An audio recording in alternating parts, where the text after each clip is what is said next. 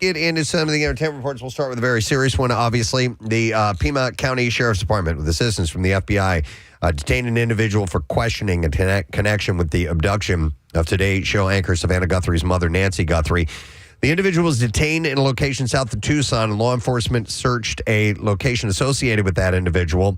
In a statement on social media, the Sheriff's Department said deputies detained a subject during a traffic stop. A court-authorized search was carried out by the Sheriff's Department with assistance from the FBI's Evidence Response Team at a location in Rio Rico, Arizona, about 60 miles south of Tucson. Related to the investigation, the department said the individual has not been named as a suspect and was released after the search was conducted. Now, the developments follow the first images released of a masked man approaching Nancy Guthrie's front door, and investigators continued to search in her neighborhood. It's scary footage. Oh, it's terrifying. Mask, because it's gloves, a gun. Night vision, you know, his eyes are glowing, and it just looks horrible. There's no indication that the person who was detained is the figure seen in the newly released video footage. Like I said, they released that guy. They didn't name him as a suspect or anything like that. The image showed someone wearing mask, gloves, backpack, armed with a holstered handgun at the front door of Nancy Guthrie's Tucson area home around the time the investigators suspected she was abducted on February 1st.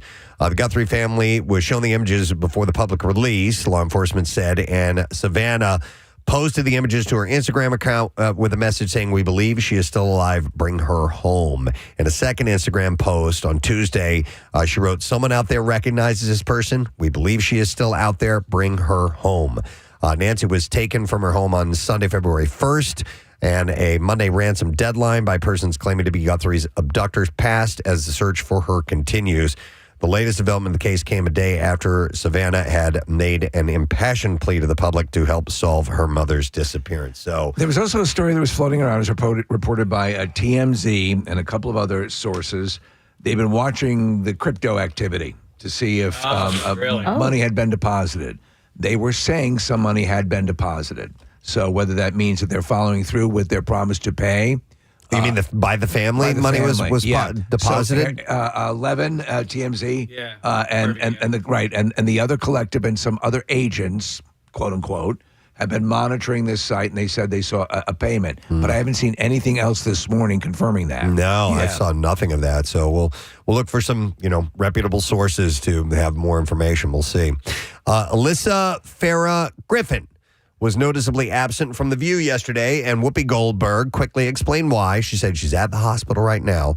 Goldberg announced to loud cheers from the audience and the panel revealing Alyssa had gone into labor with her first baby. Whoopi added a sweet message saying, "We are wishing her the best as she waits for her baby boy to arrive." Funnily enough, on Monday, Griffin had been on the show joking about Bad Bunny's Super Bowl halftime show performance could send her into labor early, even though she planned to start maternity leave this Friday. She's expecting her first child with a husband, Justin Griffin. She previously shared to People, "I'm due February 19th, but my doctor expects it'll arrive slightly early. So it's keeping me on my toes." That's a known thing that if you watch the Super Bowl halftime show, it'll force early labor. Yeah, I would think so, yeah. Especially if you're like twerking along with absolutely. those gals. Moves. Last week, The View announced guest co-hosts will keep Alyssa's seat warm while she's on maternity leave. It's funny you mentioned Whoopi Goldberg, because just for some reason I was thinking last night, there's got to be like a whoopee cushion, right? Like a cushion with she had product. Okay, she was given one. Yeah, okay, yeah. But I mean, like not one that you sit on to fart, but something that's named a whoopee cushion. Like a cushion with her picture on it or something like that, and then this is my whoopee cushion. She was, right? I remember, I forget, it may have been Andy Cohen or something, but she was given a whoopee cushion. Yeah. Okay. So I'm going to put this in the entertainment news. It's really a sports story, but a post-race interview with the bronze medal winner in the men's Olympic biathlon competition on Tuesday took an unexpected turn when he revealed in a live broadcast that he had been unfaithful to his girlfriend. Seemed like a good time to reveal that. Sturla Holm Legrid, one of Norway's top biathletes, finished third, and he was full of remorse when he spoke to Norwegian broadcasters. He said, 6 months ago, I met the love of my life, the world's most beautiful, sweetest person, and 3 months ago, I made the biggest mistake in my life and cheated on her. He was fighting back tears while he was saying this. He said that he told his partner a week ago about what had happened. He said, I'm sure many people now see me in a different light, but I only have eyes for her. I'm not quite sure what I'm trying to say, but saying this now, but sport has taken a back seat in recent days. He said, I wish I could share this with her. Now, his teammate, Johan Olav Bondt, shot perfectly in his Olympic debut to secure the gold medal. But it was Legrid's first individual Olympic medal. He was part of the relay team that took the gold at Beijing. But instead of celebrating, he was distraught, crying, and hugging friends after the race. And during a news conference, he explained why he decided to tell the world about his personal situation on the TV broadcast. He said, it was a choice I made. We make different choices during our life, and that's how we make life. He said, so today, I made a choice to tell the world what I did. So maybe there's a chance that she will see what she really means to be. And then he said, maybe not. He said that he felt bad about upstaging his teammate with the deeply personal. Yeah. He said, now I hope I didn't ruin Johan's day. Maybe it's okay. I banged your mother. He said, maybe it was really selfish of me to give that interview, but I'm not really here mentally. So getting back to the Olympics. Yeah, that's a crazy thing to drop. It might have been. The word is the girlfriend is not forgiving him. Oh, okay. No, she's made a public statement that she's not forgiving him. All is not good. Yeah, I mean, he thought he was going to make a grandstand move. Look at. Yeah, he tried. He tried. Shot his best shot. Didn't work. Yeah. I understand. Yeah. I totally understand why he would do that. I mean, like, but also at the same time, she doesn't need the world to know this, right? Like that could have been a private thing, and then he could have said to her, it'd be like Neil Armstrong. Yeah. Before I step back, I have something to confess. Honey, Yes. That au pair that we had for a while last summer, I have slept with her. And now, first step from anger. Neil, We didn't need to know that. Do you want anything you have to say? oh my God. I'm cool. No, but I totally get it. I absolutely listen. Casey, he already spoke to her, and she I'm sure she just shot him down. He's like, okay, I have possibly the biggest microphone of my life right now.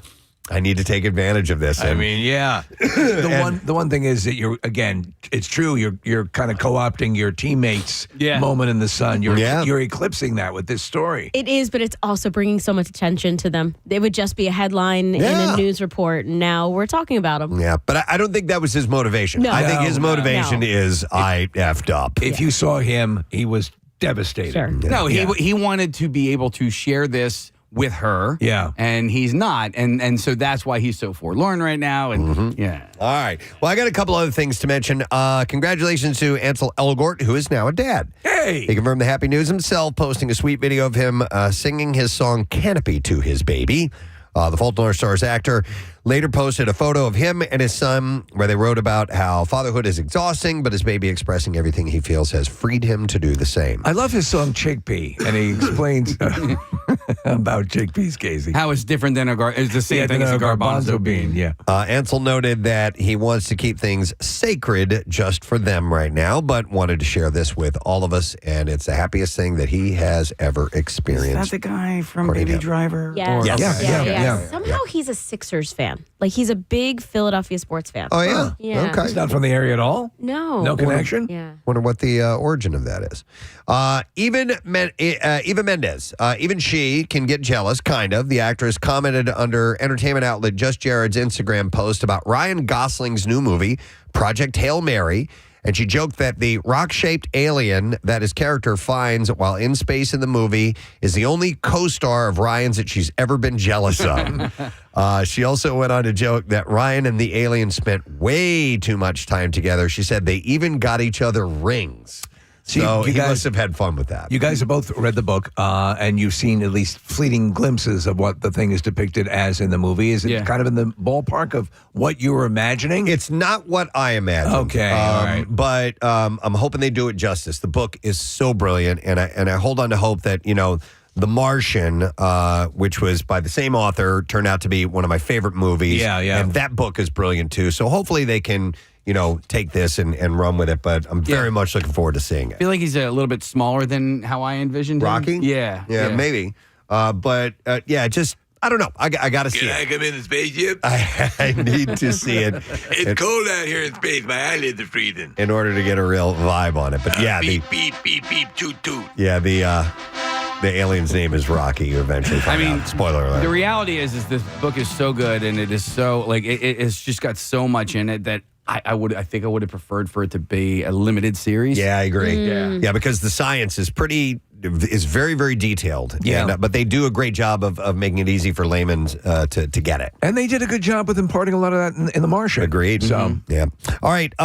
Here's a local story. Old City-based 914 Pictures is working on an untitled documentary about Bob Saget.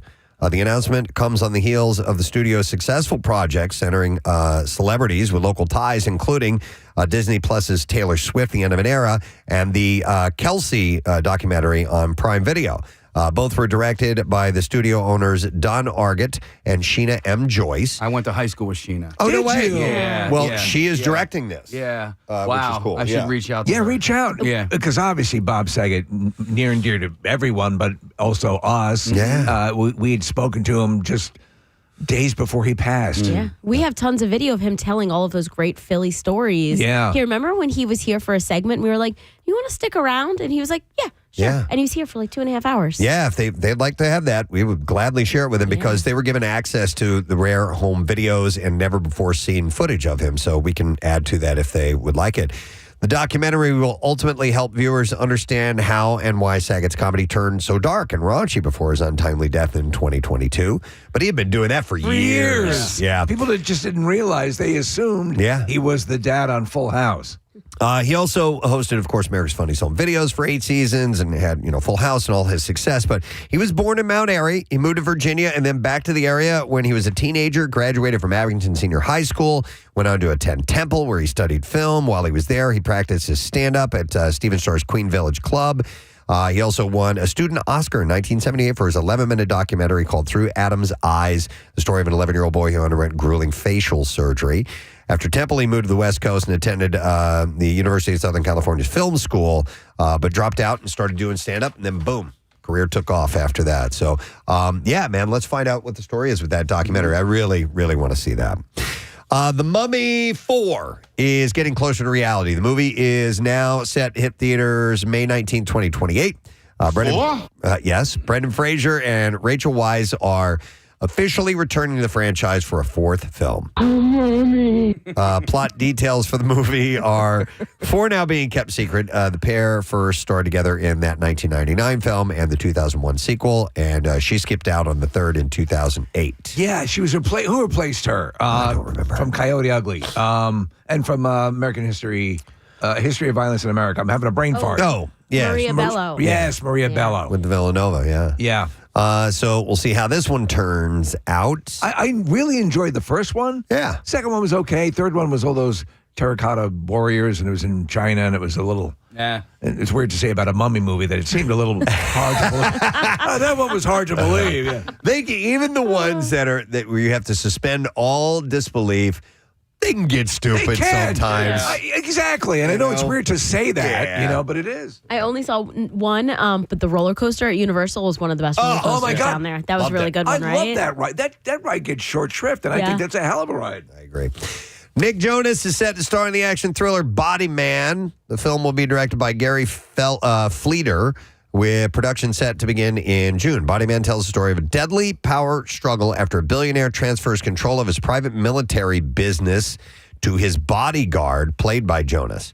The singer said, I've been developing this project for a while, and I'm excited to see it come to fruition. The Stranger Things Broadway show is headed to Netflix. Collider says that the stage play, Stranger Things: The First Shadow, is scheduled to have a live performance film to be released on the streamer at a later date. Now, I saw this just a few weeks ago. I don't think this is going to do well on the screen. I think this is... That you have to be there seeing it in real time to really appreciate what's going on. The effects are going to pale in comparison to what you see on the show. Yeah. But when you see effects like that live and in person, it's incredibly impressive. Right. So I'm... The same I don't thing know. happened with the Springsteen one-man show. All those effects didn't play well. The Springsteen one-man show? Yeah. Remember Netflix? Netflix does this. They'll take Didn't they do Hannibal? Was it them that did Hannibal, or was it HBO? No, you mean Hamilton? Hamilton. No, that was Hamilton- Disney Plus. Hamilton's. Oh, I think that did fine. It did fine. It's yeah. not an effects-driven show. Yeah, it's a different animal here. You know, and it's great music and all that. This is just a play, first of all. It's not a musical. So, but hey, maybe it'll surprise me and it'll be amazing. We'll One have to thing it see. will do is if for people who have no capability of getting to see it live, since you say it's so much the canon of the story now, Yeah. and so much is revealed, at least they'll get to get that part of it. And Right. it's expensive. I mean, to go to Broadway shows is it's a lot. stupid expensive. Yeah, but Steve, I think I would like to see Hannibal as Hamilton. Yeah, it'd be great, Hamilton. I God think damn, that'd be awesome. Yeah. Oh, my God. That's a great idea. Somebody should write that. I'm feeling very hungry. I was watching that scene. Which one is it? Where he's got the guy's scalp open and he's eating. Oh, yeah, that's it's from Ray Hannibal. Liotta. That's straight up Hannibal. Ray Hannibal, Liotta. I mean, for Christ's sake. know, it's nasty. And then later on aboard the flight, Oh, yeah. the kid. You want to try that? Yeah. Oh. Insiders claim the show will have its taping soon after it was noted this week's show were all canceled, making it an ideal time to record the show. The Tony Award-winning show focuses on the origins of Vecna, showing fans how Henry Creel got his powers. The production also features Jim Hopper and Joyce as teens searching for an answer to a dark question that they don't know. The stage play first premiered in London's West End back in 2023 before it moved to Broadway. Is Mark Singer still playing Vecna? Or Mark Singer is not in the show at all. All right, Casey, I think we're ready for clips now. As the Masked Singer progresses here, there are more and more celebrities that are revealing singing disguised.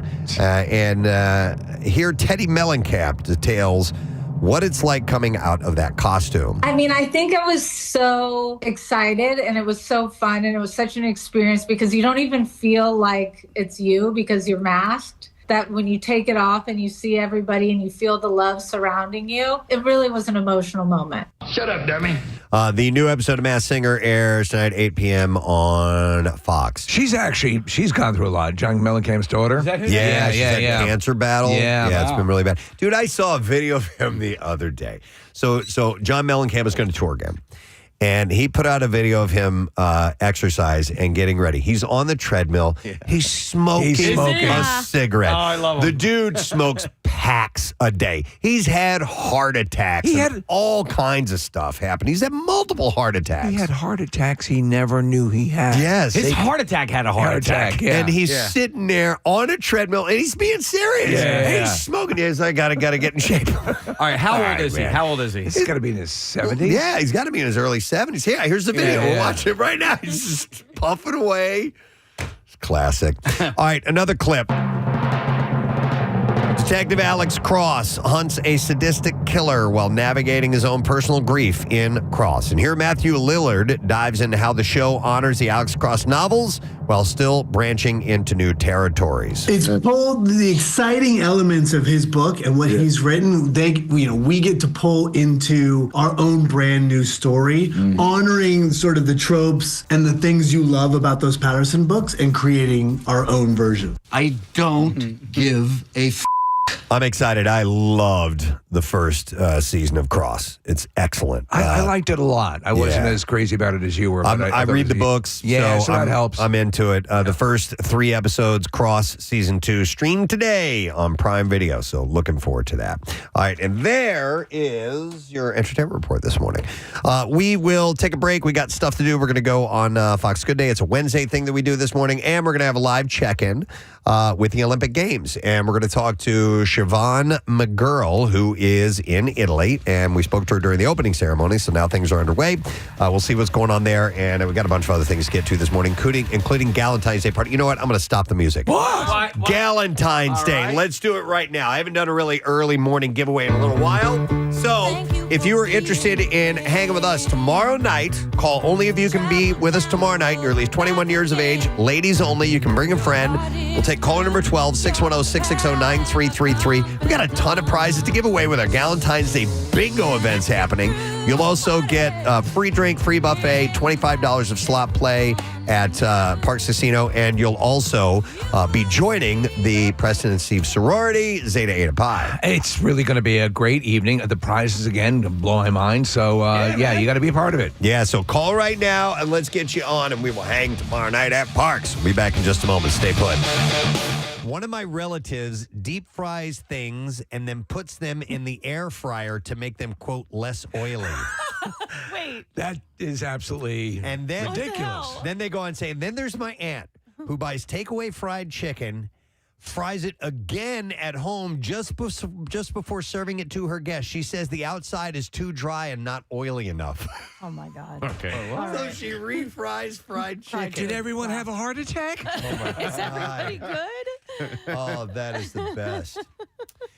This one says, once we watched my wife's grandma dice an onion by slicing rounds with the peel still on, like you do for burgers.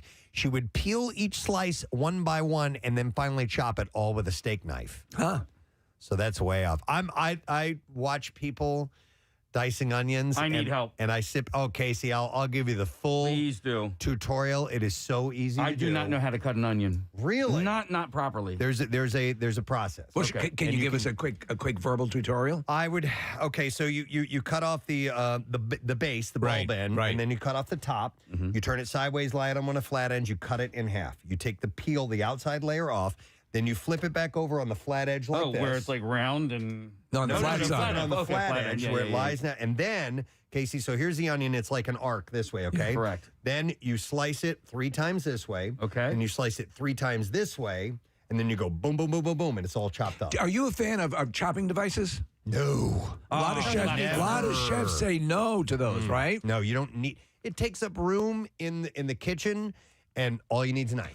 But what you do need to know are the proper techniques. And all you have to do is learn them once, and you got them. So at some point, I'd seen a YouTube video that described how to cut a pineapple, Preston, and we had a fresh pineapple in the house. I think I misremembered how to cut that pineapple. Oh, really? Because it's that main part in the middle, the stem, the core of it. And I cut that off. Yeah. And I cut the outer layer, the prickly part off. And I was cutting what I thought was correct, and yet that part of the core. Do you do still core? solid? Yeah, still still solid. Or was that just me not cut? Was that me cutting it too soon? I didn't cut it all out. All right. I mean, you need to cut it into quarters and then just slice the. There'll be like a wedge, and that sharp part of the wedge is the core, and then you just cut it off that. I way. effed it up. Then you're good to go. Steve, I hate to bring it back to this, but no. A listener texted this in, so thank you, random listener. Apparently, in the movie Cobra, starring Sylvester Stallone, We're watching the video. he uses scissors to cut pizza. He's eating cold pizza. Hey, pizza. And he cuts it with scissors. You're the pizza, I'm the scissors. That's where that whole thing with that cult. They were they were pizza. They cut their pizza with scissors. No, they cut theirs with axes, if you remember. Clang, clang. But Casey, I'll you know what? I could bring in an onion. Maybe you know what? Maybe we'll do a demo day for the Thank you connoisseur for calling. sometime. Thank you for We'll calling Cobra's Pizza. we'll show you a couple things. He's got a pizza shop now. Slices. Would that be like a version of show and tell? All of the drivers wear mirror shades Absolutely. and have a matchstick in their mouth. Yeah, you hungry or what? Yeah. And actually, the pizza is put in a barber's chair, Preston, and then he walks around.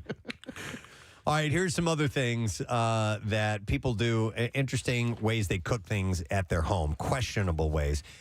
Here's another entry that says, my mom said that cooking the turkey on Thanksgiving Day was too much work when you're hosting, too. So she would cook the bird weeks in advance, carve it, and then freeze it. You might as well, no. May as well just go to the deli no. and buy turkey that way. It's not part of the, Thanksgiving experience that way. I'm getting the borderline criminal aspect of this whole thing. 'Cause But also- that's just, the whole purpose is to have that fresh turkey. Listen, I cooked a turkey for the first time in my life. Like, I did it on This Thanksgiving just passed, right? And I did a great job. Dude, it's not that much work. No. You prepare the beginning, right? You do that in the morning, you stick it in the oven, and then you got the rest of the day to do everything else. Like, it's really not that difficult. Agreed. I like this one a lot. It says, my family calls every small grain-like food in large quantities rice. Wait, what? Quinoa, that's rice. Couscous, that's rice too. Couscous. So I love couscous. they just call it rice. By the way, couscous is like 1,000% superior than quinoa. Yeah, I'm a quinoa fan. I'm not saying I don't totally like different. quinoa. It's completely different. It's better. I mean, if you're going It's like for pudding is the best version of steak. But that's like saying you like pasta better than rice. Yeah. no, Yeah. I think it's more like saying you like risotto better than rice. And milk duds. No, so, couscous is a pasta, right? Yeah. That's right. Quinoa is a grain, I believe. I believe you're correct. So they're two different things. So, Okay. so rice and risotto are both grains. Your quinoa is in my couscous. Couscous is in my quinoa. I kind of liken them to be almost the same thing, even though they're not. Right. I guess. Okay, so you're like these guys. Yeah. All right, so here's another one that says, my mother-in-law proudly makes this one very specific chunky salsa, and it has raw diced carrots in it. I have no idea where she got that recipe from, but it's bland, it's watery, and way too crunchy. I had carrots in a salsa one time, and Were they raw? Yeah, chopped. Okay. Raw carrots, and when I saw it, I was like, "No, this is going to be terrible." It wasn't bad, and I don't know why it was done. Like maybe for nutrition reasons or whatever. I was not completely turned off by it. Do you know what? I pretty much hate carrots. I don't hate, but I find them bland. And the only thing, but however, I love carrot cake. Yeah, well, that's not really carrots. Now, are you talking about There are carrots diced up in it. just are you talking about like raw carrots, Yeah, or do you steamed like carrots. them Nah, baby carrot. I'm not a big roasted? fan. Yeah. Okay. Maybe we need to roast some for you in some good olive oil. I love carrots. I yeah. do too. Any I form. could eat them with every meal. Yep. So let's go to some phone calls. I want to go to Frank. We're talking about questionable way things people prepare things in their kitchen at home. Hi, Frank. Good morning. Good morning, it bitches. Good morning. What's up, buddy? All right, this infuriates me, and I'm about to ruin everybody's morning. My fiance's aunt, she prepares soup separately, as in if she made chicken noodle soup, there's chicken in one pot, broth in one pot, noodles in one pot, and then vegetables in another pot. That's not how you make soup. That's not how you make soup. So she makes them all separately? The reason for it is so that you get individual flavors of everything. No.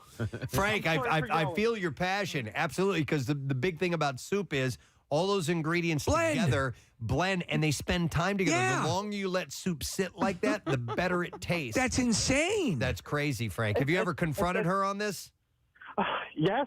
And she's big and mean and Italian. I don't know. Frank, that's insane. Does she do, like, when she makes a cake, does she prepare the separate ingredients separately? Right, it's like taco night, but with soup. So you just walk up and then you just put everything into your bowl. And That's kind of funny. Yum, yum. I'm really happy to be married into this family. I can't take it. All right, Frank, good luck to you, sir. Thank you for the call. We appreciate it. Oh, my God. That's crazy, man. Too funny. So here's another one that says, once we watched my wife's grandma dice an onion by... Oh, wait, I already said that one. Never mind. There was another onion one coming up a little bit later on. This one says, I... brought my mom and a niece to a nice restaurant in Boston and interpreted the menu for them. It was in Spanish, and I could make out most of it, and we played it safe considering their plates, but also ordered a few things for them to try. Adventure in food and culture is important for my kids. My mom screamed, "Ooh, gross," like a child in the middle of the crowded dining room, all because I said that there were anchovies in the Caesar salad as they brought it out to the table. Isn't that a standard part of Caesar salad? Yeah, anchovies? The dressing is made right. with anchovies, but she probably didn't know that. Uh-huh. She got a little freaked out by that whole thing. Ooh, there's carrots in this carrot cake. Right. All right, let me go to Adam. Hey, Adam, good morning. Morning, guys. What's up, Adam? My fiance's mother will put whole chicken breast into the oven with like an inch worth of olive oil and no seasoning and just let it cook in there for like an hour. Wow. My fiance suggested that I learn this recipe. What's to learn? Wait, let me take notes. Yeah. So, Preston, would there be any reason to prepare chicken that way? If you maybe were going to add it to something else, but they just eat it like that, Adam?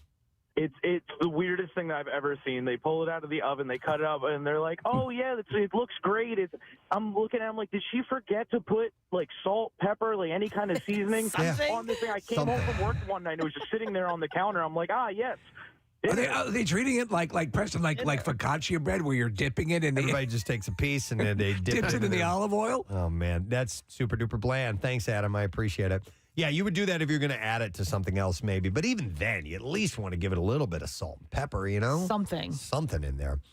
Let's see here. This one says, my mother-in-law. These are all mother-in-laws. Questionable ways that they prepare things in their kitchen.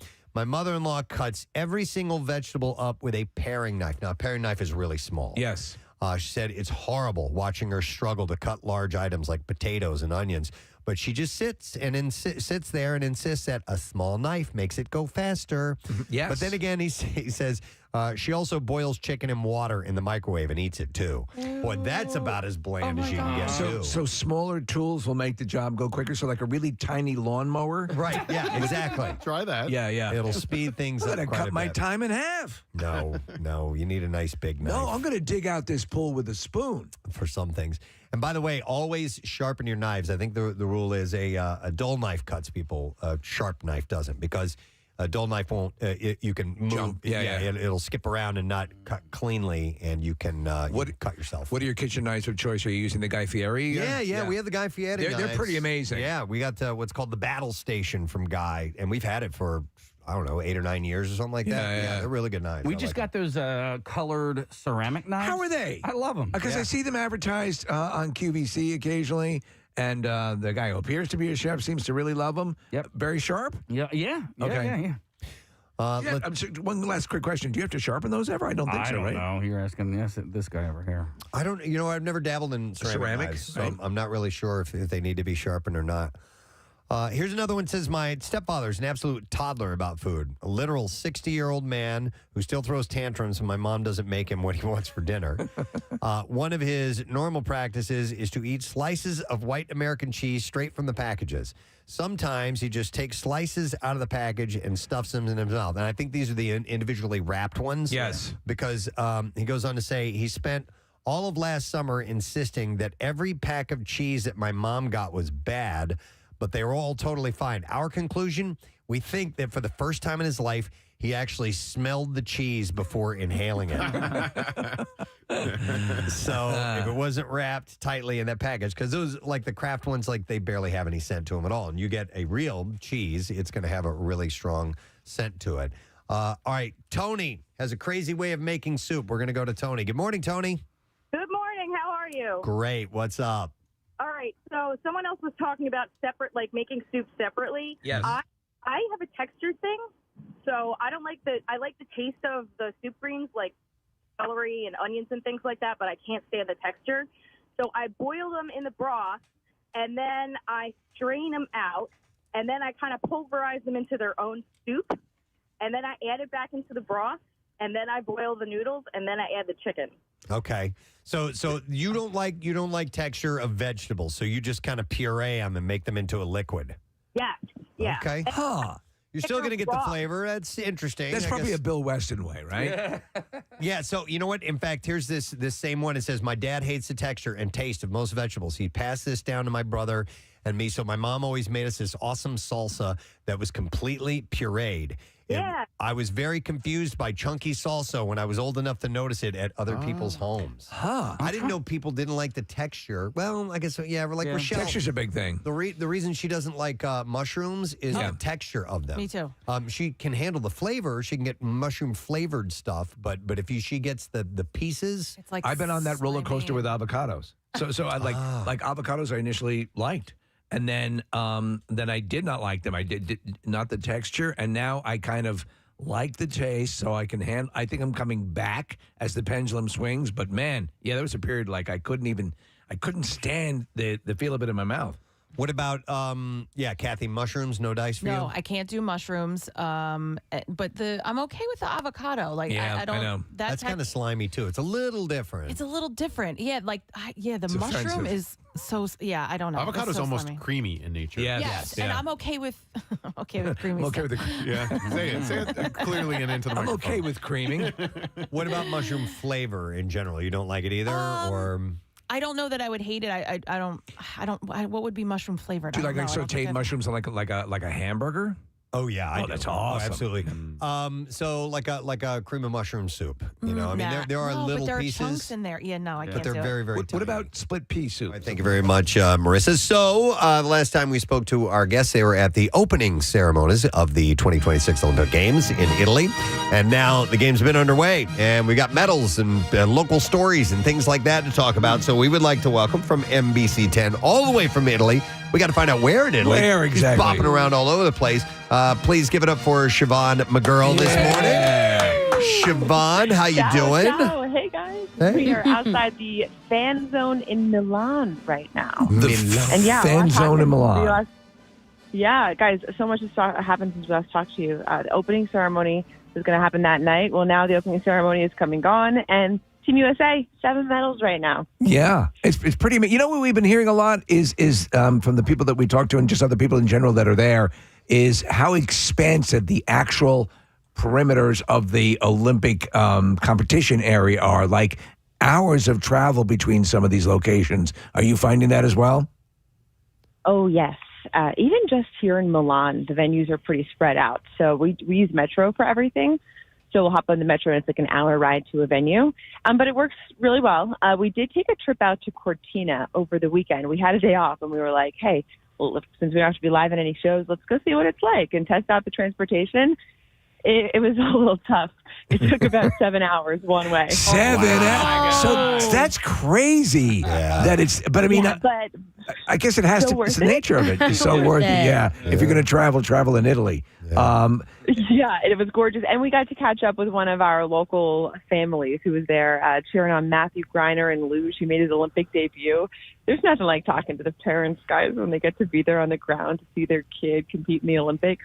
So it was really nice to be able to catch up with them while we were there. We literally, though, got off the train and we were like there for 30 minutes and then we had to hop back and make our way back. Oh, man. Let me ask you something. With the families and the accommodations, and, you know, we know even the athletes themselves are, you know, tickets are hard to come by for certain things. If you are a family member of a competitor, are you guaranteed a set number of tickets, or how does it work?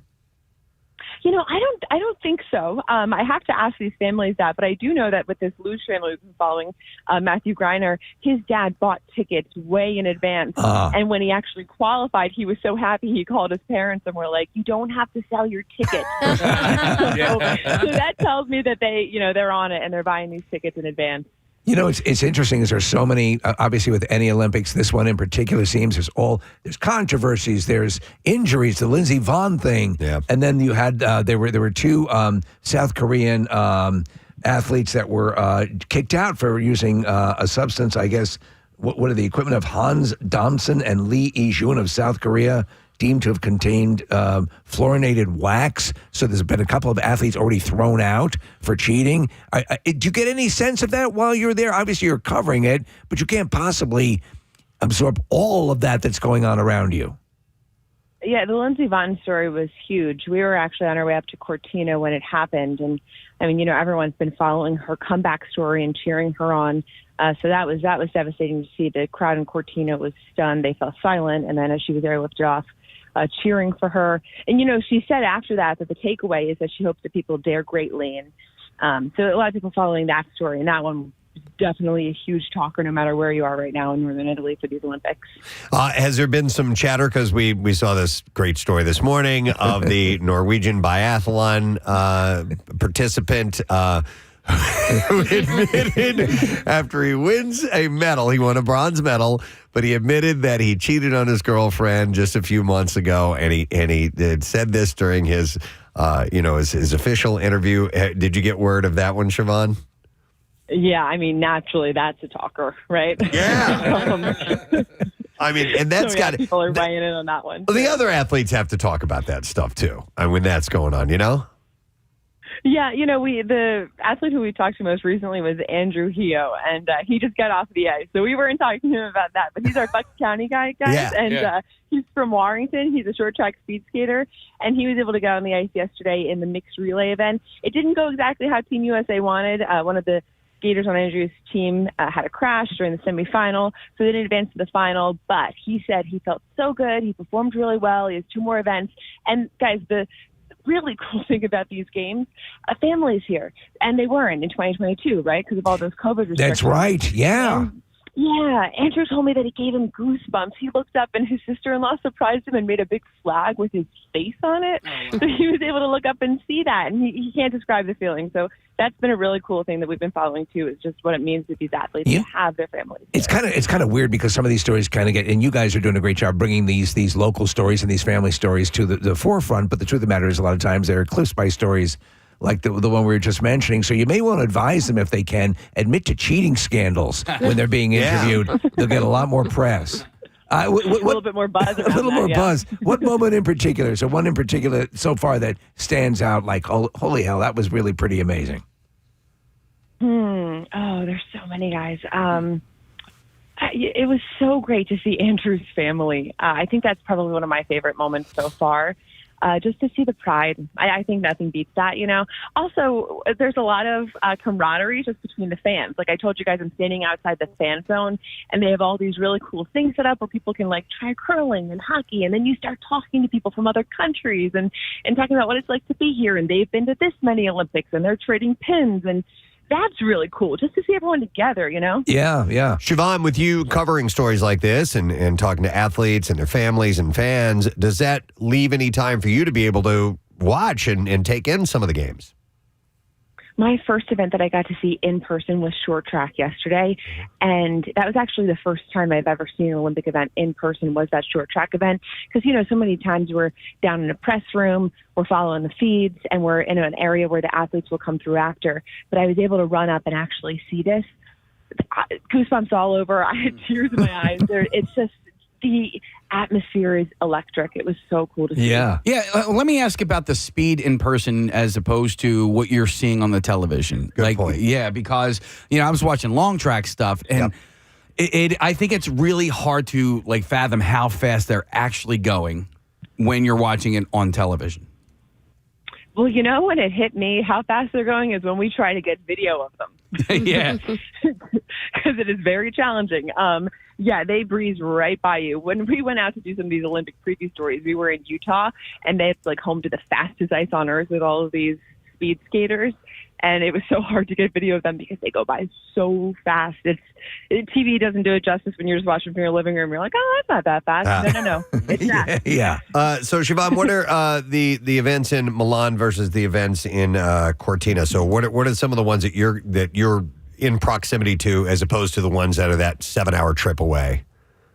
Here in Milan, we have speed skating. So we have long track, we have short track, we have figure skating with our local girl, Isabel Levito. She is from South Jersey, so that's exciting. And we have hockey, women's hockey, the U.S. dominating right now. And then men's hockey is getting underway today with the NHL players returning to the Olympic ice. So that's pretty cool. We have some Philadelphia Flyers out here.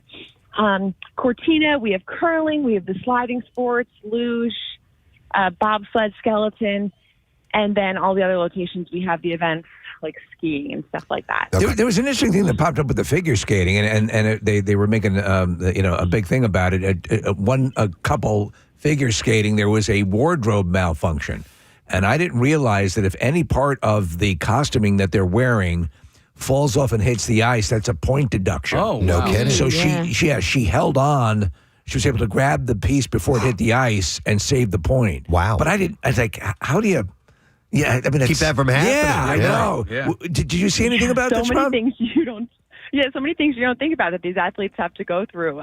Expect the unexpected out there on the ice is what they all say. Yeah, it's a lot to remember. But I mean, from what you thought it was, obviously, and from what you are now experiencing, I mean, it's got to be a dramatic 180 basically, because I think most people.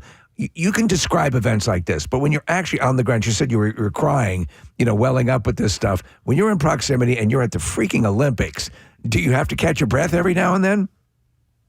Absolutely. It's just the passion behind it and what these athletes put on the line and the sacrifices they make. And no matter who wins, you're thinking about that and like each of their own personal journeys to get to that medal moment.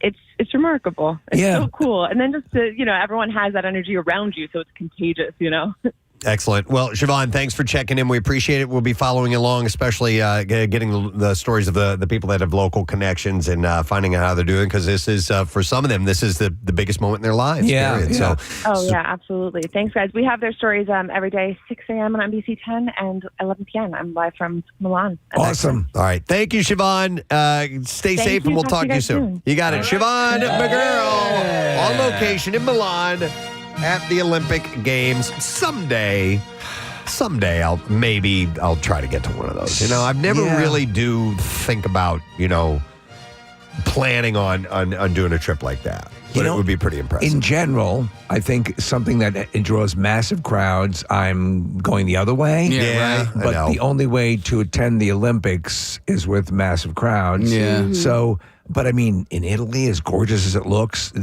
spread out this way, it's pretty inviting. The next ones are in L.A. Yeah, I just got a ping asking, to put yourself in the running for tickets. And I was like, yeah, why not? Right? It's during the summer. Go out to L.A. I think that'd be fun. I think I'd like to see an Olympic diving and swimming event. Yeah. Yeah, and I think the summer games are a little bit more concentrated. Right? They are. They can be contained more. You've got to get to a mountain. You've got to get to these locations for the Winter Olympics. And I mean, we're talking 7-hour travel. Yeah. I've always been more of a fan of Winter Olympics. Me too. Just because I think that there's a little more at stake, like danger-wise, with the skiing and snowboarding events. Yeah, you're right. And things somehow, like that. when you're admitting to cheating and crying, the tears glisten in the cold. Yeah, they're crystallized, and it just catches better. But I wouldn't mind seeing. Honestly, I wouldn't mind seeing like figure skating, because the stuff they do is just insane. The dudes doing they've gotten even more the backflips. Yes. All that stuff is pretty amazing. Which was illegal for years and years. Yeah. And I noticed this about figure skating. I am less anxious when I watch the competing countries than I am when I watch like people from the U.S. because I don't want the U.S. to mess up at all. Right. And when the competing countries mess up, I'm like, I don't care. You know what I mean? Like, I don't want them to land a quad lutz. I don't want them to do that. The one that you talk about getting nervous, the one that gets me most nervous is when in the pairs skating, when the guy is swinging the girl around from the ankles. Yeah. And they come like an inch away from cracking their skull on the ice. I saw there was a documentary about these two guys who were skating together, figure skaters. I don't think that was a documentary. No? I think that was a feature-length movie. But I mean, you're on the ice with those skates. Yeah. You're doing those kind of things. Yeah. It's like, man, it can get dangerous. There was one pairs where the girl literally had her skates on her partner's legs. Oh, really? Like she had knives dug into his legs while they were spinning around. All right. Well, the games continue, and maybe we'll have some more stories of people cheating and to dive into with that. One more thing, Marissa. Our friend Louie is competing today. That we had on the show. Oh, Louis Vito. Yeah. Okay. All Or right. another country. So with that cheating thing, if you missed the story, the Norwegian biathlete, who was a bronze medal winner, took his moment during the big high-profile interview. You've just won bronze. To admit his infidelity to his girlfriend. They've only been together for like 6 months, and 3 months in the relationship, he screwed around on her.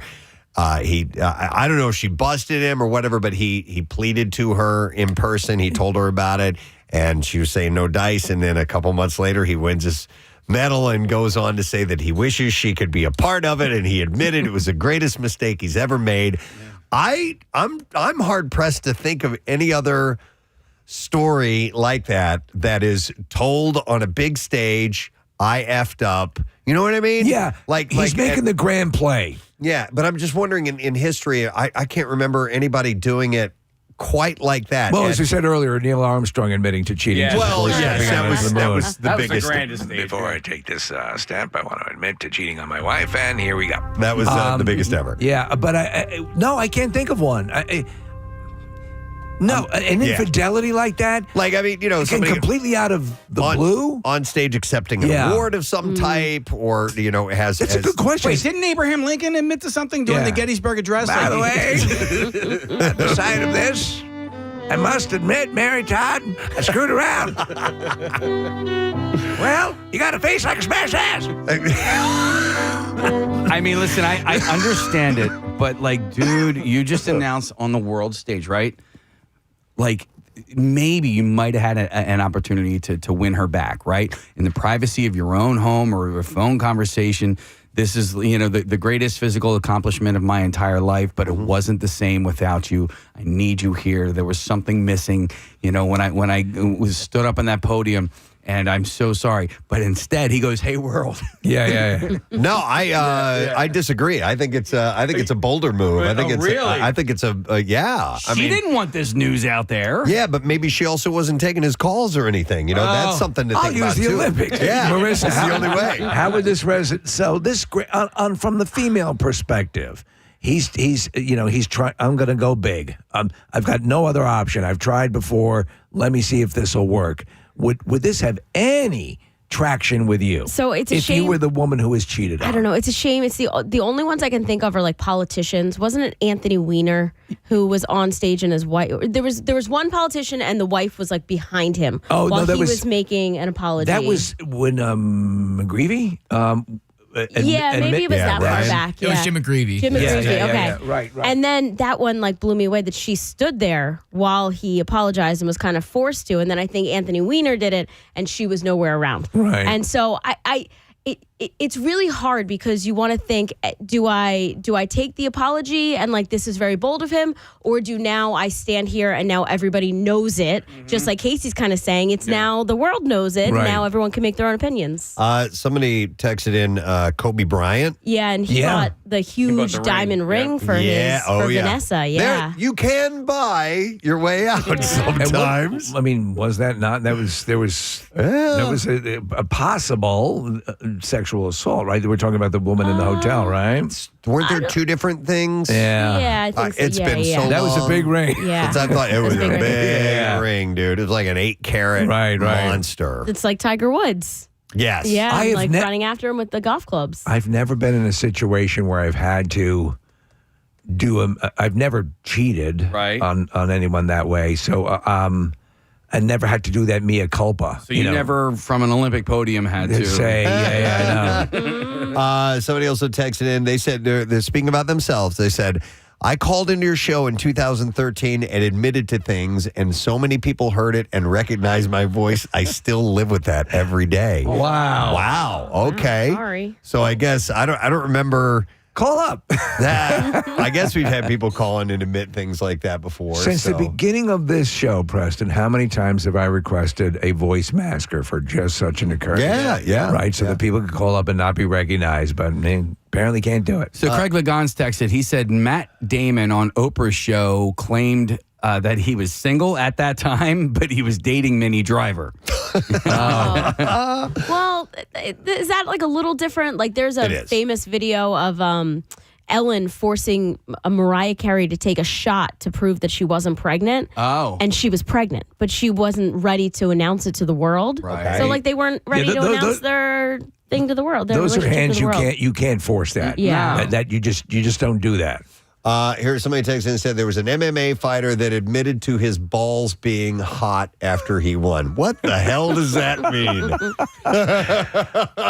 Just want to say I have a huge penis. Somebody said, are we not going to mention this relationship only lasting 6 months? No. Yeah, we did. Yeah. But I mean, it's, it was, I don't know. I don't know the scenario, but.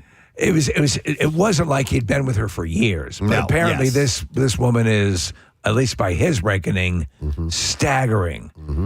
All of these things these are landmines. The way he's conducting it, I got to get her back in my life. I'm sure. I wonder if he asked anybody prior to doing it, should I do this? Should I? I doubt it. I doubt it because I think most people would say no. Don't do that. I remember when we had Oksana Bayul on the show. It was at Camp Out for Hunger, was it not? Yeah, and she had gotten a DUI. And we did not bring it up. She's the one who brought it up on our show. She was the one who brought it up, and then there was a follow-up question. She's like, "I do not want to talk about this." You just brought it up. I told her that. I said that. I'm like, you're the one that said that. I'm like, I wasn't going to talk about Stupid it. lush. Yeah. What are you drunk? What are you drunk? Maybe it's a thing with Olympic athletes. I don't know, man. You know? I think there's such a rush of emotion. Oh, yeah. I had mentioned the thing about have you ever had to do the it falls within the family of the breakup conversation. Have you ever sat someone down to break up with someone? Sat someone down to break up with. No, I told you before. I was like usually the one that got broken up. Oh, okay. But I don't remember. I saw a breakup go poorly at a restaurant. Yeah. I assumed it was a breakup because they ended up yelling and there was yelling. I don't know why you'd go out to I think that the mindset might be I'm protected. Certainly this won't get out of hand if we're surrounded by people. Sure. But I think that's definitely a plotted move by some people to do it in public, so there's not a scene, or maybe it will mitigate it. It'll call for cooler heads because we're in public and other people. Maybe there won't be any yelling or anything like that. Cut to CNN later that night. But the admitting to cheating thing, that's a. You obviously there's a reason that you're telling someone, but you've got to be prepared. That's how. I'm just rewatching Shrinking, and I'm at the end of the second season, and one of the characters has to admit that she didn't full on cheat, but she had a moment. She kissed someone. And she's been married for years and had to admit it to him, and that's a hard conversation to have. I don't know how the hell the fear of having to do that. Plus, it's something in life, there are temptations that arise, but the thought of making someone I dearly love cry or be upset because of that is just it's incomprehensible. And yet there are serial cheaters who just slalom through life without any care. All right, here's a text that puts it in perspective. They said, look, he only got a bronze medal. I mean, she's going to settle for third place. That's right. I mean, the real power move there would be to get with the gold guy. Yes. For her now. But on the podium. Right there. I think it's a brilliant idea. But I wonder for this guy who admitted this on that Olympic stage, if it was premeditated or if it was a crime of passion, so to speak. And, like for those people who just like you're saying blurt something out like, oh my God, why did I just say that? I think he had a plan. Yeah. I think apparently this has been consuming him for since the indiscretion. Yeah, a couple months ago. Yeah. Listen, sometimes people, and we've seen it before, people will take their shining moment, their moment of spotlight to propose to someone to get married. That happens from time to time. When FDR proposed after announcing the Pearl Harbor attack. That was right after the announcement. I've never heard. Yeah, that must have been right after a day of infamy. Note, I've met a gal. Right after a day that will live in infamy. Well, honey, will you marry me? How about a day that'll live in ecstasy? Eleanor. Wow. Hey, cuz. Yeah. What time is it here? We got to take a break. We got here. like 2 minutes. Just a second. Minutes. Let me go to Zach. He wants to mention something real quick. Zach, you are on. Good morning, it. Good morning, it. What's up, buddy? First time, long time. Hey, welcome, brother. What's up? Yeah. So this story I'll never forget. One time I accidentally exposed a guy cheating in a restaurant. I was a server, and I accidentally exposed this guy cheating. I remembered them because, the guy, I carded him and his girlfriend, and I remembered the years because he looked a lot younger than he was. Mm-hmm. So a couple of weeks later, he comes in again with a very similar looking woman, and I thought they were the same, and I was like, oh, hey, welcome back. I remember you guys. And he was being really awkward about it, so I just left. And when I went back, the girl was So what was that you were just saying about like us having been here a couple weeks ago? And yeah, and I felt really bad. Again, I tried to kind of I don't know, maybe I'm thinking of somebody else. You want some potato skids or I was confused. He was with another woman. Yeah. Who looks very much like you. And I think she knew. Like she must have known that I confused her for somebody similar looking. Like I was just confirming her suspicion. Wow. But then every time I went back, it was cold as ice, and I'm almost positive she made him call the other girls sitting there at dinner and things and explain himself. And pick up the dinner. Wow, man. Man, oh, man. Yeah, that was one of my worst. Well, you didn't know. That was unintentional. Yeah. Zach, do you remember if you were tipped well or not?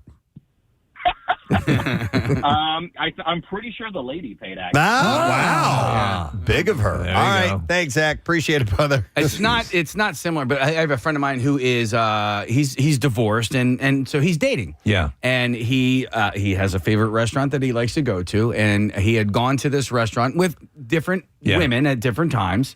It's not like he was cheating or anything like that, but you do these dating apps, you go on a lot of first dates, and so apparently he had gone to the bathroom.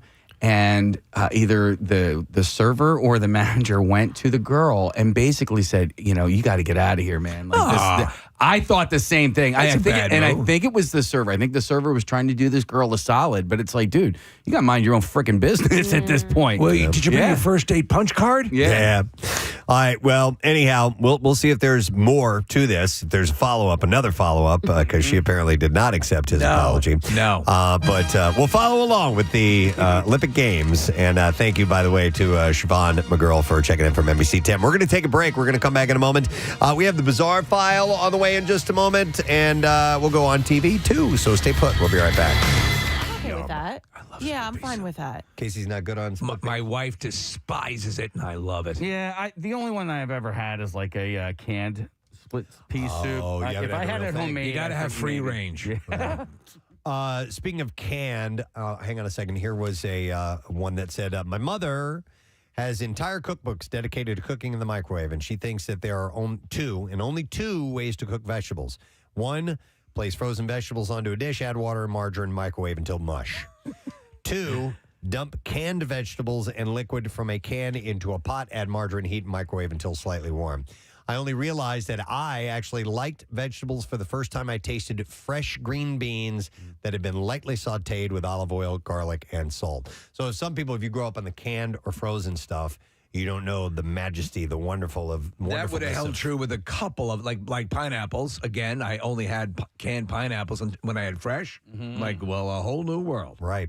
But Casey, we'll have to get you some split pea soup. I hated peas when I was a kid. Couldn't stand them. They were disgusting to me. I love them now. It's the way it goes. We were talking over the weekend about Brussels sprouts and how they're a revelation these days. But when I was growing up, Brussels sprouts were prepared boiled.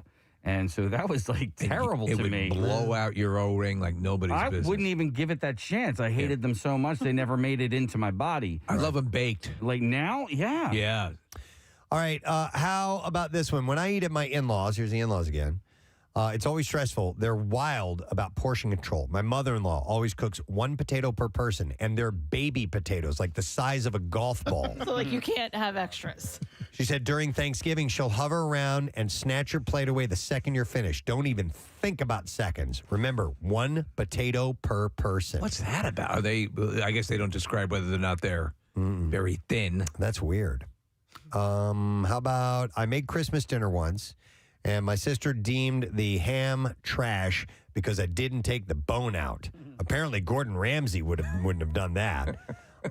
And I was deemed unfit for next Christmas dinner, so she took care of it. She cooked a tube of deli ham instead. Really? A tube of it? How's everyone's tube? How's your tube of ham? God, that sounds awful. It's very good. This is good tube. Let's see. Let's go to Bob. Hey, Bob. Good morning. Hey, good morning, guys. Hey, what's up, buddy?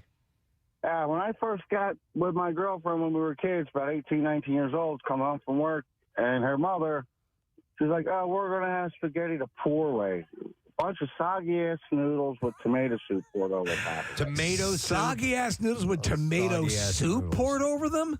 You should have used ketchup. Well, exactly. Almost the same thing. Yeah. Man, no, that's not even that's just the stupid way. Yeah, I agree. Thanks, man. I mean, Appreciate especially it. since you can go to the supermarket. There's tons of marinara already in jars ready to go. Yeah, costs about the same as soup. Yeah. Probably. So, how about Justin? Hey, Justin, good morning. Good morning, Ed. Good morning, Ed. What's up, buddy? So, due to that TikTok app, I come downstairs this morning and my son I saw him pouring cereal, but he pours the milk in before the cereal. Oh my God! Okay. Can you divorce your children? Yeah, he said all the kids in his class do it, and I questioned him. I said that is un-American. We do not do that here. Well, it's just stupid too because you can't fill up the bowl with cereal. You're just getting a surface layer. Well, yeah. So apparently, this video says that it helps so the cereal doesn't overflow over the bowl. What? I mean, yeah. Are you that? You can stop pouring milk at some point, and it will not overflow. Stop! I know, right? Help! All right, thanks, Justin. My daughter likes to let her cereal sit in milk until it gets all mushy. Oh, wow. Not me. I think I might have been that way when I was a kid. Yeah. And now it's like if it sits there too long, I don't even want it.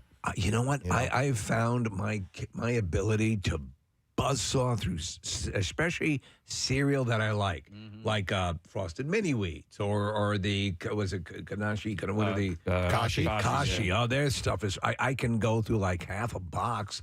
And like nobody's business. It's just crazy. All right, one last That's one. why I can't do it. One last one, and then we got to take a break. This one says, honestly, I'm amazed that my grandfather never got food poisoning. He would frequently leave soup out on the stove for days on end, just heating it back up when he was hungry and letting it cool down for hours or even days before heating it up again. What was that? Just leave it there. What was that story? It might have been debunked at a certain point, but it was the Chinese food that had been left out on a counter. Oh, yes. And they thought it was a meningitis case or something like that. And it turned out to not be what caused that guy's illness. You're right. And then this person goes on to say, in the winter, he would store food outside instead of the refrigerator since it was, quote, free to cool it down. Except he continued to do this until it was in the 50s. Yeah. No, you can't do that. No, you don't want to do that. Maybe the dead of winter, yes. For safety's sake, you don't want to do that. I need you to stop talking. All right, we will stop talking. Damn it. Do I need to do this one, Nick? It's just impressive. This one says, my mother-in-law makes mac and cheese without milk, just cheese on top in a sheet pan and melts it in the oven. Never, is that it? Yeah, that's it. Yeah. She puts it on like a Macintosh computer? No. Anyhow, there you go. That's what I have for you in this little list. People with questionable ways that their families cook specific foods. Thank you for sharing. We appreciate that. We do have to take a break, but listen, cool thing happening tomorrow night. We have a screening of Doctor Strange in the Multiverse of Madness. Very exciting. And I have 3 pairs of tickets I can give away. So first 3 callers, 215-263-WMMR. Tomorrow night, 7 o'clock, UA King of Prussia. Movie doesn't even open until Friday. This is a big blockbuster movie. Oh, yeah. Absolutely. And let's get you into this exclusive screening. We're going to take a break. When we come back, we'll have your chance to win $500 and tickets to the MM-Barbecue with the concert cash. B-File up 2. Stay there. In less than 2 weeks, we'll be broadcasting live at Keenan's. That's right. For the Coors Light opening of the Jersey Shore, Eggs with Peg, the 5 different names that it has. All we know is that it's a party we haven't had in a long time. We're looking forward to it. Over the next few days, we're going to start to maybe pitch some ideas out there to you and maybe get some participants in some contests and so on. Try to lay in as much ahead of the show work as we can. Yes. We've had a whole bunch of time off. We're trying a whole bunch of new things. It can only turn into a disaster, but the kind that we enjoy. Our kind of disaster, your kind of disaster. Right. So that's coming up. And that means MM-Barbecue is this weekend, this Saturday, as mentioned just a little while ago. So just a little reality check for you there. All right. One of our favorite things is when we, as a show, are trying to figure out exactly what might be a topic of conversation. One of us goes, I have a question I want to ask on the air. Oh, okay. And that usually means I'm not going to tell you guys what it is. Right. We want to hear I'm just going to save it, and that's what we do because we don't like to, quote-unquote, ruin something ahead of time by knowing too much about it. And we just like to head into the unknown. And today's unknown comes to us from Kathy Romano. I'm telling you, my heart is beating so fast right now because I'm so nervous. Seriously? Yeah, I'm pretty nervous. Oh, I didn't know it was that kind of thing. All right. Wait. Does it involve a boy? No. So here's how I think I want to do it. I'm going to ask a question. Yes. Okay. We're going to go around the room. Okay. I'll call your name out. Right. All right. I want Marissa to participate too. Do we need goggles? No, I'm just going to ask you a question. All I want you to say is yes or no. All right. Okay. With no follow-up, nothing. Commentary, no follow-up. Commentary. All right. Don't Yes or even no? indicate whether you're positive or not. Just give me your answer, and then after that, we'll break out into discussion. Never heard anything really like this. intrigued Now now. I'm nervous. Excited. Yeah. All right. Oh, Because and I'm gonna go in order because there's definitely someone in this room who knows the answer, and I'm hoping that person doesn't go hard on me when they realize I didn't know the answer. Okay. Okay. All right. All right. Okay. You ready? I'm gonna start with Marissa. All right. Okay. All right. All right. So we're going in the height order. Yes, we're going height order. Yeah. Marissa, can you drive to Alaska? Yes. Casey, Yes. Preston, Yes. Steve, Yes. Nick, Yes. F. Stop it. Oh, my God, Kat. You poor thing. They're adorable, Who though. knew Alaska was attached to Canada? There's an amendment to this. Did you know that you cannot drive to the capital of Alaska? The capital of Alaska is Juneau, and it's separated. Steve, you've been there, right? I've been there. Yeah. There are- So they're like, if somebody would ask the question, "Can you drive to the capital of Alaska?" Yeah, no, I just thought the whole state. All right. I was trying to help. Kathy, the crazy thing is, there is like there is a line that connects Alaska to your driveway. I mean, it's a big line. It's a gigantic So here, line. I was in a conversation with somebody, and we were talking about a film crew, and he goes, "Yeah, they're driving to Alaska, and they're going to document the whole way, and then start the filming there." And I was like, "You mean they're going to drive through Alaska?" They were like, "No, he's driving to Alaska," and I was like, "What do you? I don't understand. What do you mean?" You adorable. And then, but listen, so Adorable then thing. that same night, I was out to dinner with 8 people. And at the table, I said, okay, I did what I did with you guys. Yeah. I said, give me yes or no. There was only 2 people at the table who knew the answer, and it was my dad and my mom. And my mom said, I only said yes because I knew your father would know, and he said yes. The rest of the people, all adults, What said no. What was your perception of Alaska's attachment to the continent? Here is my issue with this. It is the map of the United States. Okay? The map of the United States doesn't include Canada. Right. Now, I know that it wasn't like Hawaii and, That you'd have to cross an ocean. but I didn't think you could drive there. Okay. All right. Yes. And It is not part of, they say, the contiguous United States, right? So it's not directly connected to the borders of the mainland, as they call it in Hawaii, the mainland. Yeah. Right. So I thought you had to get on a plane to get there. Wow. I mean, you would prefer to get on. Yeah, And I think that's how I did. I Yeah. fly. Actually, It's a long ass way. Yeah, we flew into Seattle, then flew up to Alaska. Kathy, I want to make you feel better because you admitted to peeing. Today. What? So it's just me. And She thinks she's being funny because she thinks women are funnier. How about one more? She thinks women are just as funny as men. Over the years, fellas, Preston, let's start with you.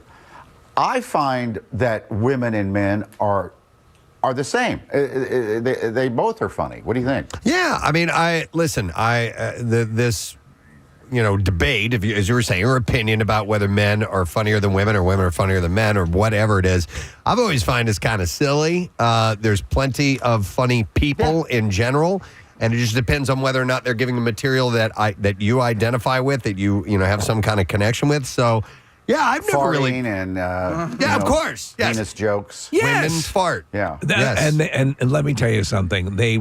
We have an audience that is pretty evenly split, and women respond just as well to that stuff. And we get some of our best disgusting stories, funny stories from women. Without question. But there was a documentary made years ago called Women Aren't Funny by Bonnie McFarlane, and she's a comedian. Talked to a whole bunch of people. Like John Belushi used to refuse to do bits that were written by women. He thought women weren't funny. But think of Nikki Glaser, Carol Burnett, Kristen Wiig, Melissa McCarthy, Phyllis Diller. All these people throughout history. Lucy. Joan Rivers. Come on. Come on. Yeah, Yes. plenty. It's a dumb argument. Yeah. I have a total a tangent here because I'm by myself because Alex Holly actually did quit because I insulted her. Because you said that I don't need to be here. Wow.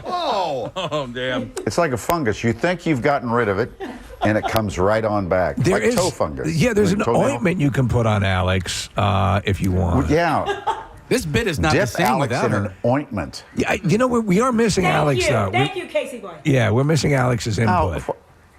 Get rid of another cast member over there. Casey boy. We don't have many left. Yeah, we're running out. Yeah. This is it's basically a one-man show at this point. Alex, come on over. Oh my God. See how he does? You're too low, man. Now here's something it is a family member. I have a family member. He laughs at his own jokes. I know. Do you know anybody like that? I do. Yeah. You know, and he's not funny, so he has to provide his own laugh track. And I shouldn't even say who he is. Say who he is. Way out on the West Coast. Say who he is. No. They're not watching. Yeah, well, it'll get out on social media or something. Somebody will. I would say, let me tell you this. It's a horrible situation. I did stand-up comedy for years, and people would come up, and at a certain point, I would say, I don't really laugh at jokes like that, but I'll tell you if it's funny or not, because I got tired of fake laughing. It just gets annoying. So, I don't laugh. Yeah. I mean, so Much. is that why Alex has left the show? Yeah. Yeah. By the way, did you hear Saturday night, Valentine's Day night, there's a comedy club. Well, they have a lot of stuff. It's over at 13th and Spring Garden. It's called the Velvet Whip. Yeah. They're going to have 7 comedians, and they all have to be naked. Yeah, Did you have that guy on? It's been happening for a while. We haven't talked to them, but apparently it's been selling out for months and months. But yeah, they're going to do a special it's sold Valentine's out. thing. But yeah. Yeah. I'm going to go. Okay. The guy invited me to Please. go. Mike, on stage. You can't be with the naked, Velvet though. Whip. The audience cannot be naked. No. Yeah. No. So I said, what should I wear? And he says, well, just, wear a heart on. A heart. On your jacket. Yeah, of course. Yes. Yeah. See, that's the kind of joke your friend on the West Coast. Yeah. I think that right. joke would have been funnier had Alex delivered it. though. Yes. Yeah. All right, come on in. That's right. Thank you. What are you going to wear to the comedy show? A heart My on. birthday suit. Oh, I don't God. know. All right. I'm Well, sorry. see you guys. He spoon-fed it to her. All right. See you guys. They're having a day. Yeah. I love it. Oh, my God. All right, well, listen, we skipped out on traffic, so we're going to move on to that right now. Let's see what we got going on. Marissa, what do you have for us, please? We're jammed up on the Blue Route. It's northbound from the 1 to the Media Bypass. There are vehicles slowing to look on the accident, which is on the other side, southbound, slowing from Mid-County to Ridge Pike, and right around the Media Bypass. We're jammed up back to Broomall for that accident that is blocking the center lane. Then on 76 eastbound from the Boulevard out to Vine, westbound from Passyunk to South Street, and the Boulevard out to Gladwin. 95 southbound, we're slowing Cotman out to Allegheny. And on City Avenue from Bryn Mawr Avenue to 47th Street, we have that ongoing construction. This traffic report is brought to you by TireRack.com. Rain or shine, drive with confidence on Verdicine tires from the rack. Verdicine tires deliver precision handling, dependable traction, and quiet comfort. Shipped fast and free with 2 years of free road hazard protection. TireRack.com. And that's your traffic on 93.3 WMMR. All right, thank you, Marissa. Hang on a second. I'm trying to get my shout outs in order here. I've been getting an influx of them and butt plugs. So can I do one or two real quick, guys? All right. You know what? First, I got this email before we get to the bizarre file. That was really, really sweet. And I wanted to pass this along because it has something to do with yesterday. This is from Joshua Brownlow, who wrote it, and he said, "Hi, Grandma," by the way. I love it. He said, "We've been fans since Y100. My wife, Angelina, just won a gold dip rose and a necklace, and this couldn't come at a better time to raise our morale." And he goes on to talk about how he's been out of work for 7 weeks. Her mom has been in the hospital with leukemia, and they've been stressed out and trying to get by. And he said, "You guys made my wife's day. Seeing her smile and being happy brings tears to my eyes. I love her so much. She does so much for our family and deserves this." He said, side note, I try and use my resources to help out, especially with the homeless. I found a man on a bench in our neighborhood at Port Richmond, freezing to death. I sat next to him, learned who he was, went home, got some fresh clothes, some soup, sandwich, took him to a shelter, and wished him luck. He said, that being said, my wife said that you guys do so much for people that you don't know personally. You treat them as humans, should treat each other and love them and try to inspire people to live better lives. And she wanted to know when something good would happen for us, and now it has. He said the work you guys and gals do in Philadelphia is amazing. Keep up the great work. Thank you. And he says also R.I.P. Pierre. So that's from Joshua. I just thought it was a really nice note. So thank you. A shard? Yeah, for Joshua and you guys and hang in there. And I'm glad we could give you a moment to kind of sidestep the issues that you're having and have something to smile about. The accolades are wonderful, but you feel like saying we're not worthy. I mean, look at all that he's going through and manages to keep his head up. That's an amazing thing. Let me see. Here's a butt plug. It says, hey, guys, my name is Alex Wise. There is a teen from Michigan who's going to be coming to Children's Hospital in Philadelphia for 2 life-changing surgeries.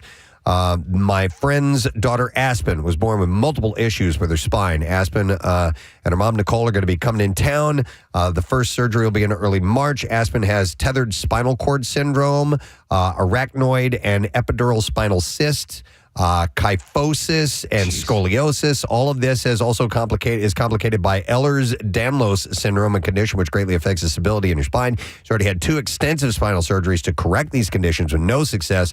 And due to extensive past surgical trauma, her thoracic spine is collapsing and pinching off her spinal cord, and this could cause paralysis. So they need some help covering the medical costs that are not covered by insurance. So they have put up a GoFundMe. Marissa has put this on the event or community page of PrestonandSteve.com. And so they're going to be spending a great deal of time, like weeks and weeks at CHOP, and they have no family in the area, and they need a little bit of help. So we posted this. They've got 2 different surgeries coming up. So Alex has asked us to post that, and we are happy to do it. So we need to put them in touch with our God, I'm having a brain fart. The charity that does this. Bringing Hope Home. That's it. Thank you. My brain is not working today. Yeah. So good luck, guys. We have that up on the website.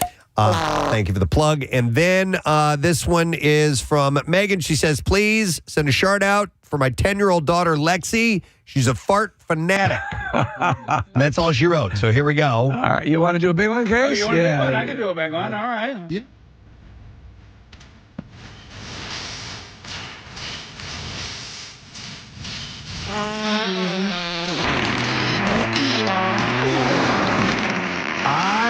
We can now do the Bizarre File.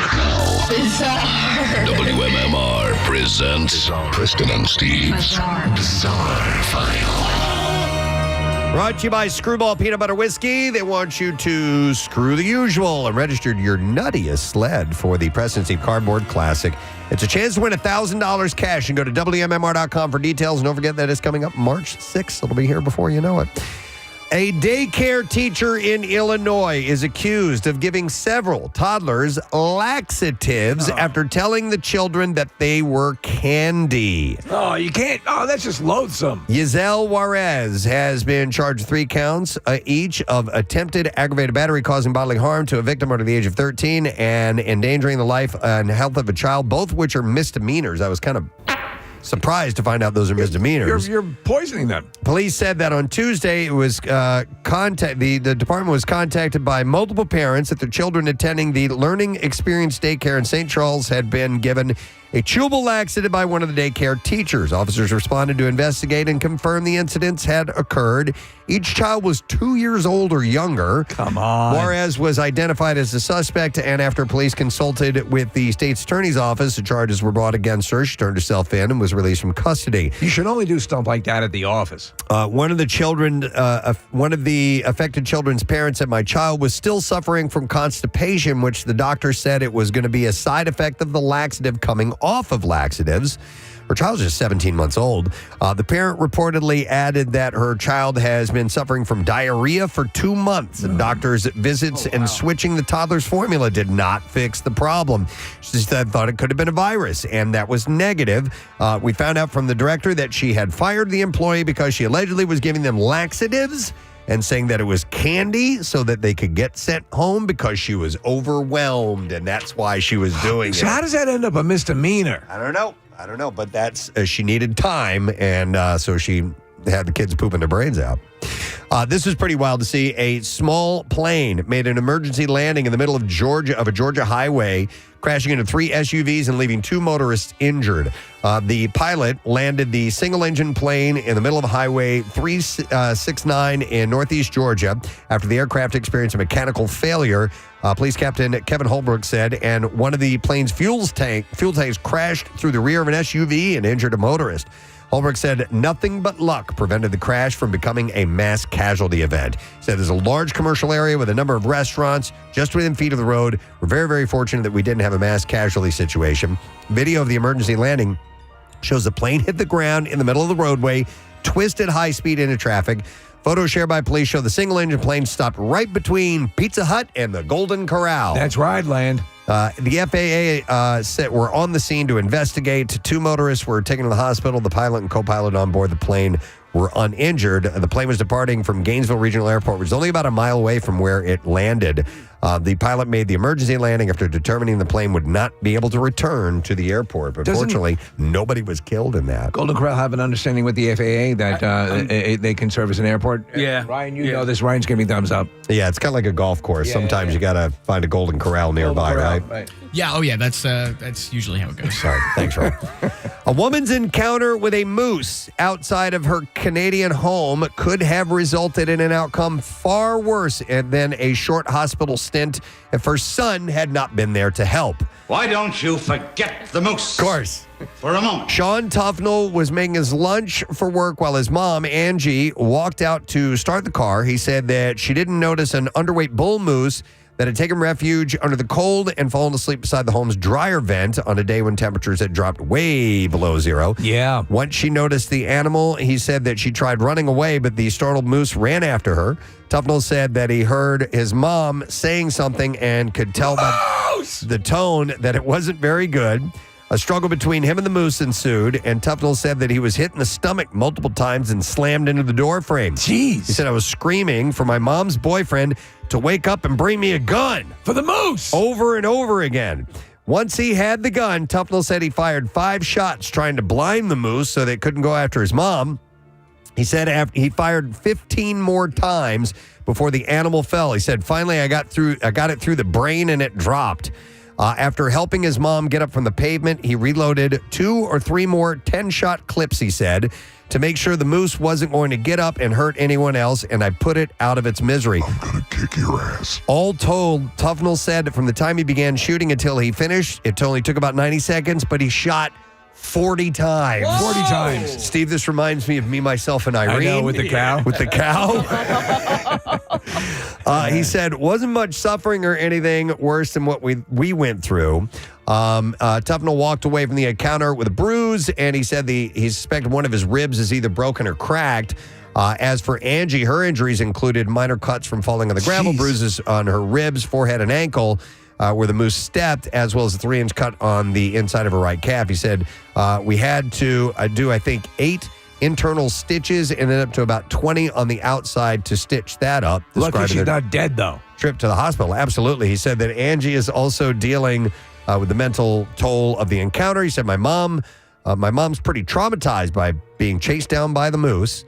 While conservation officers tested the moose and told Tufnell it showed no signs for rabies, to err on the side of caution, he said both he and his mom are planning to start a series of immunizations. They killed the mom just to make sure they check the brain. Yep.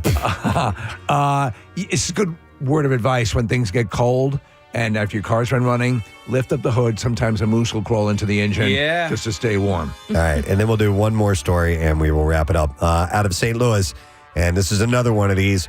A little boy got stuck inside of one of those claw machines. Again. It happened Saturday night at the Veta Sports Soccer Dome. According to 2-year-old Cooper King's family, the little guy got himself into trouble while they were watching his older brother play soccer. Megan, Cooper's mother, said that she looked away for about 15 seconds and heard someone shout, "Cooper!" and pointed toward the claw machine. She said her boy was stuck in the machine for about 20 minutes, but he didn't seem fazed. Police and firefighters showed up, but eventually it was the service tech who got him out with a key. How much to play that game? And that is what I have in the bizarre file for you for now. You got to make the doors smaller on those things. Too many kids are climbing inside. I know. All right, we will take a quick break. We'll come back in just a moment or two on this glorious Wednesday morning where the temperatures are getting a little bit more comfortable. We're headed even better into the weekend. So we're going to take a break and come back. Stay with us. Week, and I love that. It was more recently than not that I saw a map and I was like, oh, that's where Hawaii is. All right. For the same reason. You thought it was in the Atlantic? No, because maps that we've seen growing up, it was like the continental U.S. and then there was just little corners. No, you're right. I have heard and read stories of people who thought that Alaska and Hawaii were actually down in this little corner right next to each other. Very close to each other. How does one have such wonderful tropic weather and the other one so cold? For the record, I didn't think it was like in the Atlantic Ocean or anything like that, but I just didn't actually know like how close it was to California. And I was like, oh, that's why you stop over in California if you're flying to Hawaii. Listen, there are these things in life that elude you as far as your thinking. I remember as a family member who was studying, law and thought that the Titanic sunk in the Pacific because that's where the icebergs are. Oh, right. I remember. Yeah. And let me just say, by the way, my 10-year-old was also at this dinner, and his answer was yes. Oh, wow. By the way, do you want to hear some of the texts, Kathy? Yeah. Well, my kids are never going to Westchester. That's lower, slower bucks for you.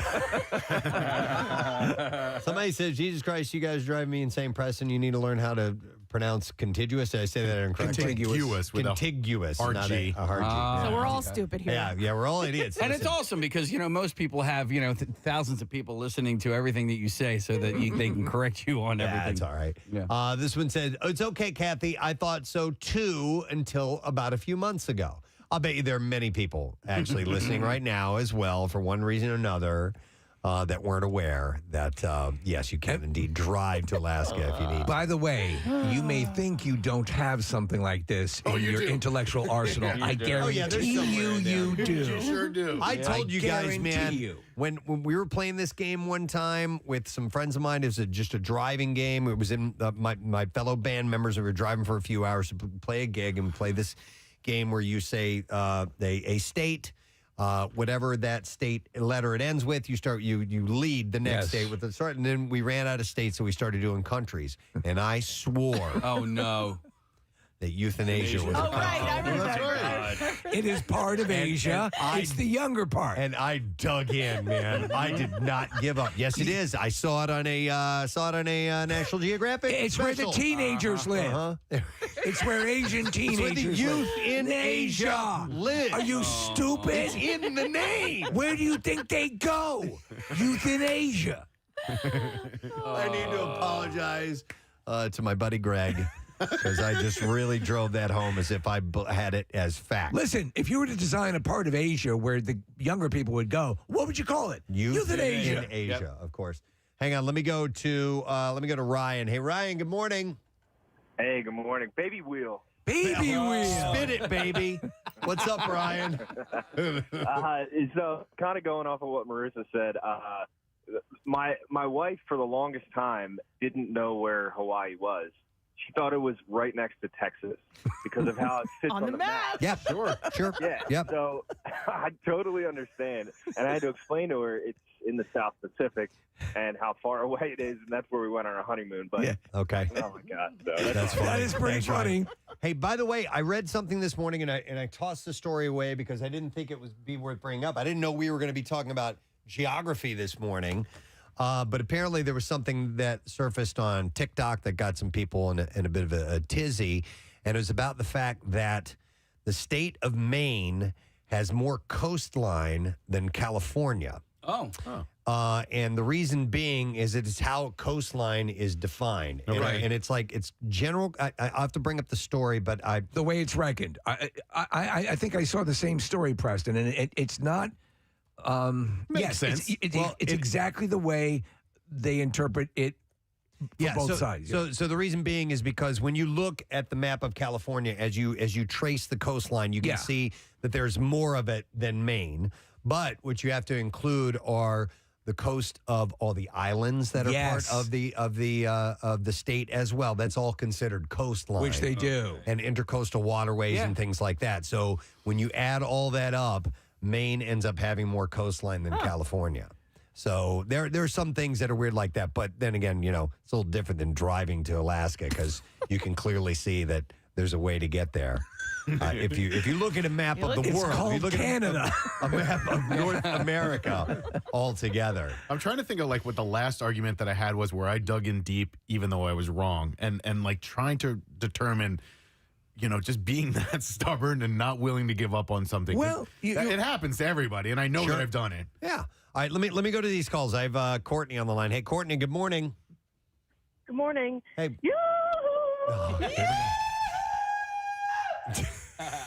What's up, Courtney? So, a couple months ago, a friend and I were talking about a friend of ours that moved back home from Alaska, and I was like, wow, she had to pack all of her stuff in an airplane. That probably was, expensive. And she's like, you can drive from Alaska. And I was like, what? No, you can't. Well, it's out in the middle of Canada. Yeah, and Courtney, was it because of the maps that we've seen Yes. that have the little cutout of Alaska and Hawaii? Yes. Okay. There you go. You know, That's it's what funny, you though. thought. All right. Stop and think I'm with about you, Courtney. People who are who believe that, Courtney, think, okay, well, we're going to Hawaii, but it's got to be about a 2-hour trip. Right. Yeah. It's right there. It's right off Texas. Yeah. Hang on, completely different, but somebody who believed something for the longest time because of a name. I'm going to go to Mike. Hey, Mike, good morning. Hey, Mike. Hey, guys. How are you? I love What's that. up, buddy? So my cousin, she was doing a project on guerrilla warfare, and she was talking to my aunt about it, and then she asked my aunt who gave the guerrillas the guns. Oh, my God. Who gave the gorillas the guns? And she's also Westchester grad. Oh, Westchester. Oh, my God. Wait, that's so seriously? Yeah. I love it, Mike. Thank you. When you're a kid, I could see you thinking, okay, the gorillas are fighting each other, but guerrilla warfare. I love it. It says my adult sister didn't know that New Mexico was a state. She thought there was Old Mexico and New Mexico, and therefore that it wasn't a state. So let me go to Kenny. Hey, Kenny, good morning. Gadzooks. Gadzooks, what's up, bud? So we were driving, and it was a group of us.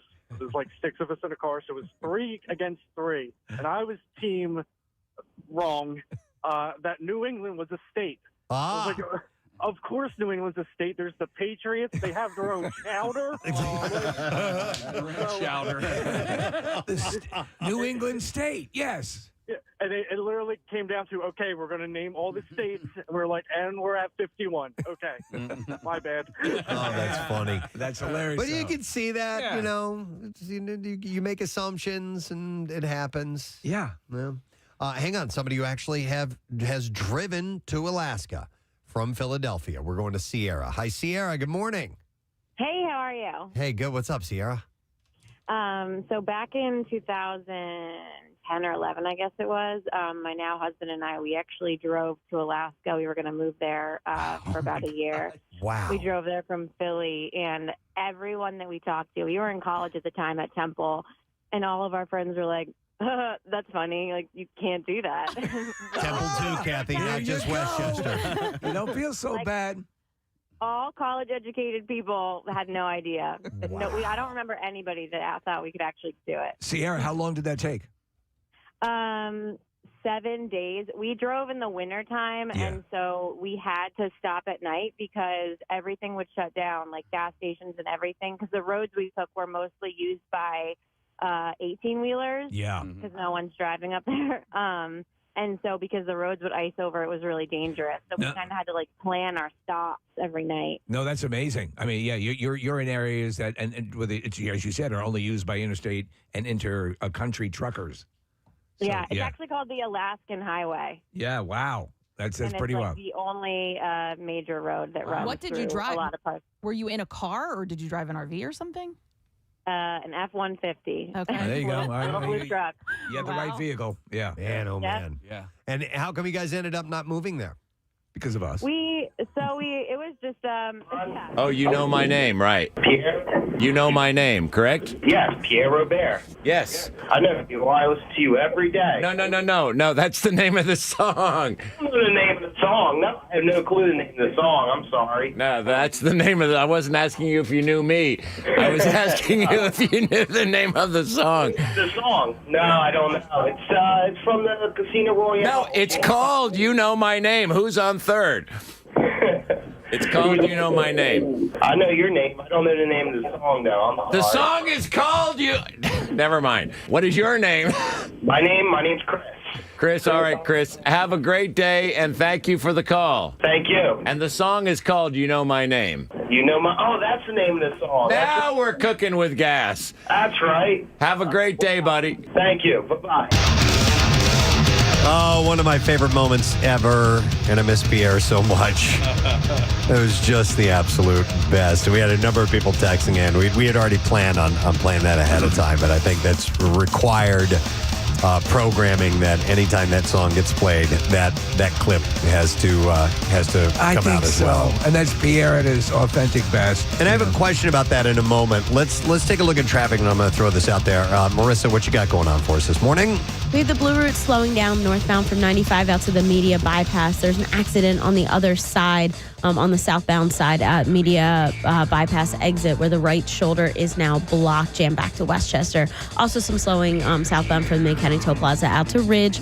Eastbound on 76 from the Boulevard out to Vine, westbound from Passyunk to South Street, and Boulevard out to Gladwin, then Cotman Avenue out to Allegheny, and then City Avenue, bridge construction right between Bryn Mawr Avenue and North 47th Street. The traffic report is brought to you by AAA Tire and Auto Service. Get a full synthetic oil change for just $74.99, plus earn $7 towards your next service with Duramax dollars at AAA Tire and Auto Service. Offer ends February 28th. See store for details. Not your traffic on 93.3 WMMR. All right, thank you very much, Marissa. So that exchange with that listener has been around for a long, long time. And the interesting thing about it, and I had to go in and confirm with Ryan that Pierre was never able to track that guy Chris down.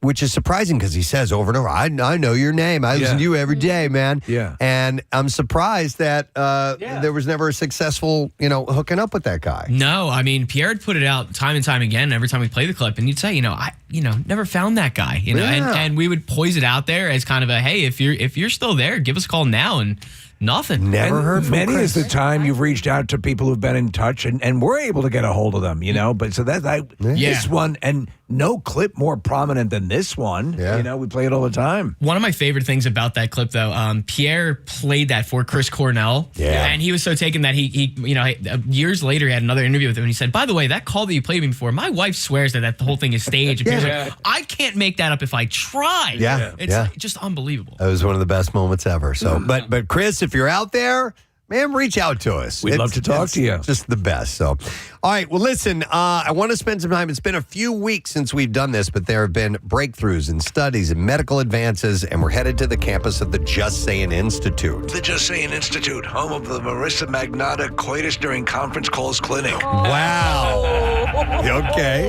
All right. Well, we're gonna start with this story out of South Korea. Stopping life-threatening bleeding often comes down to a matter of seconds. Now, scientists in South Korea may have found a way to tip the balance in favor of survival. Researchers at the Korea Advanced Institute of Science and Technology, in partnership with the South Korean military, developed a spray-on powder that can seal even severe wounds in about 1 second. Okay, Whoa. a severe wound is the key, because I've gotten that stuff, which is the you get a cut and you put kind of the gel on it, and it will work as a Band-Aid. So it's like a liquid Band-Aid. This is way beyond that. That does not work if you have a cut that's really bleeding. Yeah, all right. So you guys watch a lot of war movies. What's that powder that they throw on people, like when people sulfa. Is that what it is? Sulfa, yeah. It's not Ovaltine. Designed for emergencies ranging from battlefield trauma to natural disasters and accidents, this innovative powder comes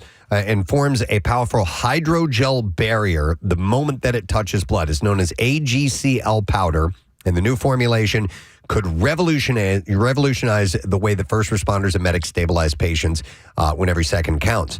It's not an ordinary first aid product. It was developed by a team that designed AGCL to work under most unpredictable and high-pressure circumstances. It was impressively composed of bioengineers, material scientists, and even an active duty Army major. In combat zones or roadside emergencies, applying pressure or carefully positioning gauze can be difficult or impossible. That's where this powder quite literally comes to the rescue. It's released from an aerosol canister. It spreads quickly and evenly over a wound. Upon contact with the blood, it transforms almost instantly into a tough, gel-like barrier, adhering the tissue and sealing the injury without the need for pressure, stitching, or careful placement. That's pretty amazing. Wow. I mean, because that was one of the things, I remember, I got to try this liquid Band-Aid. And the first substantial cut that I had, let me see if it'll work. It did not. And I'm like, man, they really need to do something that will take this to the next level. This is it. So what makes it work is a smart combination of biocompatible polymers, including alginate, gelin gum, and chitosan. These ingredients are not new to the medical world, but together they form a rapid response team. Calcium ions in the blood triggers the powder to gel, while the chitosan promotes clotting and helps the gel stick to tissue. How is it on toast? It's probably a little sticky. Yeah. So beyond simply halting blood flow, the hydrogel offers some powerful healing benefits as well. The structure can absorb over 7 times its weight in blood, staying intact even in high temperatures and humid conditions, which is no small feat when you consider the variety of environments that first responders operate in. The preclinical testing, the powder was used successfully on complex injuries, including liver wounds. Wow. With impressive results. Bleeding stopped rapidly, and the treated tissue showed signs of healthy regeneration, including the formation of new blood vessels and collagen. Well, this is a game changer. Yeah, and that suggests the spray may not only buy precious time, it also could support better long-term recovery as well. So traditional Can you bleeding, use it as a prophylactic, like spray it on before you go out so you're impenetrable? all night long. Yeah. Traditional bleeding control methods like gauze, pressure dressings, or patch-style agents have limitations. They can be hard to apply, especially on irregular or deep wounds, and they may not work well in wet or high-stress conditions. Many require sustained pressure or precision, which are luxuries that are not always available in a crisis. They say one of the great aspects of it is that it doesn't stink. Oh, my God. It's like Blue Emu. AGCL powder requires almost no skill to apply, and it works in seconds. Do you think you could spray this on a screen door and use it to be the bottom of a boat? Probably, yeah. The powder has not yet been approved for clinical use. Its potential is already generating buzz. If approved, it could become a standard tool for paramedics, military personnel, emergency rooms, and a bunch of other things. So that's a big advancement. Okay, so this is this amazing thing. Now, they always have a secondary use they discover. My guess is sealing up your butthole. Yeah. Do we need to do that? No. Okay. But that's always the question. Yeah. Like, Jeff Goldblum asks, just because you can. Hang on a second. Let me go to Don. Had an interesting medical scenario where this, not this stuff, but something else may have helped. Don, you're on the air. Good morning. Hey, how you guys doing? Good. What's up, man? I cut the tip of my middle finger off. I'm a painting contractor, and I did it about 9 days ago, and they put this stuff on the tip of my middle finger, and I about climbed up the wall, but it made skin. Okay, hang on. It's really wild. Hold on. When you said I about climbed up the wall, I thought you were going to say from pain or something like that. Yes. Oh, okay. Yes. But it grew skin over it? Yes. All right, so she put it on like you would put a cage on something. She put it over the wound, and it was the whole tip of my finger, all the nerve endings. Yeah. And it hurt so freaking bad. Well, let me ask you quickly. You said it was like a cage? What was it? Well, it was. She put it inside something that went over the tip of my finger. I see. Okay. And when she did that, all the chemicals. Don, was this on the scene, or was this after you got to the emergency room? This was right away, right when I got to the medical aid unit. Okay. That's amazing. Wow. Interesting. And how's your finger doing now, dude? I was there within 10 minutes. Okay. All right. But they fixed me right up, right on 202 Concord Pike. I give them a shout out. All right. There you go. Thanks, Don. Appreciate it, bud. Preston, he was back to flipping the bird in no time. Wow. I can imagine. With a little, a little cage on it. Enhancement on it. You guys ever use crazy glue? Yes. Seal up No, I never have. wound? Yeah, you have, Steve? Yes. Did it work for you? Yeah. Oh yeah, I've had it just like cooking, like a little, like those pesky cuts that just won't stop bleeding. Okay. If you put crazy glue on it, I mean, they recommend it. This sounds like it's replacing that, but it works in the moment. It happened like it would happen with the liquid Band-Aid. It sort of, it smeared and it didn't, to me, it didn't seal the, I thought, in the commercials leading up to it, boom, done. Yeah. The bleeding isn't going to occur. But I don't know. This seems this is like what I'm looking for. This is for real wounds. Yeah. This is not for a cut. No, This is for you're in danger. Yeah. And that's what that's all about. Your middle finger gets cut off. I don't think we're going to get little packets of this from the from the convenience store or anything. It won't be at the condiment bar at Roy Rogers. But it's AGCL powder, so look out for that. All right. Let's see. All right. So, while breaking wind could help protect against Alzheimer's and postpartum depression, there can be too much of a good thing. Scientists recently discovered that we are passing gas a lot more often than previously thought, thanks to some smart underwear. Previous research pinpointed an average of about 14 farts a day. But researchers at the University of Maryland recently developed technology to accurately measure human flatulence, and it's up to an average of 32 farts a day. Well, my underwear is not particularly smart, but I still fart quite a lot. How about you, Case? Yeah, my underwear is Mensa level.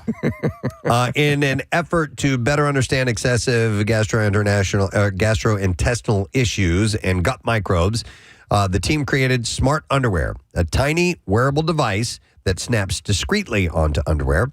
Electrochemical sensors track intestinal gas production and also hydrogen in flatus around the clock, except ironically when the person is on the toilet. The device is interesting, President. It looks like a sextant, and it goes right on your butt. Wow. Yeah. That's kind of large. Individual rates varied widely, with some farting as few as 4 times a day and others up to 59 times a day. Previous estimates were so much lower due to self-reporting errors, invasive techniques that provided inaccurate data, or people's perceptions about what counts as flatulence. So besides the actual act itself, which we all chuckle over and we've used to great extent for, comedic purposes, when you do get a good one out, it's relieving. There's relief. It's relief. For sure. That's gas that's in your body. Leaving and your body. Can cause discomfort, yeah. Back in 2000, Dr. Michael Levitt, a gastroenterologist known as the king of farts, said it is virtually impossible for the physician to objectively document the existence of excessive gas using current available tests. The research hopes that this new technology can provide better insight into what constitutes a normal gas range, like the optimal levels spelled out for cholesterol and blood pressure. You're talking about a gas range you would find in your kitchen. That was the exact kind of gas range that I'm talking about. No, it's not yet available. The device is not yet available to the public. It is similar to a continuous glucose monitor, but detects increased hydrogen levels instead. Why did I think it was a sextant? I was completely wrong on that. I don't even know what a sextant is. A navigation tool. Yeah, if you see an old, naval story, it's this thing that they hold up to the sky and read the stars with. It would be uncomfortable. It was a joke. Yeah. Yes. I know that. So, tracking hydrogen in farts can provide more information as to how active microbiomes in the gut work to ferment food and when. I find when I'm eating right, my diet's right, everything is running well. I mean, I am passing gas, fairly well. I mean, that's the system working. That's part of life, baby. Yeah. No, last week we had burrito bowls. Well, there you go. And there were black beans in there. I'm a fan of beans. I do like Me too. A variety of different beans. Beans and rice? But they do their job. Yeah. And they're really, really, really good for you, by the way. And you feel good. Yeah. Do you think you get more activity down there from beans or like Brussels sprouts? It's more, so I eat Brussels sprouts and cauliflower and stuff like that pretty regularly, and I don't get a big reaction from them, but beans, I can absolutely know when that happens. A magical fruit. They are. We even had cabbage rolls recently, and that didn't really get me lit up like beans do. It's a world of difference in my body. We should eat it. We should all have beans, Brussels sprouts, cabbage, muffin, coffee, everything, and see if you remember what we're going to make when we had this Stroman and the durian fruit. It's going to look like nothing. Oh, if you want me to smell rotten, Blue Moon beer. Blue Moon. That's all I got to do. There you go. For whatever reason, I drink 6 of those. Next day, you'll know. You will know for sure. To gather more data about how often people fart, the research team has launched the Human Flatus Atlas, which I love that name. Atlas. Yeah. A project to measure the gas patterns of hundreds of participants and categorize them by diet and microbiome composition. So Blue Moon it's a wheat beer, right? So do you believe so? Do you think it's the wheat, or do you think it is the combination of stuff that's in there? Or I think it's the combination of stuff. Yeah, Right. I've never noticed it with other wheat beers. Brussels sprouts and bran muffins. It's kind of a sweet tasting beer. Okay. So whatever it's got in there. Citrus. Yeah. Citrusy wheat. So they're looking for participants who consume high fiber diets but don't fart much, and those who fart a lot, and people who fall in between the two categories as well. So they're looking for a spectrum of farters. What are they paying? And this whole thing. That's a good question. I don't really know. Let me see here. Do we want to go to this guy? Yeah, please. Let me go to Joe. Hey, Joe, you're on the air. Good morning. Oh, my balls. Yeah. Sorry to hear about that. What's up, bud? Well, I have a girlfriend that used to hold it in a fart, or she would go to the bathroom. And I told her, babe, it's okay. If you got to fart, you got to fart. Yeah. Man, was that a big mistake. Her fart stunk worse than most guys I know. Whoa. And it was like napalm. It spread out across the room, and it didn't go nowhere. It stayed there for like a good 5 minutes. So it lingered like some sort of mustard gas. Napalm. Yeah, Wow. it was horrible. I left the room quite a few times. It's like napalm. It sticks to things, Steve. Did you ever bring it up to her about the smell? Well, yeah, of course I had to. And she, leaving the room, she knew what was going on. But she was a healthy eater. Yes, that was the big thing I didn't understand. Well, I mean, listen, healthy eating, it's not necessarily, there's a lot of whole foods that are going to activate your gut. It's actually good for you to get that stuff out. So it's not, necessarily bad food that causes you to have gas. When you're holding that gas in, it sucks. You've talked about it where you feel like you're having a heart attack, or you have this pressure in your gut. Yeah. It's horrible. All right, so rip away, gang. Yeah. Go for it. And in the name of Everybody's science. doing it. All right, here's another breakthrough that I found interesting from the Just Saying Institute. I thought you guys would have an interest in. Engineers at the University of Rochester developed a way to make ordinary aluminum unsinkable, even when it's punctured, submerged, or battered by rough conditions. Ordinary aluminum. The innovation uses microscopic laser etching to create super hydrophobic metal tubes that repel water and trap air, keeping them buoyant under extreme circumstances. Right. Wow. So this aluminum is able to retain pockets of air. Yeah. It was published in Advanced Functional Materials. The research offers a promising step forward building long-lasting, damage-resistant floating structures. Think marine vessels, rescue equipment, and platforms that harness wave energy. The team, led by optics and physics professor Chun-Li Guo, modified the inner surface of aluminum tubes by etching it with lasers. The process creates micro and nanoscale pits, so pitted, that make the metal extremely water repellent. When the treated tube is submerged, this textured surface captures a stable air pocket inside, acting as a built-in flotation system. That's pretty wild. Yeah, man. And to ensure stability from all angles, researchers added a divider to the center of each tube. This feature prevents air from escaping, even if the tube is pushed vertically into the water. Guo said that the design helps maintain the air bubble inside the tube. It keeps floating no matter the position. Do you know the preference for the air in the tube? human farts. Wow. So both stories tie together. The mechanism is reminiscent of remarkable examples of nature of hydrophobic engineering at work, such as how diving bell spiders carry air underwater, or how fire ants form buoyant rafts during floods. What was that first creature? It's called a diving bell spider. I'm not familiar. No, neither am I. So it's not their first venture into floating materials. In 2019, Guo and his team had created super hydrophobic discs that floated when sealed together, but their performance faltered under extreme angles or turbulence. The new tube-based design addresses those limitations with a simpler, more robust structure. How much closer, then, are we to a decaffeinated coffee that tastes great?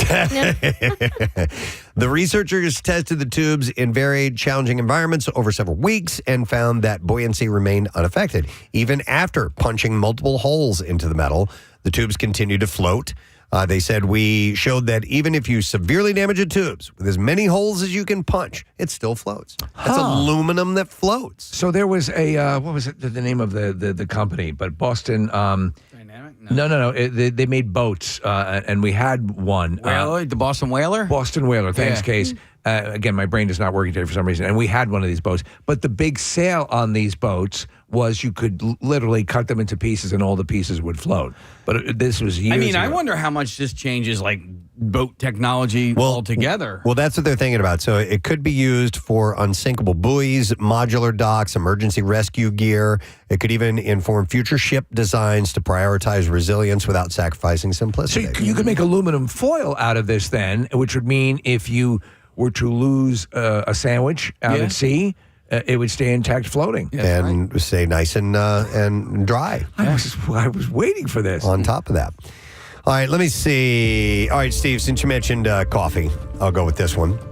Cups of coffee and caffeine could lower your dementia risk in a long-term observational study.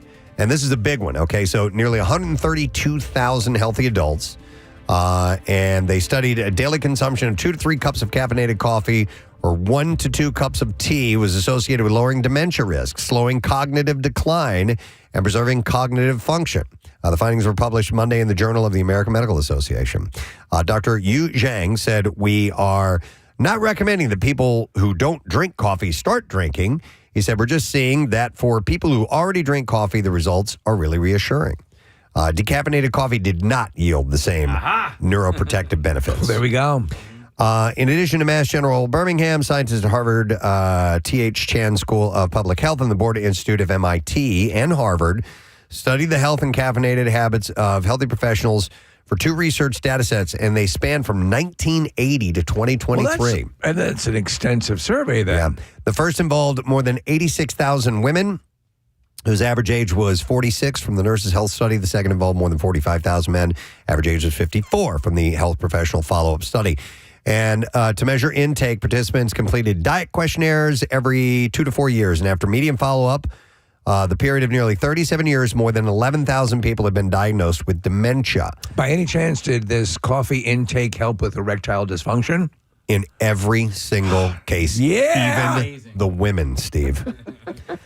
People who consumed more caffeinated coffee or tea were less likely to develop dementia, with a stronger association among those 75 and younger. So they're not saying it's a completely linear thing, but they're saying there's enough to suggest that, that it may aid in this. Now, there are other things that can contribute to you heading down that path. Farting for perchance. No, but I mean, everybody has their individual lifestyles, and there are things that you do that counteract this good thing that you're doing over there. You might be doing this bad thing over there, so it's hard to say. Your coffee intake on a daily basis, how much? I have a cup on the way here. I have a cup during the show, and then I have one after I wake up from a nap.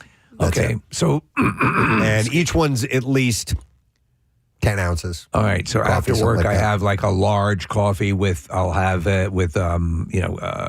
milk and sugar, which is the way traditionally I drink coffee. Here, up to like noon, I have black coffee. So I'd say probably a large and a half of coffee, and then I transfer to tea. Tea is my drink of choice for the rest of the day. So maybe you're having like 3 cups roughly. I would say that would be about right. Okay, yeah. so it's about what I'm at. I'm at about 50 to 60 ounces of coffee, I think. Yeah. Because I think I drink like 2 20-ounce coffees, like from like 5 o'clock to about, I don't know, 6:30 or something like that. And then lately I've been getting like a half a cup of coffee. Do you know who's in the mid-morning? Pierre, man. Yeah. That dude, God bless him. Yep. Ryan, you know, I mean, He was at least Marissa, 2 24-ounces a day. rocking him, no problem. At least. no problem. That's what I am. I'll do this is a 12-ounce cup, and I'll fill this up at least 3 or 4 times a day here, and then I'll usually have an Americano afterwards. Are in the you doing afternoons. black? I always do black. Years and years ago, somebody just said to me, skip a few calories by leaving everything out of your coffee, and it just stuck in my brain. And now when I have anything in it, it's too sweet or just for me, Sam is doing intermittent fasting now, and so that requires him to drink black coffee. He is suffering through it right now. Dude, so I feel your pain, Sam. I can be your bodhisattva on this because it sucks. And I've tried all different types of quote-unquote flavored coffees. They're not flavored. They simply smell like blueberry. They simply smell like whatever you want it to smell like.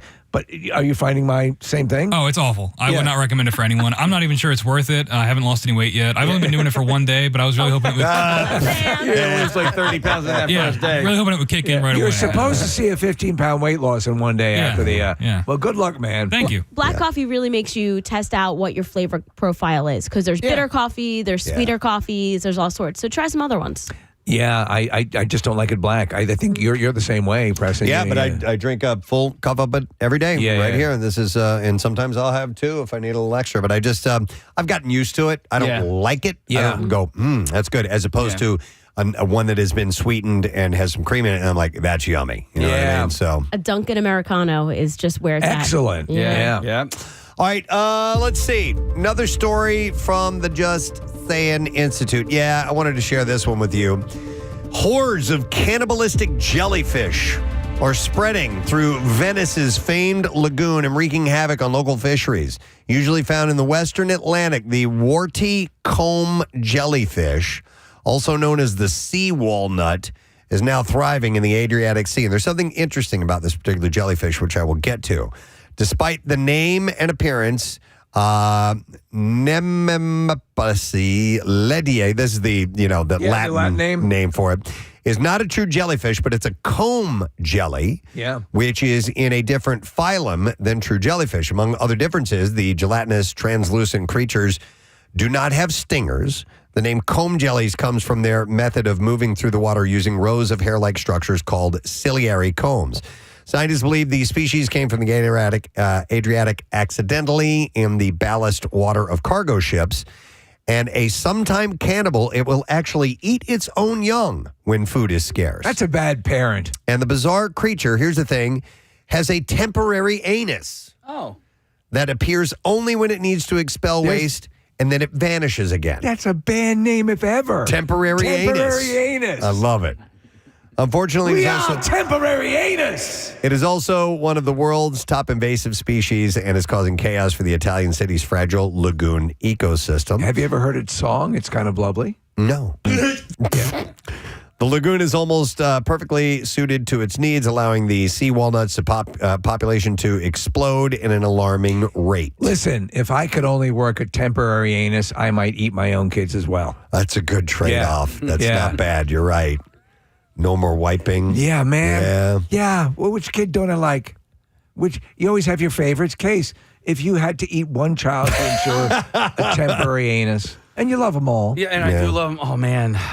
Who's getting eaten? I need to think about this for a little bit. Think of what you'd save on toilet paper. Yeah. Well, who would be tastiest? that's the question. Well, if you're going to eat a kid, you got to make sure it's listen, be a I drink pleasant black experience. coffee. I don't like to tell you, so I'll eat a kid that doesn't taste all that good for a temporary anus. I'd probably go with Seamus. Okay. The species blooms from early spring through early autumn when warmer waters and stable salt levels allow it to reproduce rapidly. Researchers know that climate change is fueling the jellyfish's success in the lagoon, and the situation is likely to worsen. So they don't know what to do about it. It's causing a real problem for the fishing industry there. I wonder how the creature itself, does it go, And then a temporary anus just appears. Yeah, or it has to think really hard. I don't really know. Anus. All right, let me get to another Just Saying issue. Okay, this one I wanted to share with you guys. This one's a weird one. If it has a temporary penis in it, I'm all good to go. Every year, doctors at a hospital in the Yunnan province of China brace themselves for an influx of people with an unusual complaint. The patients come with a strikingly odd symptom, and that is visions of pint-sized, elf-like creatures marching under doors, crawling up walls, and clinging to furniture. That's ridiculous. The hospital treats hundreds of these cases every year. All share a common culprit. It is called the Lanmeoa asiatica, which is a type of mushroom that forms symbiotic relationships with pine trees in nearby forest and is a locally popular food known for its savory, umami-packed flavor. Now, it's not psilocybin. It's something completely different. But it causes a similar mental reaction in everyone that ingests it? Exactly. So in Yunnan, it is sold in markets. It appears on restaurant menus and is served at home during peak mushroom season between June and August. One must be careful to cook it thoroughly, though. Otherwise, the hallucinations will set in. And outside of Yunnan and a couple of other places, the strange mushroom is largely an enigma. There, according to, this is Juliana Furci. It looks so good. A mycologist and the founder and executive director of the Fungi Foundation. It's a fungi. Said there were many accounts about the existence of this psychedelic mushroom and many people were looking for it, but they never found the species. And she is on a quest. Wait, there's another name here. Colin Dominor, a doctoral candidate in biology, is on the quest to solve the decades-old mysteries about this fungi species and identify the unknown compound responsible for its unusual, similar hallucinations, as well as what it can potentially teach us about the human brain. So he said it sounded bizarre that there could be a mushroom out there causing fairy tale-like visions reported across cultures and time. I was perplexed and driven by curiosity to find out more. In a 1991 paper, two researchers who had eaten a certain mushroom and experienced Lilliputian hallucinations, the psychiatric term for the perception of tiny human or animal or fantasy figures. The patients saw these figures moving about everywhere, the researchers wrote. Usually, there were more than 10 tiny beings on the scene. They saw them on their clothes when they were dressing, and they saw them on their dishes when they were eating. And the visions were even more vivid when their eyes were closed. So if you put anybody, say 10 people in a room and just give them shrooms, right, or any sort of hallucination, they're not going to sync up like they're, Nope. you know, you're going to have all these different reactions. The fact that this is causing the same reaction, the same hallucination. It would be weirder if they were, so they're having similar hallucinations, let's say, but it would be weirder if they were having the same hallucination, like if they saw the same thing. Same thing, doing the same thing at the same time. Yeah, that would be like, that's real. Yeah. You know? So, but they're No, seeing, we're not real. but they're all seeing these little gnomes. Yeah. I mean, that's pretty weird. That is really wild. So in the 1960s, Gordon Wasson and Roger Heim, American author of and French botanist who brought the existence of psilocybin mushrooms to the attention of Western audiences, came across something similar in Papua New Guinea. They were searching for a mushroom that a team of missionaries who visited 30 years earlier had said caused the locals to go insane, a condition that anthropologists later dubbed mushroom madness. Unbeknownst to them, what they were encountered actually sounds strikingly similar to these reports from China. Mushroom madness, by the way, open for temporary anus. But they heard they had initially thought that the tales they were hearing from the field may have been cultural tales rather than having anything to do with a pharmacological basis. That's freaky stuff. And it wasn't until 2015 that researchers finally formally described and named L. asiatica, kayaki. Yeah, kayak. Still without much detail about the psychoactive properties. It's Latin for gnome. It's not psilocybin that's giving the mushroom their Lilliputian effect. So they don't know what the story is with this stuff. So, well, you know, we talk about fungus. Obviously, The Last of Us. Yeah. The fungus that will, take control of the prey's mind and control it like a zombie.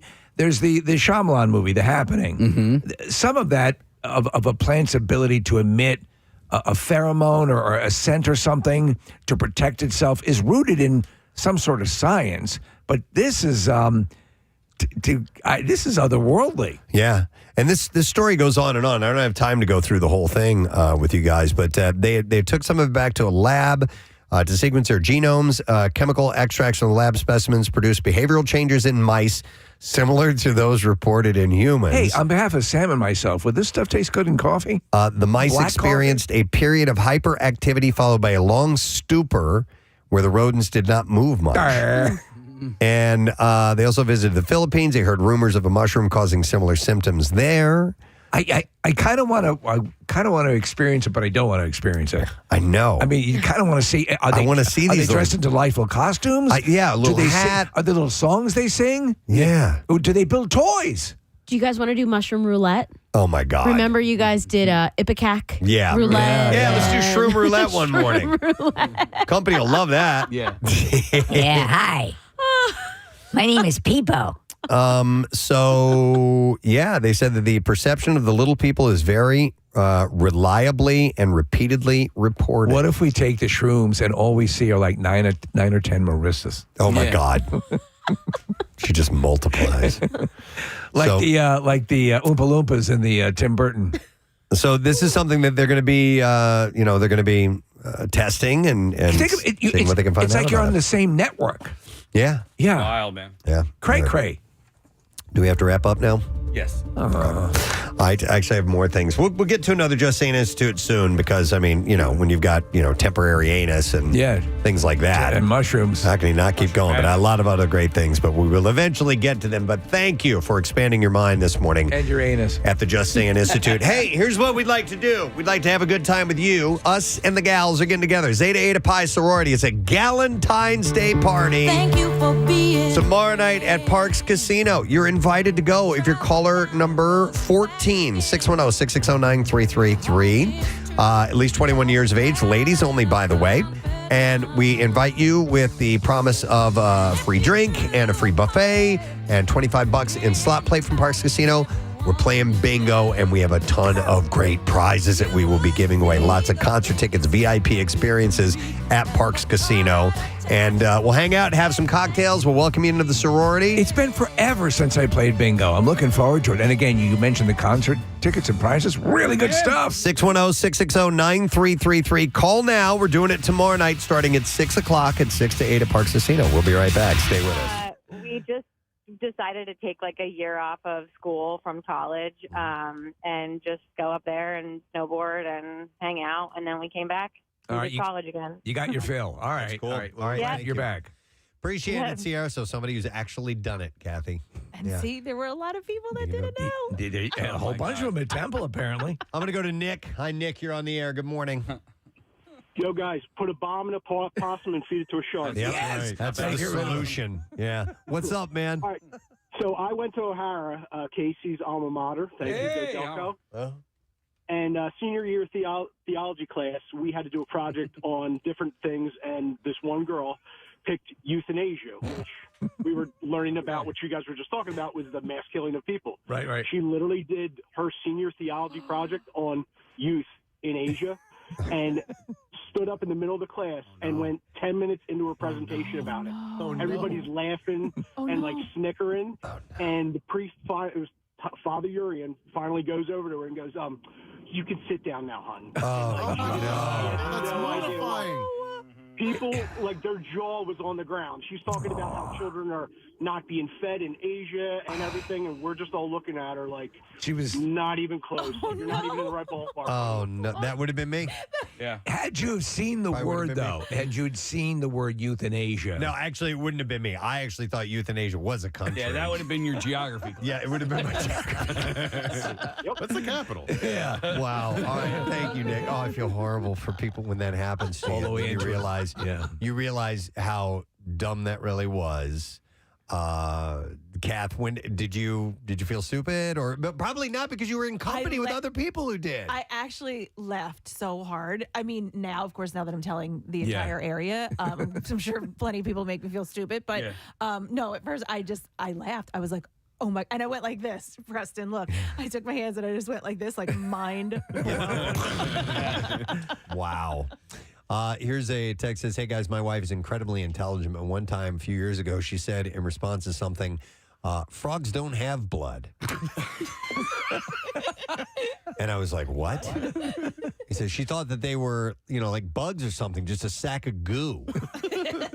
And I still tease her about it because I never win arguments. So that's from Mitch. Frogs don't have blood. For whatever reason, she had believed that. Wow. I think it's very easy with the amount of information you're asked to process throughout life that something will elude you, as you were saying, Nick. Something will get by you. Here, this text also says they thought that Texas was the biggest state because in those maps, sometimes Alaska is scaled down on the map, and you don't see that compare. It would take up too much space and take away from the, the contiguous United States. Contiguous. So God damn it, I'll never get it right. When they show it represented, and there are certain maps that will accommodate for the curve of the Earth, and they will show, they'll show it in relative proper size. Yeah, you want to get the real size look at a globe because Greenland is not nearly as big as it looks like on the maps. Greenland is it's a big island, but it's not as big as it looks on a normal map. So it looks like a massive continent. Yeah, if you look at a globe, you'll get the actual size. If you look at a map, you're going to get a distorted size.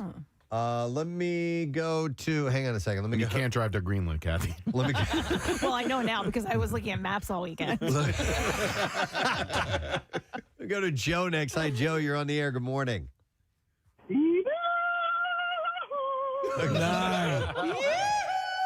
What's up, Joe? Hey, guys.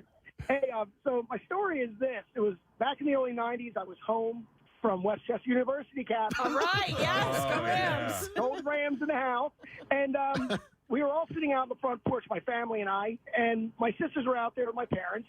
And my parents had just came back from Canada from a trip with my younger sisters. So we're all sitting out there on the porch, and my one older sister says to my parents, hey, so how was Canada? They said, it was great. And she said, well, how was the weather? And they said, it was hot. And my sister said, really? Wow.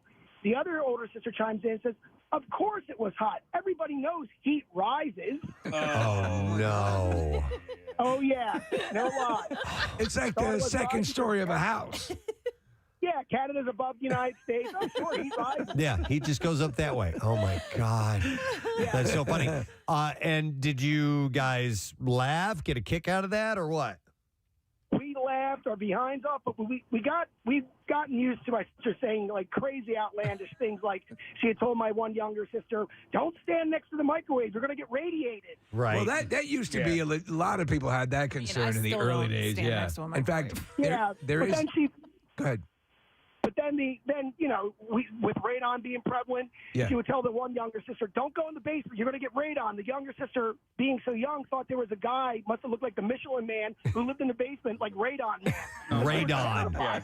Oh, that's funny. Ray Donovan lives in our basement. I love it. He was always making up crazy things.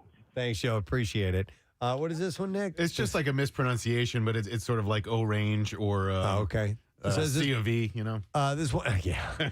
This one time, me and my friends picked up a pizza, and on the top it said Italian, and I looked at it and I said, "What is Italian?"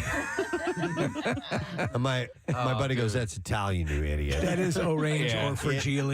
I did the same thing. My buddy was writing down in high school, and I was like, "What is Alabama?" And he was writing down Alabama. Alabama. Because that's where he wanted to go to college and play football. I was like, what is Alabama? I have Chris. Hi, Chris. Good morning.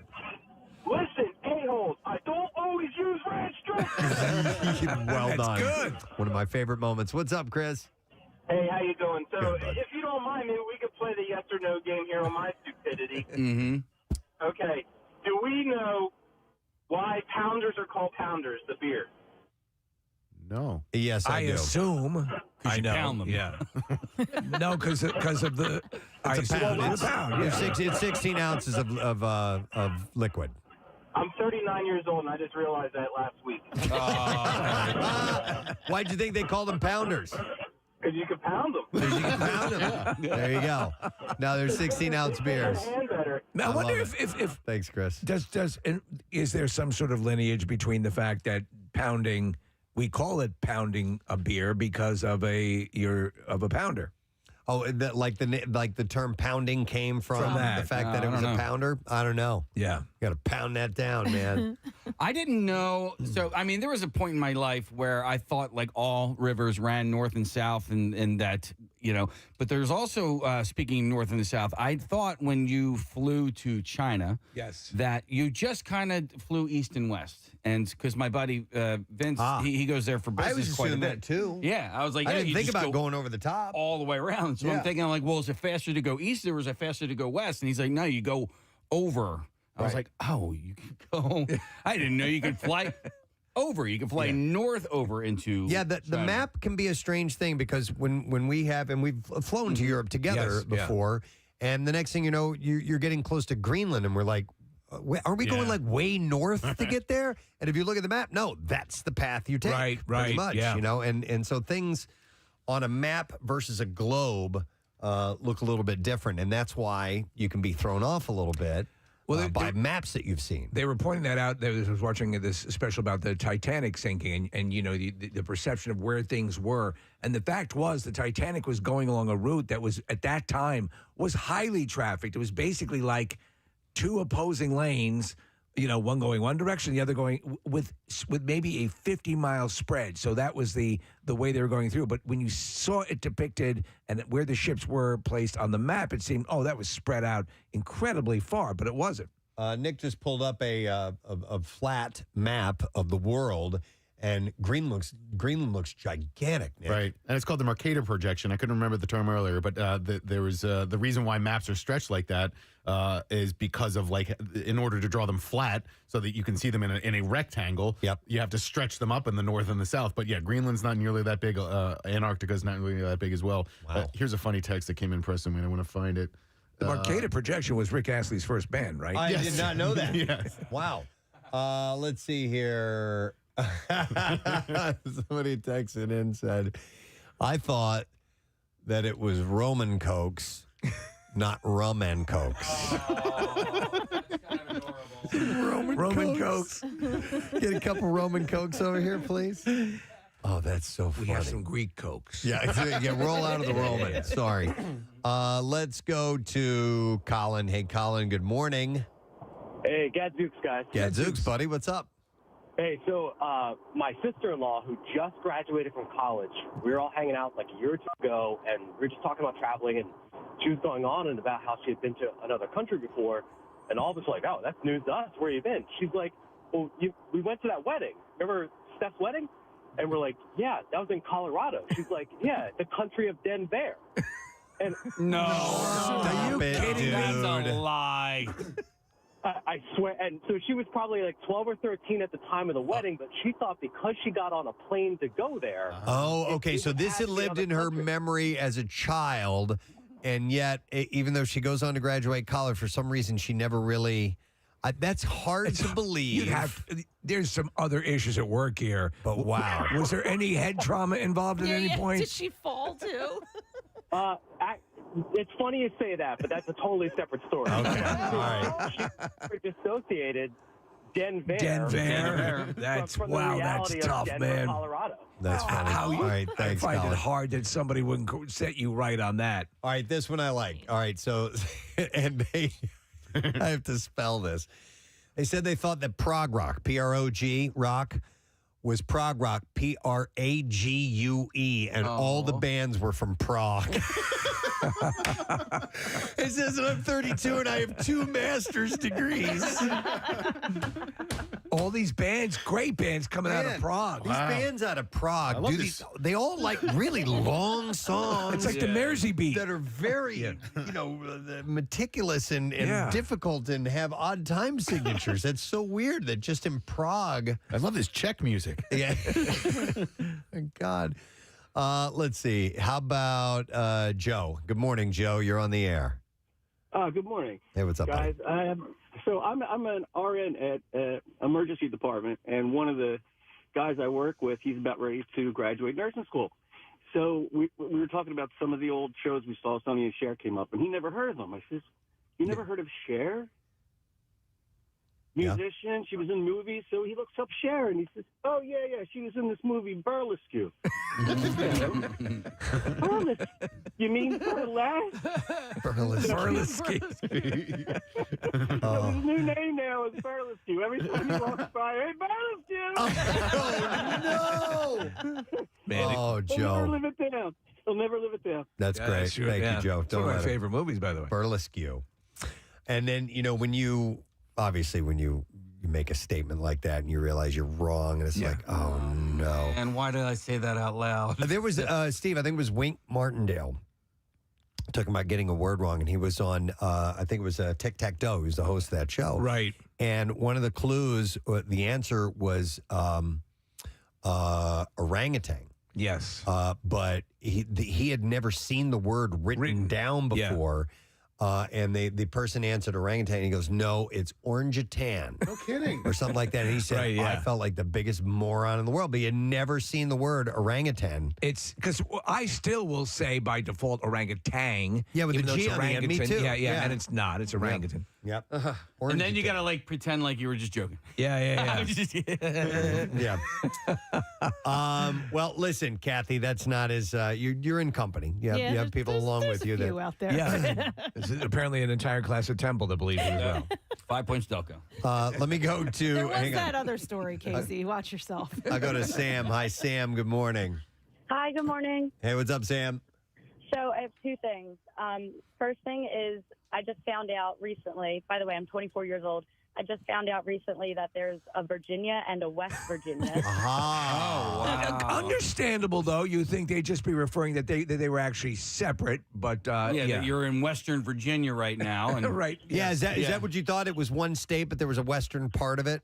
Yeah. Thanks, Marissa. Earlier this morning in the news, we talked, there was a report that came out that Saxfifth Avenue is going to be closing their Ballackinwood store. We can actually see it from our window here. Yeah. And we were talking about, you have to have a certain income tax bracket to get over there and buy some things. But one of the things I saw in the story, and I don't have the details here, but they have details on gift cards and rewards and things like that, and how obviously you have a very limited amount of time to go ahead and use that stuff, or else they're just going to be gone. And it got me to thinking about a story that Casey told us not too long ago. You were going somewhere to use your reward points. Yes, and I don't want to say the name of the store because this is not like an indictment on this store, because this happens all over the place. Yeah, it's kind of a public service. Yeah, actually, and it is a really great public service. But I tend to use apps all the time now, right? So if there is a convenience store, or fast food restaurant, fast casual restaurant, I use the apps now because it's just so easy to order ahead, and then you end up gaining points. And then those points, you get free items. And so I had accrued a lot of points at this one particular store. And I went there to go cash in on some of my points and get a free item. And I went there after the new year. And prior to this, I had 3,000 points, something like that. I went there. I went to go cash them in. I had 0 points. I didn't know that they expired after a certain amount of time. All right, so question, had you still been active on the app? Yeah. Okay, Yeah, so in fact, that's I had a similar scenario, but it was a little bit different. I'll explain that in a moment. So if you don't use them by a certain time frame, then they are gone. And did you further? Did you look and see if they expressly state that? No, and they might have. Listen, Yeah. I tend to think that I'm the one who messed up. Because I've made a lot of mistakes in my life, and regrets. You've had a few. I've had a few, and there's a lot of fine print that I just don't read. I don't read major print. You know what I mean? So this is not their fault, right? And so now I'm paying attention to it a little bit more. And I was using my points prior to this. Like at the end of December and stuff like that. So I knew that I had stuff in there, but I also found, but because of this. Like I went to Chick-fil-A a couple of weeks ago, and I was using, and I paid attention, and my points were expiring, at Chick-fil-A. So I was like, I got to use these before they. Well, now you're paying attention. I'll say this. I think that if you've spent money and you've accrued those points, they should remain in perpetuity. I think that's part of the deal. I don't, and unless someone can explain to me why they zero them out at the end of the year. So I had a scenario that was, and I didn't know this, and now I know it, and I'm good to go. But it's part of their terms of service. But we are, my wife and I are lifetime Marriott customers, Marriott hotels. We have a credit card and everything, and but what I didn't know is I have an account and she has an account. And so I had gone to you. I was gonna use some of my points for some perks, and I had a couple 100,000 points. Yeah. And so I was looking forward to using that, and I went, and they were all gone. So they blanked them out. They blanked them out, and what I did not know until I reached out to a representative and somebody I actually know who helped me walk through this is that if you go inactive on the account for 2 years, all of it is gone. Now, there are easy ways to keep it active, even by not getting a hotel room. You can kind of buy points and things like that if you need to.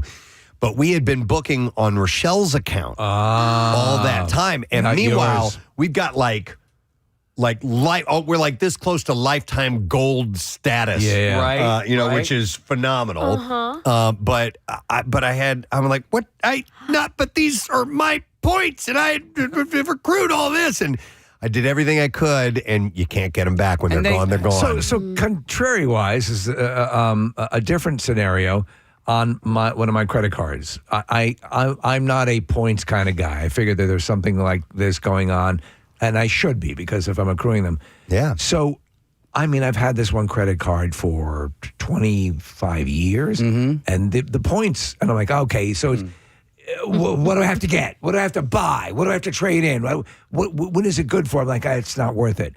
So Claire found out that you could actually go on the site and convert the points to money. Oh, okay. Cashback. That's cool. And I'm like, and it was a decent chunk. So we have two cards that we use. One's Visa, one's MasterCard. The Visa is all Marriott. That's why we keep staying there. Right. It's because we accrue these points and we will use it. And it's great. Gives you discounts and perks and all that stuff.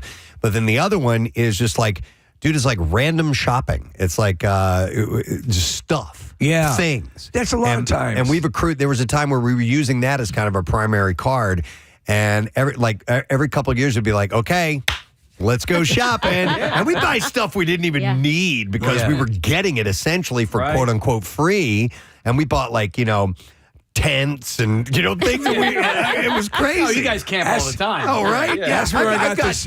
I've got two 12-person tents with extra side rooms and everything. Now you have to go camping. If you guys want to go camping, let me know. Yeah. You can borrow this stuff because we never use it. We thought we were going to use it. Was it just sitting in the basement? Yeah, 2 of them. They're badass. And we went camping twice, and the family was like, nah, we're not digging this. I'm like, oh, God, you got to be kidding me. Folding up a 12-person tent sounds like hell. Yeah. Trying to put that back in the box. I have friends that are big points people, and they will literally, we have a group chat, and they're like, all right, MasterCard is gas this month, or Visa is smart supermarkets, or my friend literally was just like, hey, American Airlines is Anthropology this month. It's really on top of it. I had an Uber card for probably a couple of years. I was riding Uber a lot, and I would get free rides with it, and it was really great. And then they decided to switch companies. Oh. And I didn't realize it, and I had 1 month to cash in all of my points, and I was just letting them sit because, Steve, if you would get a ride, you had to use it within 3 days. Oh, wow. And so I okay. didn't want to just cash them all out, and I missed it. You missed it. And I lost it, and I lost How much would you estimate you lost? all of my points. So much so where they offer this Uber One membership.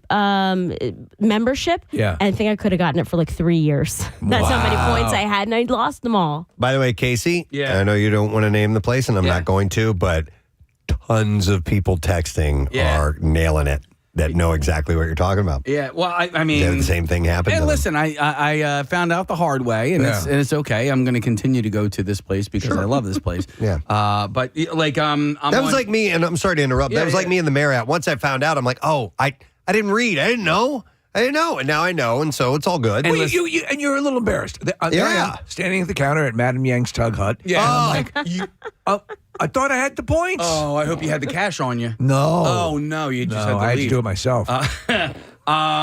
Listen, I don't know if they sent me an email saying, "Hey, your points are about to expire," Maybe. and if they didn't, any place that does that, like, it would be great if you send an email just to kind of cover your own ass, all right? It's not like, I get like spam email all the time. Like I said earlier, like, there's no guarantee that I would actually read that email. Sure, but, yeah. But, the worst, like, I made this mistake with, what's the ticket place? Oh, StubHub. Selling Sixers tickets on StubHub. I didn't realize that when I was posting my tickets to sell that I wasn't selling them as a pair, that people could buy individual tickets. No. And so people were buying individual tickets, and I was sending the pair. Casey. Really? Yes. Oops. I had no idea. And that's my mistake. Yeah. Right? But these people were buying one ticket and getting a pair. Yeah. Wow. They loved you. I bet your rating points are through the roof. Here's your bonus ticket. Yeah. You know whose tickets never expire or points never expire is Duncan. I'm up to like 5,600 points. Oh, wow. And it only goes up to 950 on the little bar. Yeah. It's like all the way across. I love that. And by the way, again, kudos to Duncan's app. It's so good. It's so easy. Friggin' awesome. Yeah. You know who else's app is really good? Taco Bell. Because they have a lot of vegetarian options that are kind of hard to order when you're in person, but within the app, the vegetarian and vegan options are like right there. Let's go to Dunkin', grab a quick cup of taco, and I'm out. A breakfast wrap is kind of like a breakfast taco. And then, so does that, besides the vegetarian options, does that ease of having a good app keep you as a loyal customer? Absolutely. Because sometimes there's options or there's things that you don't see on the menu board. I know that you guys, like when you go to a drive-thru, you know what you want, you pull right up there. Yes. I am the complete opposite. I'm sitting there and I'm like, ooh, what's new? No, like, no, what's you up can't there? get in my car ever. Ever. I'm a mile and a half away if my family's in the car and I need the order done. Yeah. I don't like effing around at the drive-thru. No one effing around at the drive-thru. I resisted the apps for quite a while, and it was COVID. That brought you around to it. And I'm like, and I the ones that I frequent, I use quite often. Again, I probably should access or at least have a better understanding of the points thanks to your scenario case. Yeah. But yeah, if you're earning them, get them. You know, Marissa, I apologize because I love you, but you just annoyed me so bad. Like, especially because your menu is limited because you're a vegetarian. I know. There's even less to choose from. Even less to choose from. Yeah, but I like to try new things, and like, how do I know what the specials are this month? Sometimes There it's are really new things, hard. ma'am. Yeah. It's been the same things forever. No new things. You brought this on yourself. Suck it up and come get your fish sandwich. Especially going to McDonald's or something. I'm like, guys, you know what's on the menu. I don't get that. Just I don't. Let's go. And there's always the family member. The Goldbergs did a great episode on it where they go to, at the time it was Beefsteak Charlie's. Remember Beefsteak Charlie's? And there's always the contrarian, and Barry, they're in a steak place, has to order the fish. But I mean, I know what I want when I'm walking in. It's very rare that I'll call an audible. I don't get that. You have to remember that there are other people on this planet, right? So when you're at a drive-thru, there are people behind you. There are people inside the restaurant. Sometimes when I'm sitting at a drive-thru, and the person in front, I'm like, what are you doing? I wonder what they're looking at. What Preston. are you doing up there? If it's like in A Beautiful Mind where all these figures and facts flying around, and is that what they're seeing? Casey, I'm glad you brought that up because I do want to defend myself. I am very self-aware. Okay. And if I don't know what I want, I will hold back a little bit so that I'm not even like kind of bothering the person. If there's a car behind me, I will order fast. Usually I actually like to go into the restaurant and I will stand to the side, and if somebody walks up, I will audibly say, I'm still looking, please. She's here. Yeah. What I like to She's do here again. at McDonald's or whatever is if I get to the drive-thru and let's say it's like 4 or 5 cars deep and I like to race and I'm like, okay, what's the car in the back of the line? I'm going to go inside and I'm going to see. Oh, yeah. And I race the people inside. He's here. Do you like if you're going out to eat, will you look at the restaurant menu on your way there? Or Nope. Okay. No, I'm that table where like the server will come over and be like, do you guys know what you want? Oh, a few more minutes, please. We'll be ready soon. Oh, we're usually like, we're ready to order the whole thing. now. Yeah, we'll give you, you want something to drink? No, we'll tell you what we're having for everything. Yep. The only time that I do take my time in a drive-thru, and partly because I don't go there that often, And secondly, because they have an expansive menu. Do you know what I'm going to say? No, but I have Arby's. an idea. Oh. At Arby's, because okay. they don't, it's not just roast beef Well, sandwiches. they've got the meat. They have all different, they have all the meats, but they have a variety of different things. So Here's an that's why. idea. What? Like if you've ever gone to like a viewing, a funeral, something like that, and as you're waiting in line to greet the family, they have Get your order in first. They get your order in first. I'll have some formaldehyde. No, they will have like a collage of Yeah, pictures. yeah. They only have the menu right where you order. Like should how have a about pre-menu. You know who does that? Some of them do. Dairy Queen does that. Oh, pre-menu. Yes. Dairy Queen They has do. a pre-menu. A couple of them do. There's a McDonald's by me that has a pre-menu, and there's a Wendy's that I've been to that has a pre-menu. I think Congress needs to put this into law. Right? Especially places that have long lines where I forget where I was. It was awake.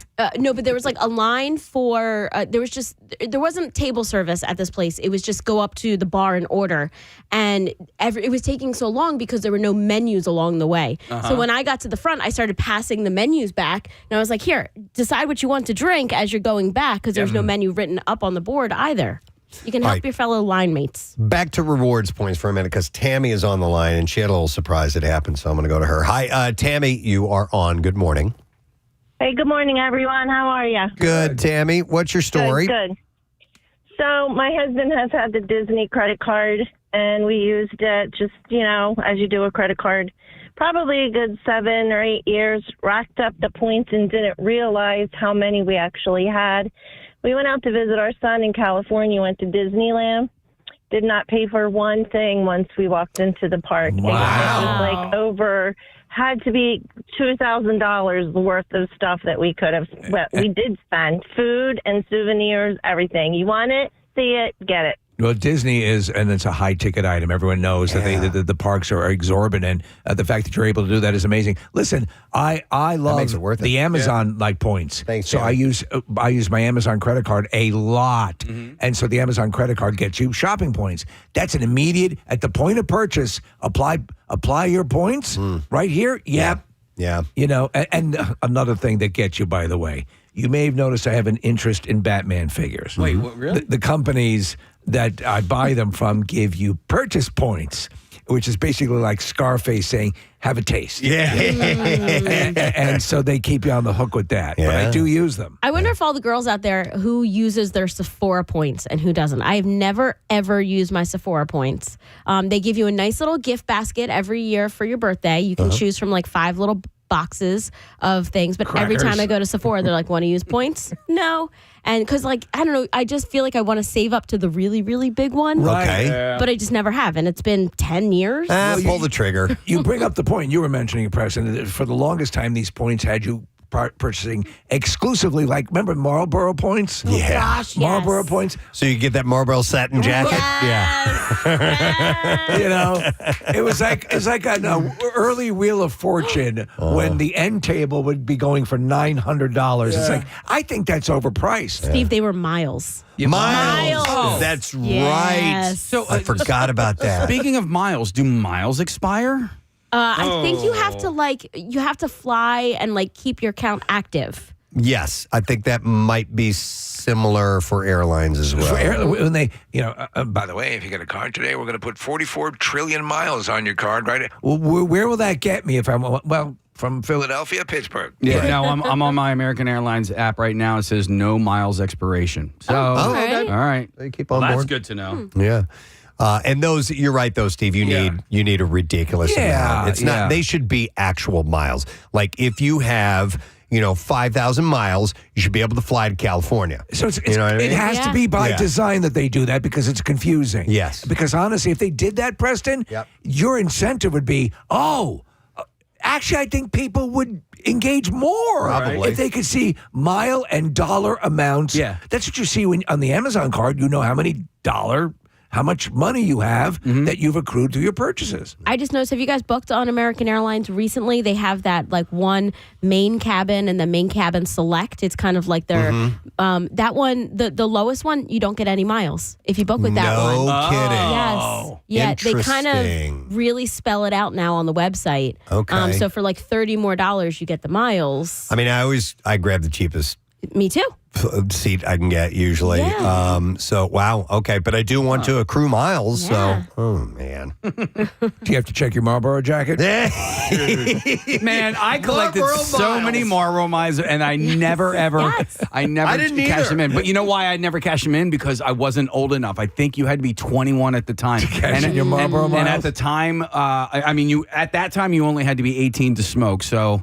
And I smoked before I was 18 anyway, but I would collect these things and collect them, and then when you actually had to cash them in, I wasn't old enough to cash them in. Dude, Rochelle's Aunt Pat was a Marlboro Miles maven. She saved those things. She took advantage of all of it. She got all kinds of useless crap. Yeah. That she got through, and I was a smoker when I met, and so she would always like, you're gonna use your miles? I'm like, no, here, and I'd give her I'd rip off the thing off the side of it and give it to her. Yeah. But she had like bags and bags of those miles, and she cashed those things in. Yeah. And got stuff. I don't remember what, like coolers. I mean, listen, NASCAR Marlboro bed totally. sheets. I didn't need a Marlboro jacket or anything like that, but like a Marlboro Zippo lighter would have been cool. Yeah. Like little things A Marlboro like that. tux. Yeah.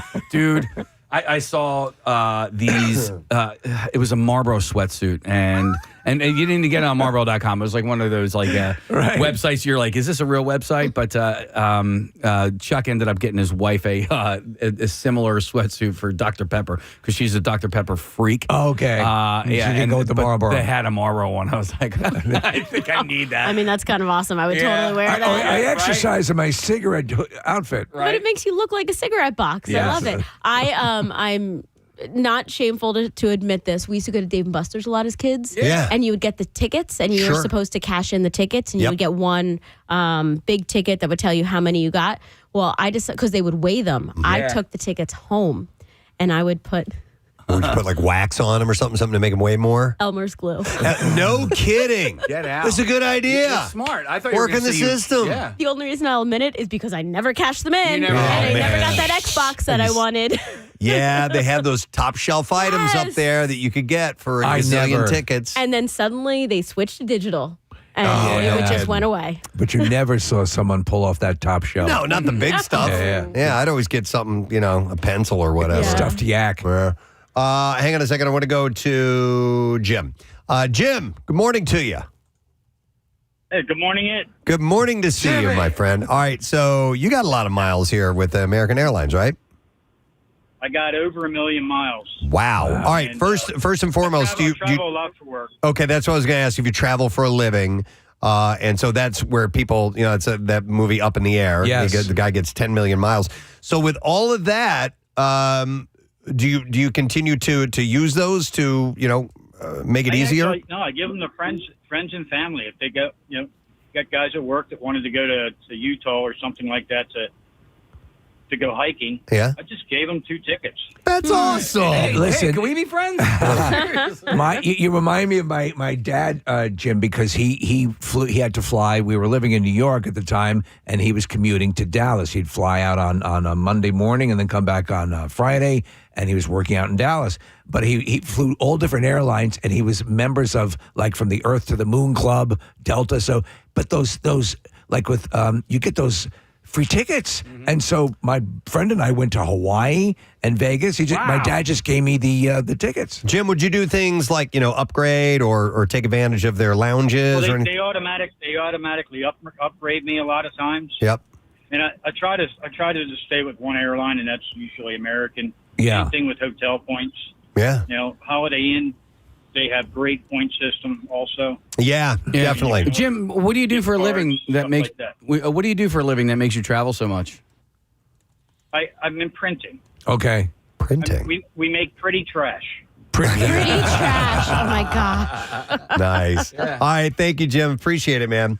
Yeah, if you don't, you should always, like hotels and airlines and things like you should always sign up for their rewards program. Sometimes it doesn't take much, and maybe just a little thing, even a kind of the shorter line thing is worth it when you go to check in at a hotel, because sometimes they're jam packed, and if you happen to be, that's in that movie Up in the Air too. He's like, you should really check into the rewards program because he gets to cut the line. The Bon Voyage program is terrific. It's excellent. It really is terrific. And that's from Marriott. Yeah.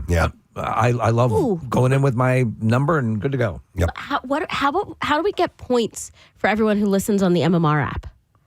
Oh, have a rewards program? Yes. We can offer Marlboro stuff. Yeah, Marlboro Miles. Well, let me talk to Tyler because his dad is all about that. Hi, Tyler. You're on the air. Good morning. Hey, guys. Good morning. Good morning, bud. What's up? Not much. I was just going to touch base on your Marlboro Miles. Yeah, go ahead. My dad's a land surveyor. Well, retired land surveyor now. But he would find packs of cigs, empty cigs, packs on the side of the road, pick out the Marlboro Mile and collect them. And he never smoked, never bought a pack of cigs. Yeah. But collected a ton of Marlboro Mile merchandise. So what were some of the things that you remember that he would use those miles for? Sure. We had sleeping bags, we had canteens, we had horseshoe sets, we had hammocks. They really want you to go camping. Yeah, they really, because it's a healthy thing to do while you're smoking. Yeah. Hey, but he didn't smoke, and you had all this Marlboro stuff. That's hilarious. That's great. Yeah. That's a good idea. Yeah, that's great. Quality stuff, you know? Yeah, and you could resell that stuff too if you weren't going to use it. So. I have to imagine there's a collector's culture of Marlboro swag. Oh, sure. Absolutely. So, I'm looking at a gym bag right now that my friend's son uses. He's in 8th grade. Yeah. It's a Marlboro gym bag. No way. It's his wrestling gym bag. Okay. I'm on searching now. I'm like, oh, maybe this stuff's worth money. No, T-shirts are like $25. Really? No. Yeah. Whatever, still cool though. But if you found the packs for free laying around, just sell them for $20. It goes back years ago. Older people will remember this. Preston. The S&H green stamps. And the supermarket would always offer. My mother collected those books, and we'd get groceries. And we did that too. And there were little stupid things you could buy. With them. Our first encyclopedia set was purchased from King Cullen Supermarket. I believe that. So that guy Jim who called in with over 1 million American Airlines miles, I just had to text my buddy. This is a guy I've known since I was 6 years old, and so when he said he traveled all the time, this guy that I know, he goes to China a couple times a year. He's got well over 1 million miles that he said, but he got screwed when United merged with US Air and then American bought US. So he would have had more. So he took a hit on that, huh? So he took a hit on it, but still they couldn't even give him like a Marlboro tent or something. That happened with Matt. When Matt was traveling a lot, he was a 1 million mile guy, and then with all the mergers over the years, it just kind of fades away. You just lose it. Wow. That's such a bummer. Well, then that brings us back to how we got started on this conversation with Saks Fifth Avenue. They're closing down the Bala Kenwood store, and if you do have if somebody ever gave you a gift card or something like that, or if you're part of their rewards program, you need to look into it because there are some restrictions on when you can use them now because they're closing several stores. I bought what I thought was a decent gift card to Saks a number of years ago, and my wife got a sock. Yeah, that's kind of how I it still goes. have a Lord and Taylor's one from across the street. Maybe they'll take it over there. Are there any more in the area? There used to be one in King Prush Mall. That's gone. They're all gone. They're all gone. Yep. Wow. No good anymore. All right. Well, anyhow, thanks for your calls. Thanks for your texts. We appreciate it. We are going to take a break, but not before we give you our final chance of the day. We'll do more tomorrow. But to join us at the Valentines Day party. It's tomorrow night at Parks Casino. We're doing bingo. We're having cocktails. We're hanging out with the girls, and we'd like you to go. We'll take caller number 11, 610-660-9333, 21 and over, ladies only. Let's get you on board. Tons of concert tickets to give away, slot play, and a bunch. But we're doing it tomorrow night. It starts at 6 o'clock, and we'll be hanging in at one of our favorite spots, the Liberty Bell Beer Garden, and we'd love you to go. So get on board. And we'll do some more invites tomorrow as well. We're going to take a break, and we'll be back. The B-File is coming up next. Barbecue 2026, Saturday, May 9th at Freedom Mortgage Pavilion, featuring Godsmack, Alice Cooper, The Hooters, Everclear, plus Des Rocks, Cami Kehoe, Lilac, our local shots opener, The Circus Hearts, and the Preston and Steve side stage with live band karaoke with Sidearm. It's always an all-day party, so don't miss out. Early bird tickets start at just $35 to sit your ass in the grass. Tickets on sale now at Ticketmaster.com from 93.3 WMMR. Everything that rocks. Yeah. No. So, and I mean, I think it's understandable. Absolutely. I'm going to give you that one, Sam. It's understandable. The other thing is that my friend thought that, she's also 24, she thought that buffalo chicken, like, buffalo chicken dip, stuff like that it came from a spicy chicken. Rather than, because the old one is that it came from a buffalo. Right, we yeah. learned that from Jessica Simpson, but they actually raise spicy chickens. Yep, that this was somehow. They feed them jalapenos, habaneros, all that stuff like that. And then when they die, they're just the tastiest, spiciest. Oh my God. Yep. Though, what's worse, that the people that was it Jessica Simpson thought it was a buffalo, right? Yes. Yeah. Well, no, it was chicken of the sea. Well, both of them. Yeah, both of those shit, things. both Yeah, of yeah. those? So, or I think so. But yeah, the chicken of the sea, she didn't know it was tuna. Sea chicken. Yeah. Yeah. Oh my God. These little brain fart moments, man. But remember when you jump on someone, remember that there's just something waiting in your mind that may not have been exposed yet. You just wish that you have these revelations while you're by yourself. Right. Oh my God, yes. Yes. And then who do you admit that to if you do? Then you can sort of, oh my God, do you know that I used to think that? Well, have you ever had? I've had it where you'll be reading and you dodge a bullet because you're reading something. You go, oh my God, right? I've been way off. Yeah. Yeah. Oh yeah. Yeah, most definitely. Wow. All right. Well, wallow in that for a little while this morning. And thank you. Marissa posted a poll, and she put it as an anonymous poll. Did you know you could drive from Philadelphia to Alaska? So far, 83% knew yes, you could. They sure did. Come on, people. If you didn't know, just let me see. Fess up. Help me out. Help a gal out. 16.9% didn't, and know now. I'm not alone. All right, well, listen, let's take a break and come back in a second and dive into some bizarre file stories will make you feel better. Definitely. We'll do that in a bit. Don't forget, Coolest Teacher. We started that today. Burlington County Institute of Technology. You guys are the first ones up. First time that name has ever been called, by the way, I've been told. So text the word teacher to 39333. We'll send you the voting link. You let us know who deserves the honor. We'll be back in a little bit. I wanted to go back to the story that Kathy had in the news, and it was a woman, a local gal who has gone viral because her grandmother? Yep. So her grandmother was from Conshohocken, and her grandfather was from Ambler. They met and they got married. I forget what year they were married. 1952 they were married. And they went from Philadelphia to New York City for their honeymoon. And the grandmother took all of the outfits from 93.3 WMMR. Thank you, Kathy. Steve, you want to share some info? Yes, I do. After a couple years, the Mutiny on the Mashalou is back. It's my wife's signature charity event for Max Fund, which benefits TNR programs and helps get homeless cats and medical treatment, provides a centralized fund that pet charities can call from. Anyway, it's been a couple years, so it's back on the Mashalou. It's sponsored by Rafferty Subaru. Parking will be free. They're giving a special dispensation that evening. The wonderful people down there are taking care of the parking. So let me tell you what you get for your ticket price of $40. It's pretty amazing. You get great food tastings from Algorithm Restaurant, Za's Ice Cream, Tuck-Ins, Nothing Bun Cakes, Rosie's Kettle Corn, Insomnia Cookies, Finger Food for the Mashalou, and more. Drink tastings from Yard's Brewery, Chatsford Winery, Clear Rum, Stateside Vodka, and more. And the cool part is, I don't know if you know, if you haven't been to one before, there are wandering entertainers while this is going on. And that DJ Perry's providing the music. Bad Entertainment will provide jugglers, giant bubble-blowing guys. Mike Palladino is a magician. Strongman Todd Jones. Tarot card readers, Reagan Tilton and Jacqueline, let me get her name correct here, Baker.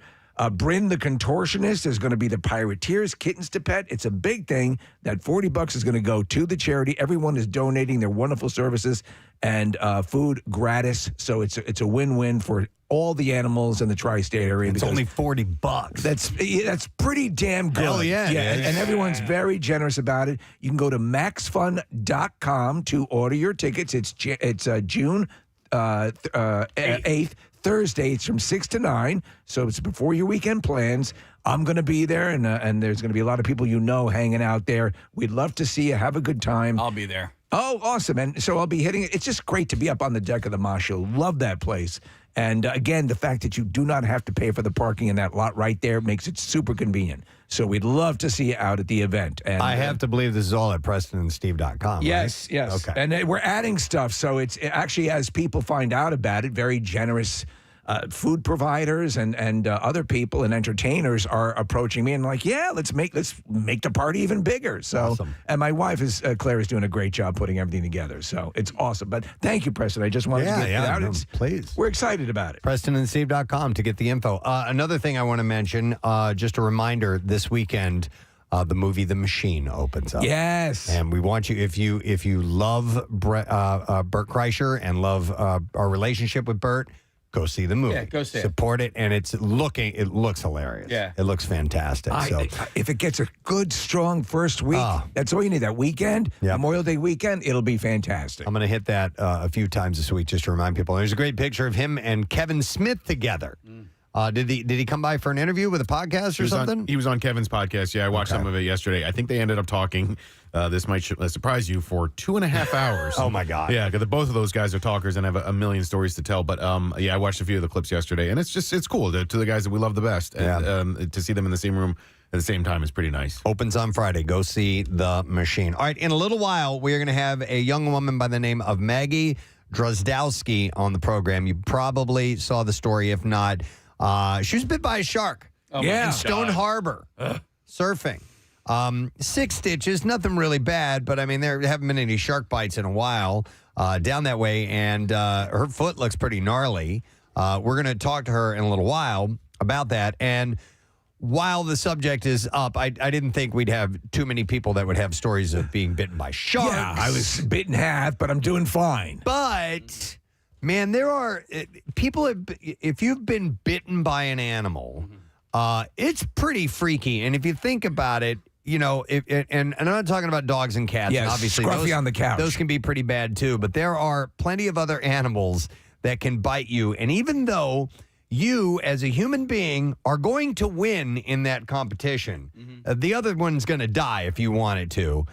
It's still pretty freaky, terrifying. There was a story recently about a woman, a dairy farm, was bitten by a cow. Oh, yeah. Bitten by a cow. Sure, man. And like a lot of damage, broke her arm. Yeah, 215-263-WMMR. If you were bitten by an animal, not just, your pet or a dog or a cat, something a little bit different than that. We'd like to hear about that. My friend lives on a farm, and the neighboring farm has cows, and there were babies there. And so we were there once, and we went to go look at the calf. And my friend stepped into where it was, and she was like, you guys stay there, because she said if the mom gets like pissed, you don't want to be in here for that. Sure. So you just don't think of cows that way. Yeah, I just thought like a cow. Like, well, we can get out in enough time. Like, they're slow. They're big. You're only seconds away from an utter catastrophe. Come on. Seriously. Come on. You know what freaks me out though? Like the little reptiles that can latch on. A kid, like a little boy is playing with one, and it just latches onto their finger. So Trish here from our sales department, she and her husband have bearded dragons. And I was at their house one night, and she was showing them to us, and I stepped away for a little bit, and she's like, oh, I got bit. And I turn around, and she's got blood gushing out of her hand. And she thought it was funny. Yeah. I'm like, dude, you just got bit by a freaking...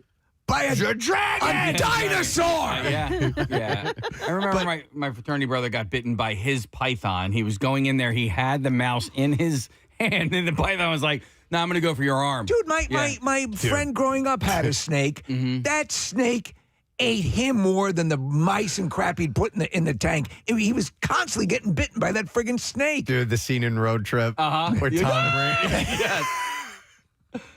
Which just totally wraps its mouth around his hand. Oh my God! I don't get owning snakes and stuff like that. But I did see, Steve, a picture of a snake. This guy dressed up as an Uber driver. He goes, "Oh my, like little Billy got his first job. He had a helmet on this thing and a little backpack that said Uber Eats on it. On the snake? On the snake. It was hilarious. I'm like, okay, first cute snake I've ever seen in my entire life. I've never seen a helmet on a snake. No, you have to see this. It's like an albino python. I've seen a snake smoking before. Are you serious? Yeah. Oh yeah. Really? Yeah. There's a really good picture of a I snake. saw an adult man pleasure a camel. You did? Tijuana. Let me go to, I have Luke. Search snake smoking if you want. Yeah, and the helmet thing. Nick needs to see that. And the helmet thing, too. Hi, Luke. You're on the air. Good morning. Good morning. Hey, what's up, buddy? Yeah, I just want to tell a story about how I used to be a UPS driver up in Vincenttown, New Jersey, and I had to make a delivery to a farm that had a bunch of where they would raise horses, where you would sit on those carts. And I'm going up to go do the delivery, and then you got your driver's door open because it's so hot in the summertime, and all of a sudden I just feel this bite on my leg. And I look over, and there's an ostrich. What? An ostrich? Stop it. Come on, really?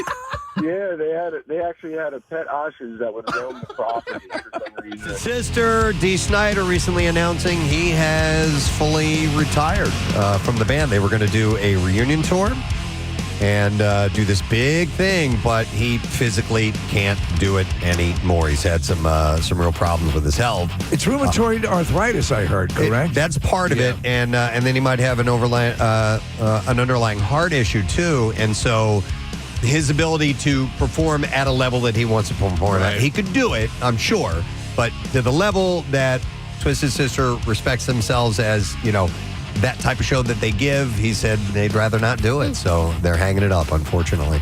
We're going to take our final look at traffic. Marissa, what's going on this morning? Commodore Barry Bridge westbound has that road construction that has started. It's from the toll plaza out to the downside. Then we have slowing on the Blue Route northbound from Media Swarthmore out to the Media bypass jam back to 95. Vine Street Expressway westbound from 95 out to the Schuylkill eastbound Boulevard out to Vine westbound from Passyunk to Girard. Northbound on 95, road construction has the left lane closed. It's from Allegheny to Broad Street. And that City Avenue road construction between Bryn Mawr Avenue and 47th Street. This traffic report is brought to you by Pico. Remember, when it's cold outside, it takes more energy to stay warm inside. Pico offers tools to help you save energy. Visit pico.com/winter. And that's your traffic on 93.3 WMMR. All right, thank you, Marissa. By the way, just a reminder that big things come in little packages. And there's a big thing coming up tomorrow night with that little package Ryan Shuttleworth. He has got Hold on. What? The guys, little. The package, well I'm so not much. talking. Not so much. No. Yeah. So little packages come with little things. Never mind. And sometimes big things come. In little packages. So I have the whole film series if you want to borrow it. The Pacifico pre-party for the Cardboard Classic. First one is tomorrow night, and Ryan, you're going to be at the Dutch. That indeed I will be. Yeah, so 7 to 9, and Ryan's going to be loaded with lift tickets for Montage Mountain. Yeah. He's got 10 of those to give away, and one grand prize winner is going to get the Mountain Fest VIP passes, which is cool. So this is tomorrow night, 7 to 9 at the Dutch in the address is Shranksville. It's actually Skipack. I've been there. I've done an appearance there. Have you? Yeah, I remember. Okay. And the place is really good. Yeah. So two things. Ryan, my wife is a huge fan of yours. Has been a huge fan of yours for a really, really long time, and she's super excited. This is your first official appearance and gig as a member of the Preston and Steve Show, right? That is correct. All right. Yeah. So please show up and show out for Ryan. Yeah. He's very personal. You're going to have a great time. And it's Pacifico's my favorite beer. There you go. So $4 Pacifico. That doesn't make you fart, does it? No. Oh, yeah. No. It's $4 Pacifico draft specials as well. So hang out with Ryan, have a few drinks, and then hopefully win something. You fell in love with Pacifico a couple of years ago, right? It was at the Cardboard Classic that first year that they were a sponsor, and we will. I remember you taking a swig and going, "Whoa!" Yeah. So I was like, "Oh, what's this?" I hadn't had it before, and I am a fan of Mexican lagers. It's a lighter beer. It's it's an easy drinking beer, and that's what I like. And I remember that first year that they sponsored, and we like to drink, whoever's sponsoring like to support that crew. And I'm like, sure, absolutely, I'll drink Pacifico today. And I found out it is what I prefer to drink. I as a beer enthusiast myself, I can wholly endorse this as well. So I'm excited to be drinking that, right after we get done the event, of course. But right after. I'll show up. 9:01, of course. WMMR.com/events to get the details. But tomorrow night, 7 to 9 at the Dutch. All right, let's get to the B-File. WMMR presents Preston and Steve's Bizarre File. Brought to you by Horizon Services, Plumbing and Electrical, same-day emergency service. You can book now at horizonservices.com. All right, this is interesting. 2 identical twins on trial for murder in France have confounded attempts to determine which one pulled the trigger because They have the same DNA. Oh, wow. The 33-year-old brothers are among 5 defendants on trial near Paris accused of a double murder and several subsequent attempted killings in 2020. Didn't they attempt to kill a pair of Australian twins, Case? Yeah, I think so. Yeah. Run, he's got a gun. Both are suspected of conspiring to plot the double murder, but that DNA on an assault rifle used in one of the later gun battles. That's crazy. Could only be from one twin. I'll find you and I'll shoot you. Run, he's got a gun. A police officer. That was It's so still amazing to me. fun when that happened. Yeah. A police officer told the court that forensic experts were unable to tell which of the brothers had been conclusively implicated. Only one investigator said only the mother can tell them apart. He told this to the court. There is reportedly a tense atmosphere in the court where the trial is taking place. On Tuesday, both twins were said to have been expelled from the courtroom for refusing to stand up. Police believe that they have taken advantage of their resemblance to cover their tracks. A senior officer said the pair frequently exchanged clothes, phones, and identification documents. So they know for sure that one of them did it, right? Yeah. And they're both going to get off? Maybe. Or do they just go, you're both going to jail? You're both going to jail. Until one of you guys fesses up to it. It's one of the ways. I mean, you could conceivably. Yeah. But it's probably not legal, but. Probably not. And it would be criminal of the state to do put that. an innocent person into prison. I don't know, man. Identical twins develop from a single fertilized egg that splits during pregnancy because they originate from the same egg and sperm. They share exactly the same DNA, making forensic identification extremely difficult. It gets worse, though. They occasionally would date each other's girlfriends. Yeah. That's just crazy. That's not cool. All right. And then we have this story. This is a terrible story, by the way. It takes place in Ohio. A contractor working at a CVS location was found dead inside of a trash compactor. When I originally saw this, I thought, okay, maybe it was somebody who went into sleep or something like that. Wasn't that. The man was identified as 34-year-old Andrew Strand. His wife had called police about 10 p.m., saying that she was concerned about not hearing from him. Cole said that Strand's wife tracked his phone to the CVS and that he was doing contract work at the location. Officers searched property and they found him inside the trash compactor at the back of the property. Medical examiners determining the exact cause of manner of death. CVS is cooperating with the investigation, but that sounds really fishy. It really does. Yeah. Here's a follow-up story for you. A taxidermized, is that a word? Taxidermized? Yeah, why not? Black bear that was stolen from an Allegan County porch last month in Michigan has been found now. The Michigan State Police posted, great news. The stolen taxidermy bear has been recovered within 6 miles of its home porch. I haven't been taxidermied. I'm actually alive. The bear was stolen from the front porch of a home on Lakeshore Drive stand still when I get a lot of food. In Ganges Township Ganges, that's a river in India. Yeah, January 19th. It was decked out in a ring, necklace, watch, fake sheriff's badge, and a holster with a toy gun. What can I say? I'm fabulous. Home security video caught a suspect dragging the bear off into the night, and there are no suspects, but they got the bear back. They have no idea where the person was that took it. Bear back. It's like Ganges. After a month of outrage from the San Diego community, Mayor Todd Gloria has announced that the city will walk back new parking fees at Balboa Park. I'm familiar with Balboa Park. I was just in La Jolla, and Balboa Park is a park where everyone goes to. All right, Gloria had announced adjustments to the paid parking program, including making more lots free for residents. Since January 5th, visitors to the largest urban cultural park in the United States had been required to pay to park at all 12 of Balboa's lots, which had previously been has suddenly cost as much as $16 per day for anybody who wanted to go out to dinner or go to a museum or whatever. So they had expected new parking fees to bring in about $15 million for the year, money that would go toward maintaining the park and so on. But apparently it had dire consequences. Instead, fees bring in revenue. Many visitors just stopped going, and revenue in the area at restaurants and other places dropped like 40-50%. Wow. So they've reversed it, but another reason they've decided to reverse it is a few days before implementation, visitors spotted vandalized parking kiosks with foam stuffed into the card holders and feces covering the screens. That's definitely the public saying, we don't like this. The police department is investigating and that there are several ways to pay to park, and so paid parking will continue even if the kiosks are damaged. They are saying that if you do park and you do spend the money, you will get Marlboro miles. Oh, that's good. That's a bonus never considered. All right, and then one last story, and we will wrap it up. Let's go with this one. Yeah, a Long Island woman is suing Amazon over a massage chair that she says trapped her hair and caused permanent injuries to her. Wow. Damaris Torres of Farmingville claims that she was using the chair when its internal mechanism pulled in and caught her hair. Her lawsuit, filed in the Eastern District of New York, alleges that the chair was defectively designed and lacked proper safety guards and had no emergency shutoff feature. I mean, people have died from getting their hair caught and stuff. Is before. it possible she was unaware that the chair also had a grooming feature?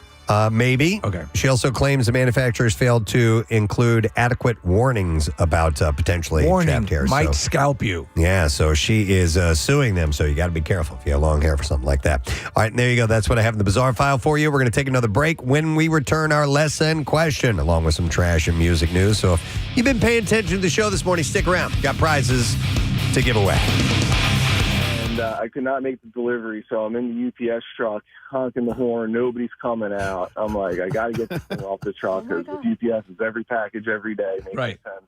Yeah. So here I am. I run out the passenger side. The usher starts chasing me. I'm running around the back of the truck. I hop through the driver's door. It tries to lunge at me through the driver's door. I get out the passenger door again. I run to the barn, drop the package off.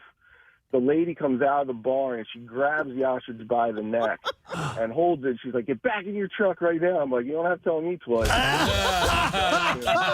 Ran and delivered I bet you I know what was in that box. It was probably ostrich sedatives. Oh my God, Jesus! Have a good one, guys. Yeah, Dude, see you, Luke. Wow. There's a I think she's on Instagram. She has an account, but she has. I guess you know what I'm talking about. I know who you're talking and about. it's this bird that is it an emu or an It's an ostrich? emu. It's an emu, Right. yeah. And it freaks out all the time, and it comes charging, and she's Yeah. yeah, it's crazy. She'll do videos with like selfie videos of her, and she'll just like slowly pan over to this like vicious thing ready to like bite her. We will go next to Will. Hey, Will, morning. Rhythm, schism, a brizza. Rhythm, schism. What's up, buddy? What's up, guys? Skull Sealer here. The Skull Sealer. I got bit by a groundhog. Whoa. Now Don't drive angry. Yeah, don't drive angry. They've got sharp little friggin' teeth, don't they? Yeah, giant in sizes, man. So I was coming home from work one day, and I saw this animal in the road. So I slowed down, and it was still alive. It was a tiny little groundhog. It wasn't like a full-grown, like full pounder or anything, but it was pretty small. So I got out of my van, picked it up, moved it to the side of the road, and it bit me in the web of like my thumb. Oh, you know what I'm talking about? Yeah, I still have the scar from it. So I assume you don't know if the thing is rabid or not. Did you go to the doctor immediately? I did not. Oh, dude. You became a were-badger. Will, the thing is biting you. Did you start like smacking it on the head to let go, or was it a quick bite? It was a quick bite, but I did like try and shake it off. You know? Yeah. Because it wasn't like thrashing or anything. It was just like a real quick chomp on my hand and then like a release. But ow. I don't know if it even survived. Who knows? Thank you, Will. Appreciate it, man. I have a fear of being bitten by a snapping turtle. Okay. Oh, for good reason. I'm fascinated with them. You will actually see them on golf courses a fair amount of time. At least once a year, I'll see a good size one just sitting out sunning itself. I'll go over and take a good close look at it. Yeah. Just because they're really prehistoric looking. It's really cool, but tank. That beak terrifies me. So Coney Island Aquarium has a snapping turtle, Preston. This thing's lived in Coney Island to begin with because it's got tattoos and stuff. But it's this big, this beak on this thing. It just sits there, and it always sits there at the corner of the tank. But you're right, they're really threatening looking. And if you've ever bitten by something small, and how bad that hurts, I can only imagine. I got bit by a hamster in college. I still, from time to time, will think of it. You still cry. No, I actually it gives me like the chills because I'll never forget his little teeth going through my finger. I was like, oh my God. But this thing, a snapping turtle can take a full finger off. I mean, I told a story about where my dad lived years ago. They had a pond and they were finding ducks and geese with their heads bitten off. Yeah. And they don't fly that way normally. My brother used to put them in the pool and swim with them. What? He would get them from the turtles? He'd get them from the creek. I think I remember you telling And me he would put that. them in the pool and he'd swim with them. And then my mom would be like, go take them back. And he would take them out of the pool and take them back to By the way, creek. everything else about the turtle is slow, but that snap is lightning fast. Yep. I have been bitten by a swan. It didn't hurt at all. That was the only one where I was like, oh my God, you're adorable. Stop looking at me, Swan. My dad had to smack a swan in his head because he went after Jace. Jace was little, and he looked at Jace like he was an enemy. And Swan! He did. He just took one hand and smacked him. I know people who have battled with goose before. Oh. There was a guy that was fly fishing one time, as a friend of my dad's, and it was, because you throw it up in the air. Yeah. And it either caught on the goose or the goose snapped at it or something like that. But anyhow, he had to reel it in. Oh, no. Because it's flying in the air and he wasn't going to give up his rod. And then when he got there and he's trying to unhook it, the thing is beating him with his wings, which are pretty formidable, and I'm snapping at him as well. Getting back to snapping turtles real quick, I saw one in the middle of the road one time, and I tried to be a good Samaritan and get out. I stopped the car and I tried shooing it off the road, and I got a stick and I was sort of trying to poke at it or whatever. Just pick it up. Because it scared me. It was a big old snapping turtle. Yeah. And if you just pick it by its shell, it won't even get its. He's panicking. No, I know. No, I mean, and it was in the middle of the road, case, and so I was just trying to shoo it off of the road. But those things hiss at you. Yeah. And I just and I was like, man, I'm just trying to help out, buddy. Yeah. I hope we got run over. Let me go to. Well, listen, fool don't want no help. I got Kelly on the line. Hey, Kelly, good morning. Hey, good morning, guys. Hey, what's up, Kelly? Oh, thank you. Back in the late 70s, early 80s, it was a thing in Philly, apparently where I lived, where people had monkeys. Yeah. So it was kind of like one of those little monkeys that was on Friends. Okay, And like Capuchin monkey. Capuchin, yeah. So my dad used to let it run around the house, and one day it was sitting on my shoulder, and he was a nasty thing. He would steal cigarettes, and he would rip up things, and he was sitting on my shoulder, and my dad said, "Oh, turn your head, he's going to kiss you." I turned my head, and he bit me. Where did he bite you? On your face? On my face, yeah, I have a scar. Oh, you have a scar from the friggin' monkey. I'll show it to you on Friday. I'll be at Keenan. Yes. Tell us your monkey scar, girl, and we'll showcase that. If you have a monkey scar, come down to Keenan's. We want to see it. Wow, Kelly, did you have to get any stitches or anything like that? They didn't take you to the hospital back then. Nah. Just put a piece of gum on it. Yeah. Wow. All right. I don't have any stitches. All right. Well, we'll see you on Friday, Kelly. Okay, perfect. Scarface is your name from here on, by the way. By the way, monkey's gonna monkey. It's gonna do people. And I remember people would get those things.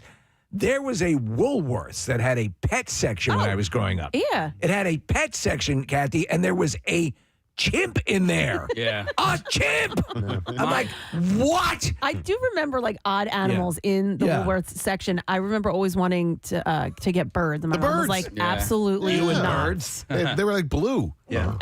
Yes. They were nice colored birds. That's why I liked them. Parakeets? Yeah. Probably. Yeah, they were right down from the chimps. Finches or something. Finches, maybe, yeah. My friend got an alligator, and I believe he bought it legally at a place that's not even there anymore. Nick, you might remember this. As you were driving down the Blue Route, just past Broomall, there's a place called Jobu Pets. Yeah. And he got it. Jobu. Yes. And he got an alligator from Jobu Pets. What? I know. And we would be in there in his, he had a You have any more alligators? He had a giant aquarium in his room, and one time he decided he needed to clean the aquarium while we were all in there. I was like, dude, and they just took the thing out. Had he been bitten by it? He had. Yeah. I'm not down with that. No. All right, we'll go to Jen next. Hi, Jen. Good morning. Good morning. All right, what were you bitten by? So when I was 14 years old, I was down in the Outer Banks, and the people I was staying with thought it would be a good idea to go feed the wild horses that were underneath our house. So we bought a whole She's talking about cave horses. Underneath your house? No, the wild horses in the Outer Banks. Okay. Yeah, but they were under your house? Yeah, because they used to, up in Corolla, they used to roam the whole top of the island. Okay. Dirt horses. They were corralled. All right, so, and was this a house up on stilts or something? Yeah, it's a house. That makes more sense. They were earth horses. They burrow into the ground. Okay. No, but so listen, I know for a fact that a horse bite can really F you up. So how big was the chomp? So we joke about it because I got my first hickey from them. It was the giantest bruise on my shoulder. I got trapped between the air conditioner and the house, and the horse just wanted the apple that I had already given. Oh, my God. So the horse was about to kill you for an apple. Oh, I was terrified. And then my mom, I don't know where she came from. She came out of nowhere screaming and yelling, and she luckily scared the horse away before anything else happened. But I can just remember he was walking towards me, and I turned around, and first he was like eating my ponytail. Man, so listen, if you get, obviously we've all been in proximity to horses. Look at the size of their heads. Oh, my look God. at it. Look at the size of their mouths. Yeah. I mean, that can make some heavy damage. Oh, yeah. Yeah. We just don't think about it because they're horses. They're our friends. Thank you, Jen. Appreciate it. Mr. Ed. But yeah, they're the power of their jaws has got to be extreme. They could easily, bite something off if they wanted to. Let's see. We have a lot of great calls here. I will go next to. There's a lot of monkey calls, believe it or not. Hey. Let's go to Liam. Hi, Liam. Good morning. Hey, good morning. You guys rock. Thanks, Liam. All right, you have a monkey story. Yeah, actually. So when I was 13, I'm 28 now, but when I was 13, my family took a trip to Punta Cana, and there's a gentleman next to the pool that had a monkey on a leash, letting people take pictures with it. So my brother talked me into going over to it. It climbs up my leg onto my shoulder, smiles with me, takes a picture, climbs back down, and he's holding his hand out. And I thought he wanted a little handshake. So I gave him my thumb, and he just hacked right into it. Oh! I want to shake your hand. To top it off, I'm 13. What do? They take me over to the bar and just pour vodka on. Well, that's how you respond to a monkey bite. Yeah. So the monkey was looking for a tip, right? Yeah, I believe so. Yeah. Dude, I want money, and I'll rip your goddamn head off if you don't give me some.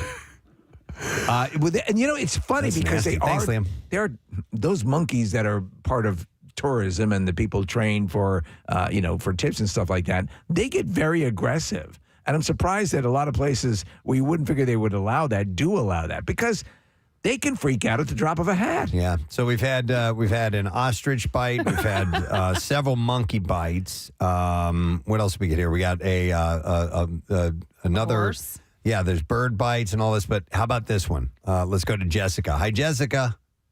Hi, welcome. Hey, welcome. Welcome to you. That felt good. Zeppelin on 93.3 WMMR. And I got a nice text from somebody that says, hot damn.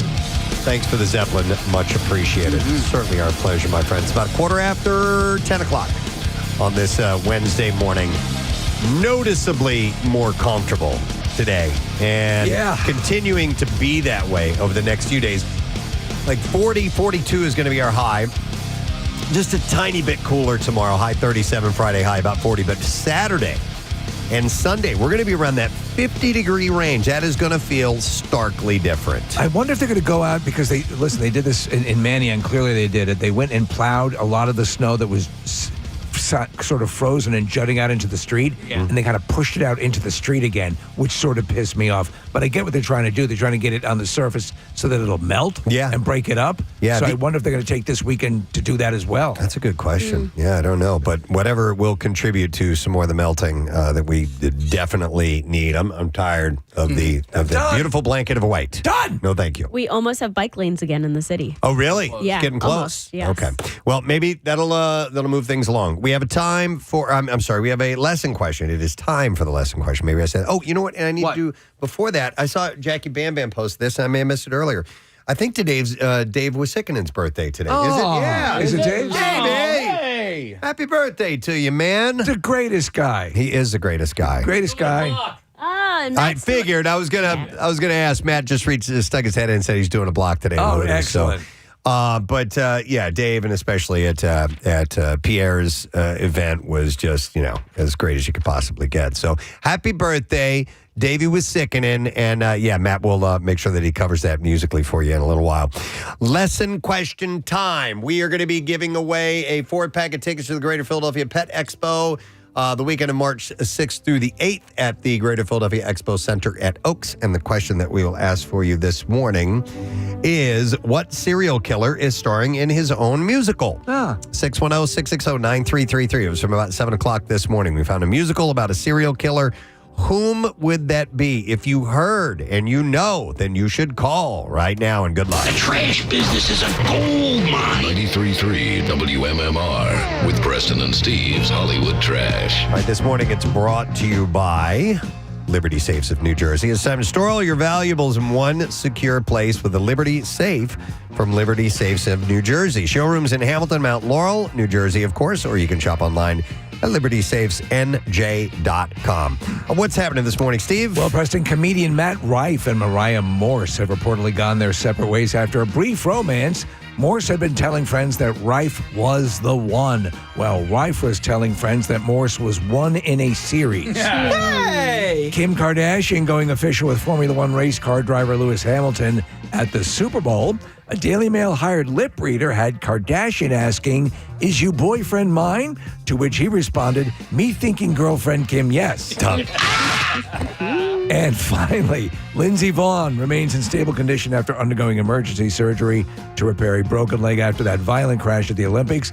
Vonn is reportedly refusing to stay down for the count and has announced her plans to fistfight an avalanche. That's your Hollywood Trash. All right, we're going to say if you know the answer to the question, what serial killer is having his own musical? 610-660-9333. We're going to go to Owen and see if we can get that answer. Owen, are you there, sir? Yoo-hoo! All right. Owen, what serial killer is getting his own musical? Animal. We'll take that. Hannibal Lecter. Yep. You got it. Hang on just a second, bud.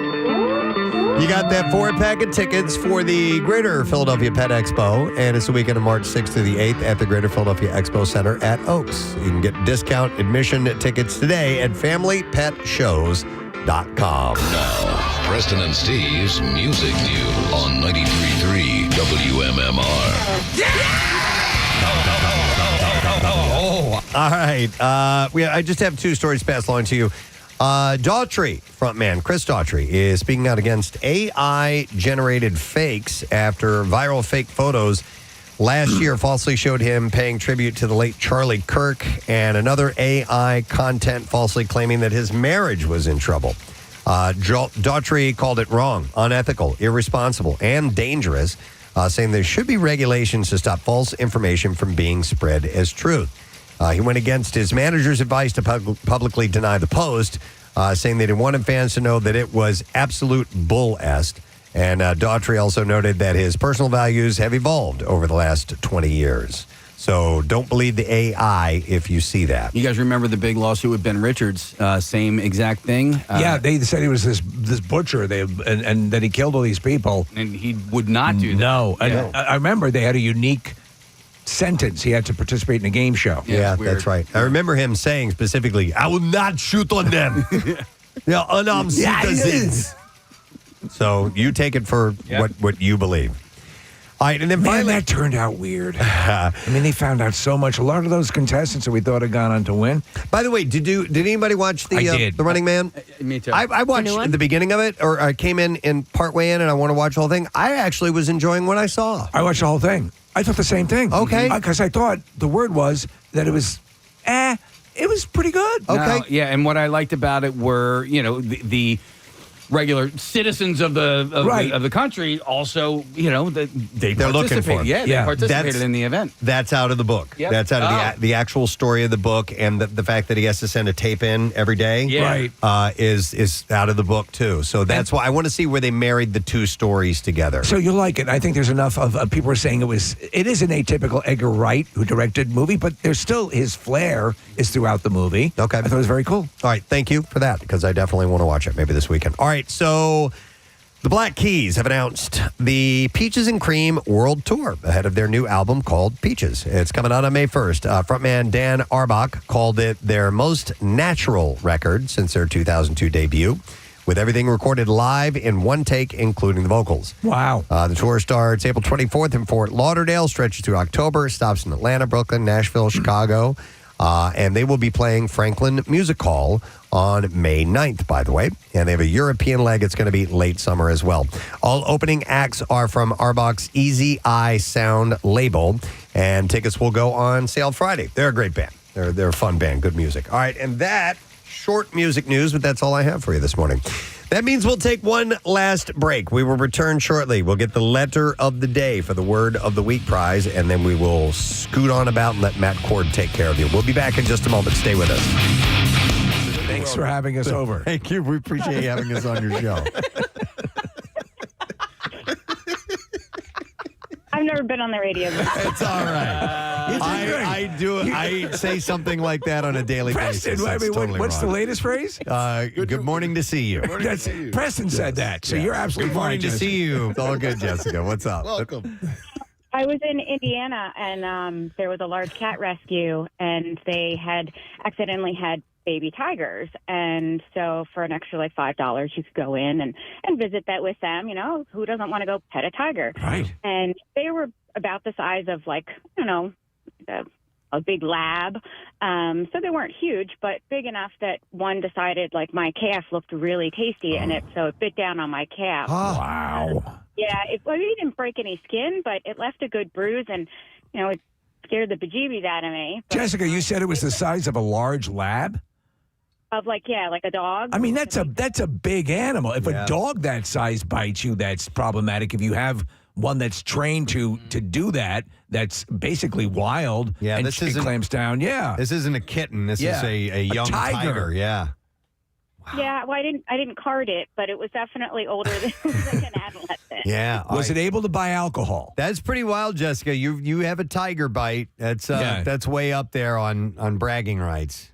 Yeah. I like to use it in the whole two truths and a lie. Yeah, totally. Because no one believes it. I Thank love you, it. Jessica. Yeah. Appreciate that. Wow. Do you remember when the trainer that we knew would bring Louie in here, Louie the chimpanzee? Man, I'll never forget that. He brought him in a couple times. It was really cool to be that close to a chimpanzee and hold him and so on.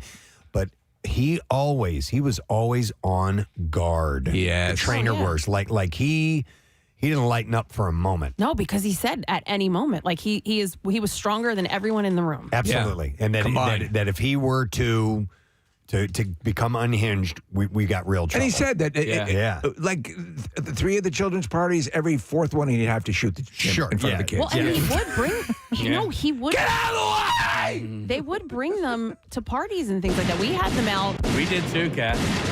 And you know how it eventually ended. I don't remember if it was Louie or I think he had Mikey too. Yeah. But they got out of their. All he would say was they got out of their cage and they had to send them to zoos. Yeah. Well, he brought in one time a cub, a bear cub. Oh yeah. And it was my wife, the bear cub fell asleep. Claire came in, my wife, just because she couldn't believe it. And I said, you got to get a chance to pet a bear cub. The bear cub fell asleep on her lap. She was sitting on the floor. Those spikes on that that's a bear cub. Yeah. Those things look like Wolverine. Yeah. He doesn't have anything on these friggin' things. It was unbelievable. Mm-hmm. So, did you guys see the movie Nope by any chance? Yes. Because there's like an underlying theme of a chimp like going crazy. I mean, it's terrifying because, it was a fictional thing in the movie, but it's not inaccurate. What that thing did, it could, that could have happened in here. Looking back on Louie and Mikey, like they were cute when they were here, but I'm not a great idea. No, it was not smart. Like they're wild animals, and they shouldn't be kept in cages like that. We also had the white Bengal tigers. Remember that? Yep. Mm-hmm. Yep. That was well before Tiger King came out, and we didn't realize that any yokel could walk around with. The possum bowl doesn't seem so bad now, does it? Yeah. Right. Let me see here. Okay, since we did mention snapping turtles, we got to go to Tom here real quick. Hey, Tom, morning, bud. Good morning to see you. Yes, very good. Good morning to see you. Good morning, Welcome. What's up, Tom? Yeah, I used to go camping a lot when I was younger, and I would always bring a friend. And this one friend, he was like huge into reptiles. He always had, snakes, lizards, turtles, and all that kind of stuff. So there was always like little kind of sitting ponds around. There was always frogs, snakes, turtles, and stuff. So we would go looking. And one time we didn't see this thing, but a huge snapper out of nowhere bit him on his ankle. Snapper. And it like ripped a vein out. Like a mile away from the campsite, we had to run back, and I'm a fat boy, so it sucked. It was bad. Did you guys have to wrap a tourniquet around him or anything? Once we got back. Wow. It took probably 20 minutes to get back Oh my to the campsite. But he needed stitches. I think he got like 8 stitches. Dude, that's why one of the things that you see the lunatics. There's a guy who had I think a TV show. He's had not a tooth in his mouth, but he would go into the murky, muddy water. Yes. And apparently snapping turtles make for great turtle soup or whatever. So he just reaches his arms down in this brown muck. And like pulls out snapping turtles. Yeah. And I it was almost too tense to watch the damn show. Thanks, Tom. That's messed up. All right, here, this might be most exotic bite.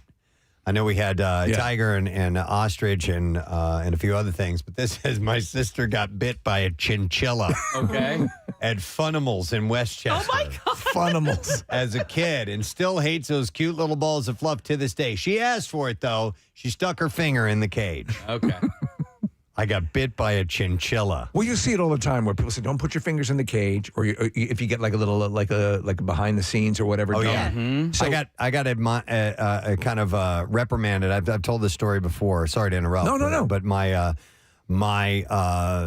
junior high Spanish teacher, Mr. Huddleston, did some wildlife work with the St. Louis Zoo, and he would foster some of these animals. And when he had facilities where he could keep them, Like big cats, right? Yeah, he could ended up keep getting them. killed by So one, right? yeah, so but anyhow, he brought in he had a mountain lion in it was a kitten. It was a baby mountain lion in a carry case, and he came walking up to the school. I'm like, no way! Oh my god! And I stuck my finger in there. And he's like, don't do that. That thing will bite it off. He's like, whatever you're doing, do it. And yeah, he was killed by a leopard in his backyard. So that shows you how good, however good they are wild animals. Yeah. You have to remember that. I was at the Philadelphia Zoo here, and we were back. They had an armadillo. I didn't realize this, but the larger armadillo is the kind you might find out in Texas. When they ball up, if your finger gets caught in that, it can break your finger. Yeah, and those shells, whatever those things are. The armor. The bands. The armor and the armadillo. All right, we need to take a break. We're actually going to talk to a bite victim in a little while. Maggie, who's a sharp bite victim, is going to be joining us. But real quick, I want to go. Somebody was on hold for a long, long time, and they just hung up. Never mind. Well, Sorry don't worry that. about it because we have a picture with a snake wearing a helmet. We got smoking snakes. Yeah. And they have an Uber Eats thing on the back. That is one of the greatest things I've ever seen. We'll share this on our socials. That's wonderful. That's phenomenal. Okay. All snakes really should have helmets. Yes. What if they take a spill? Yeah, for safety purposes. All right. Well, anyhow, thank you for sharing the stories. We appreciate it. And like I said, we'll get Maggie on in a little while, who's a shark bite victim in Stone Harbor. Yeah. So we'll get her on in a bit. But let's take a break and come back in a second. We'll get into the bizarre file when we return. Stay with us. By the way, Northeast High School, you're up for coolest teacher. Make sure you let us know who the coolest teacher of the year has been. Text word teacher to 39333 if you go to Northeast, and we'll send you the voting link. We'll be back in a moment. Is it Katie Kane? Katie Kane. Looks like Candy Cane. Yeah. And I like Candy Cane. Happy birthday, you. And then a shark? Yeah. Ooh. Sorry about that. I had the black bean soup. Okay. All right. So happy birthday, Katie. All right. So I want to go back to the story we had in the bizarre file. Is it Mykonos? Is that how you pronounce it, Kathy? Yeah. That's in Greece? Yes. Okay. It's in Greek, Preston. It's in Greek. Yeah. So a mother and daughter were there. They went to a restaurant. They were kind of talked into hanging out in this particular area of the restaurant, which is a sun deck that they have, and they sat at these chairs. And It's apparently a popular location. It's Yeah, supposed it's to a be very touristy city. real beautiful view, right? It's gorgeous. This doesn't surprise me though. Like a lot of the places seem to be 93.3 WMMR. Wrong way. Wrapping us up the right way on this Wednesday morning as the show is coming to a close. Enjoyable day today, a fun day today, and a slightly warmer day today. So we got all the things going for us right now, which is great. I would like to take this moment to thank the people who we checked in with today. Thank you to Siobhan McGirl, NBC 10, and she checked in from Milan, Italy today. It's covering the 2026 Winter Olympic Games and was giving us a rundown on some of the local connections and just what she's experiencing overall. And so far, so good. And spending a lot of time with, obviously, the local athletes that are competing there and their families, which she says is really kind of a very cool thing. Yeah, I'm running into random, Philadelphia fans, people that are there just to witness the Olympics. So it was cool seeing her, or chatting with her, I should say. And it was nice seeing Mike and Alex this morning on Fox Good Day. And they were having a little bit of a tiff live on the air, but it was fun to chat with those guys. Matt Cord is indeed here. Hey, man. Nice to see you again. Trying to get volume. Oh, it's the other one. We had a little headphone we had issue this morning. Yeah, right. I'm wearing the headphones that are normally over there. My headphone, but the right channel of my pair of headphones finally gave out. I've been eyeballing these for like the last 6 months going, it's getting close. Yeah. And then it happened. Headphones are like, as a DJ, they're your best friend. Yeah. Yeah. They got to be good. Yeah, don't steal someone else's headphones. People steal them, yeah. I know. Yeah. Borrow. I respect it was a borrow, but it was still kind of I don't even like to borrow. Yeah, get your own headphones. Yeah. Yep. It's an important piece of equipment for our craft. Right. I think every single part-timer from the weekend reached out to me and was like, it wasn't me. Yeah. It wasn't me. I love you guys. The interesting thing about headphones, too, is when I Marissa grabbed me these and I put them on, and I have been mildly distracted the entire time. Because they're loose? Well, they're a little loose, and they don't sound exactly the same. Yeah. The frequencies are a little bit off, and so it can throw you off just the tiniest bit. So I've been trying to play catch up. It's funny, though, when we do remotes, we don't bring we get the headphones from Rodney. He makes us bring ours. Oh, you do? Yeah. I don't. Yeah, no. I use the ones in the box. Really? Yeah. Yeah, we always get You bring your own headphones. He comes down the hall. He's like, make sure you don't forget your headphones. Okay, so for the past couple of months, you've been wearing the pair that Preston's been wearing. Did you notice that those sound a little like hollow or muddy? No. All right. No. Not really. Matt's a pro. He wouldn't be distracted by headphones. Yeah. Nope. You listened to my show yesterday. The mic fell out of the stand like 4 times. Are you serious? Yeah. I kept hitting it. You guys are talking about the Olympics. Did you watch the quad guy last night? The quad guy, no. There's a male U.S. He's called the quad guy. The quad guy, or and he the does quad a king? backflip. Yeah. Yeah. That's Ilya Malin or something. It's funny. They all have really hard names to say because all their parents are from Middle Eastern countries. But he's in first place, I think. He's a men's figure skater? Yeah. I saw him. He looks like a character right out of, like, if you saw Disney on Ice. Yeah. He looks like one of those guys. He also does a cartwheel. Yeah, he's amazing. He does a one-handed cartwheel. Puts his hand down on the ice? Yes. Wow. Well, Casey, you were pointing out that a lot of this stuff would have been disqualifying, and now they're accepting some of it. So back in the day, Scott Hamilton used to do a backflip, right? And it was not allowed in competition. And then once he turned pro, that's when he started really doing it. Exactly. There he is. Doesn't he look like a character you would see on Disney on Ice? Yeah, definitely. He's got a spangly. I mean, they all have spangly outfits, but his looks like like some kind of tribal warrior or something. Yeah. I don't know, but there was a guy dressed as a minion. I think an Italian. I saw that. Yeah. He had to get special permission to use the Minion music. Get out. Yeah, really? There's another guy who was skating to a song from Ted Lasso, had to get permission to use that as well. Okay. And then there's another guy. They always have these human interest stories at the Olympics. Mm-hmm. So this other American, Maxim, I don't know his last name, his parents were figure skaters. They died in that plane crash in January where the helicopter Sikorsky hit the plane in Washington. No way. Yes. Oh, I remember there was there was a connection. So last night, as he's waiting to get his scores, he holds a picture of him as a little skater with both parents on. That's amazing. Man. I'm like, wow. Yeah. Wow. Yeah. Heavy. So, but he didn't do as well as the quad guy. Yeah. No. That's your Olympic update. Thank you, Matt Cord. Got it from me. All right, let's get the letter now. Yes. Preston and Steve on 93.3 WMMR. Now, the Daily Letter. All right, the Preston and Steve show is brought to you today by the letter. A as in Argent. All right, Argent. Yeah. Hold your head up. Hold your head up. All right, we're going to give away on Friday a pair of tickets to Stained Break the Cycle 25th Anniversary Tour featuring Seether and special guests Hoobastank and Hinder. Wednesday, September 16th, Freedom Works Pavilion. Tickets will be on sale. Actually, tickets are on sale now via Ticketmaster, so get them. All right, you mentioned Hooters Block. Hooters Block, I got some great audio of Pierre and Jackie. I don't know what show it was, but they're David is doing a drum solo, and they're like commentating on the drum solo. Right. And Pierre's asking Jackie about, being a drummer, and is this a good drum solo? And then they go on right into the song Satellite. So I got that. I also have David talking about how when they played Live Aid, they were on the stage like 10 in the morning. Yeah, yeah. And he's like, it was great. We got to see all these bands, but we had a gig later that day. He goes, we're leaving JFK and the Who's taking the stage. He's like, what are we doing? Yeah. So some good audio, some good Hooter songs. A block of Blondie. Okay. And a block of Steve Miller. And our Pierre vinyl cut of the day. Remember this band, the Easy Beats? I do not. I got Friday on my mind. Oh, yeah. You would know the song. I probably would if I heard So it. it's a bunch of different musicians. I think they're from Australia, but George Young is in this. He's the brother of Malcolm and Angus Young. Oh, no kidding. Yeah. All right, cool connection. Yeah. Like it.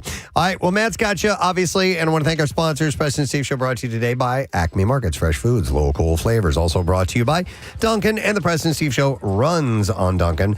Tomorrow's going to be a good day. We are going to have our old friend Greg Fitzsimmons joining us, the Fitz dog. And we will also have the new editor of Philly Mag, Christy Lejeune, will be joining us in studio. And we'll have the final Valentines Day live broadcast, not live broadcast, but party tickets to give away, and a bunch more for you to win while we join together tomorrow morning. That's it. We're done. Rage on. Have a great day in the morning. We'll see you tomorrow. Bye-bye.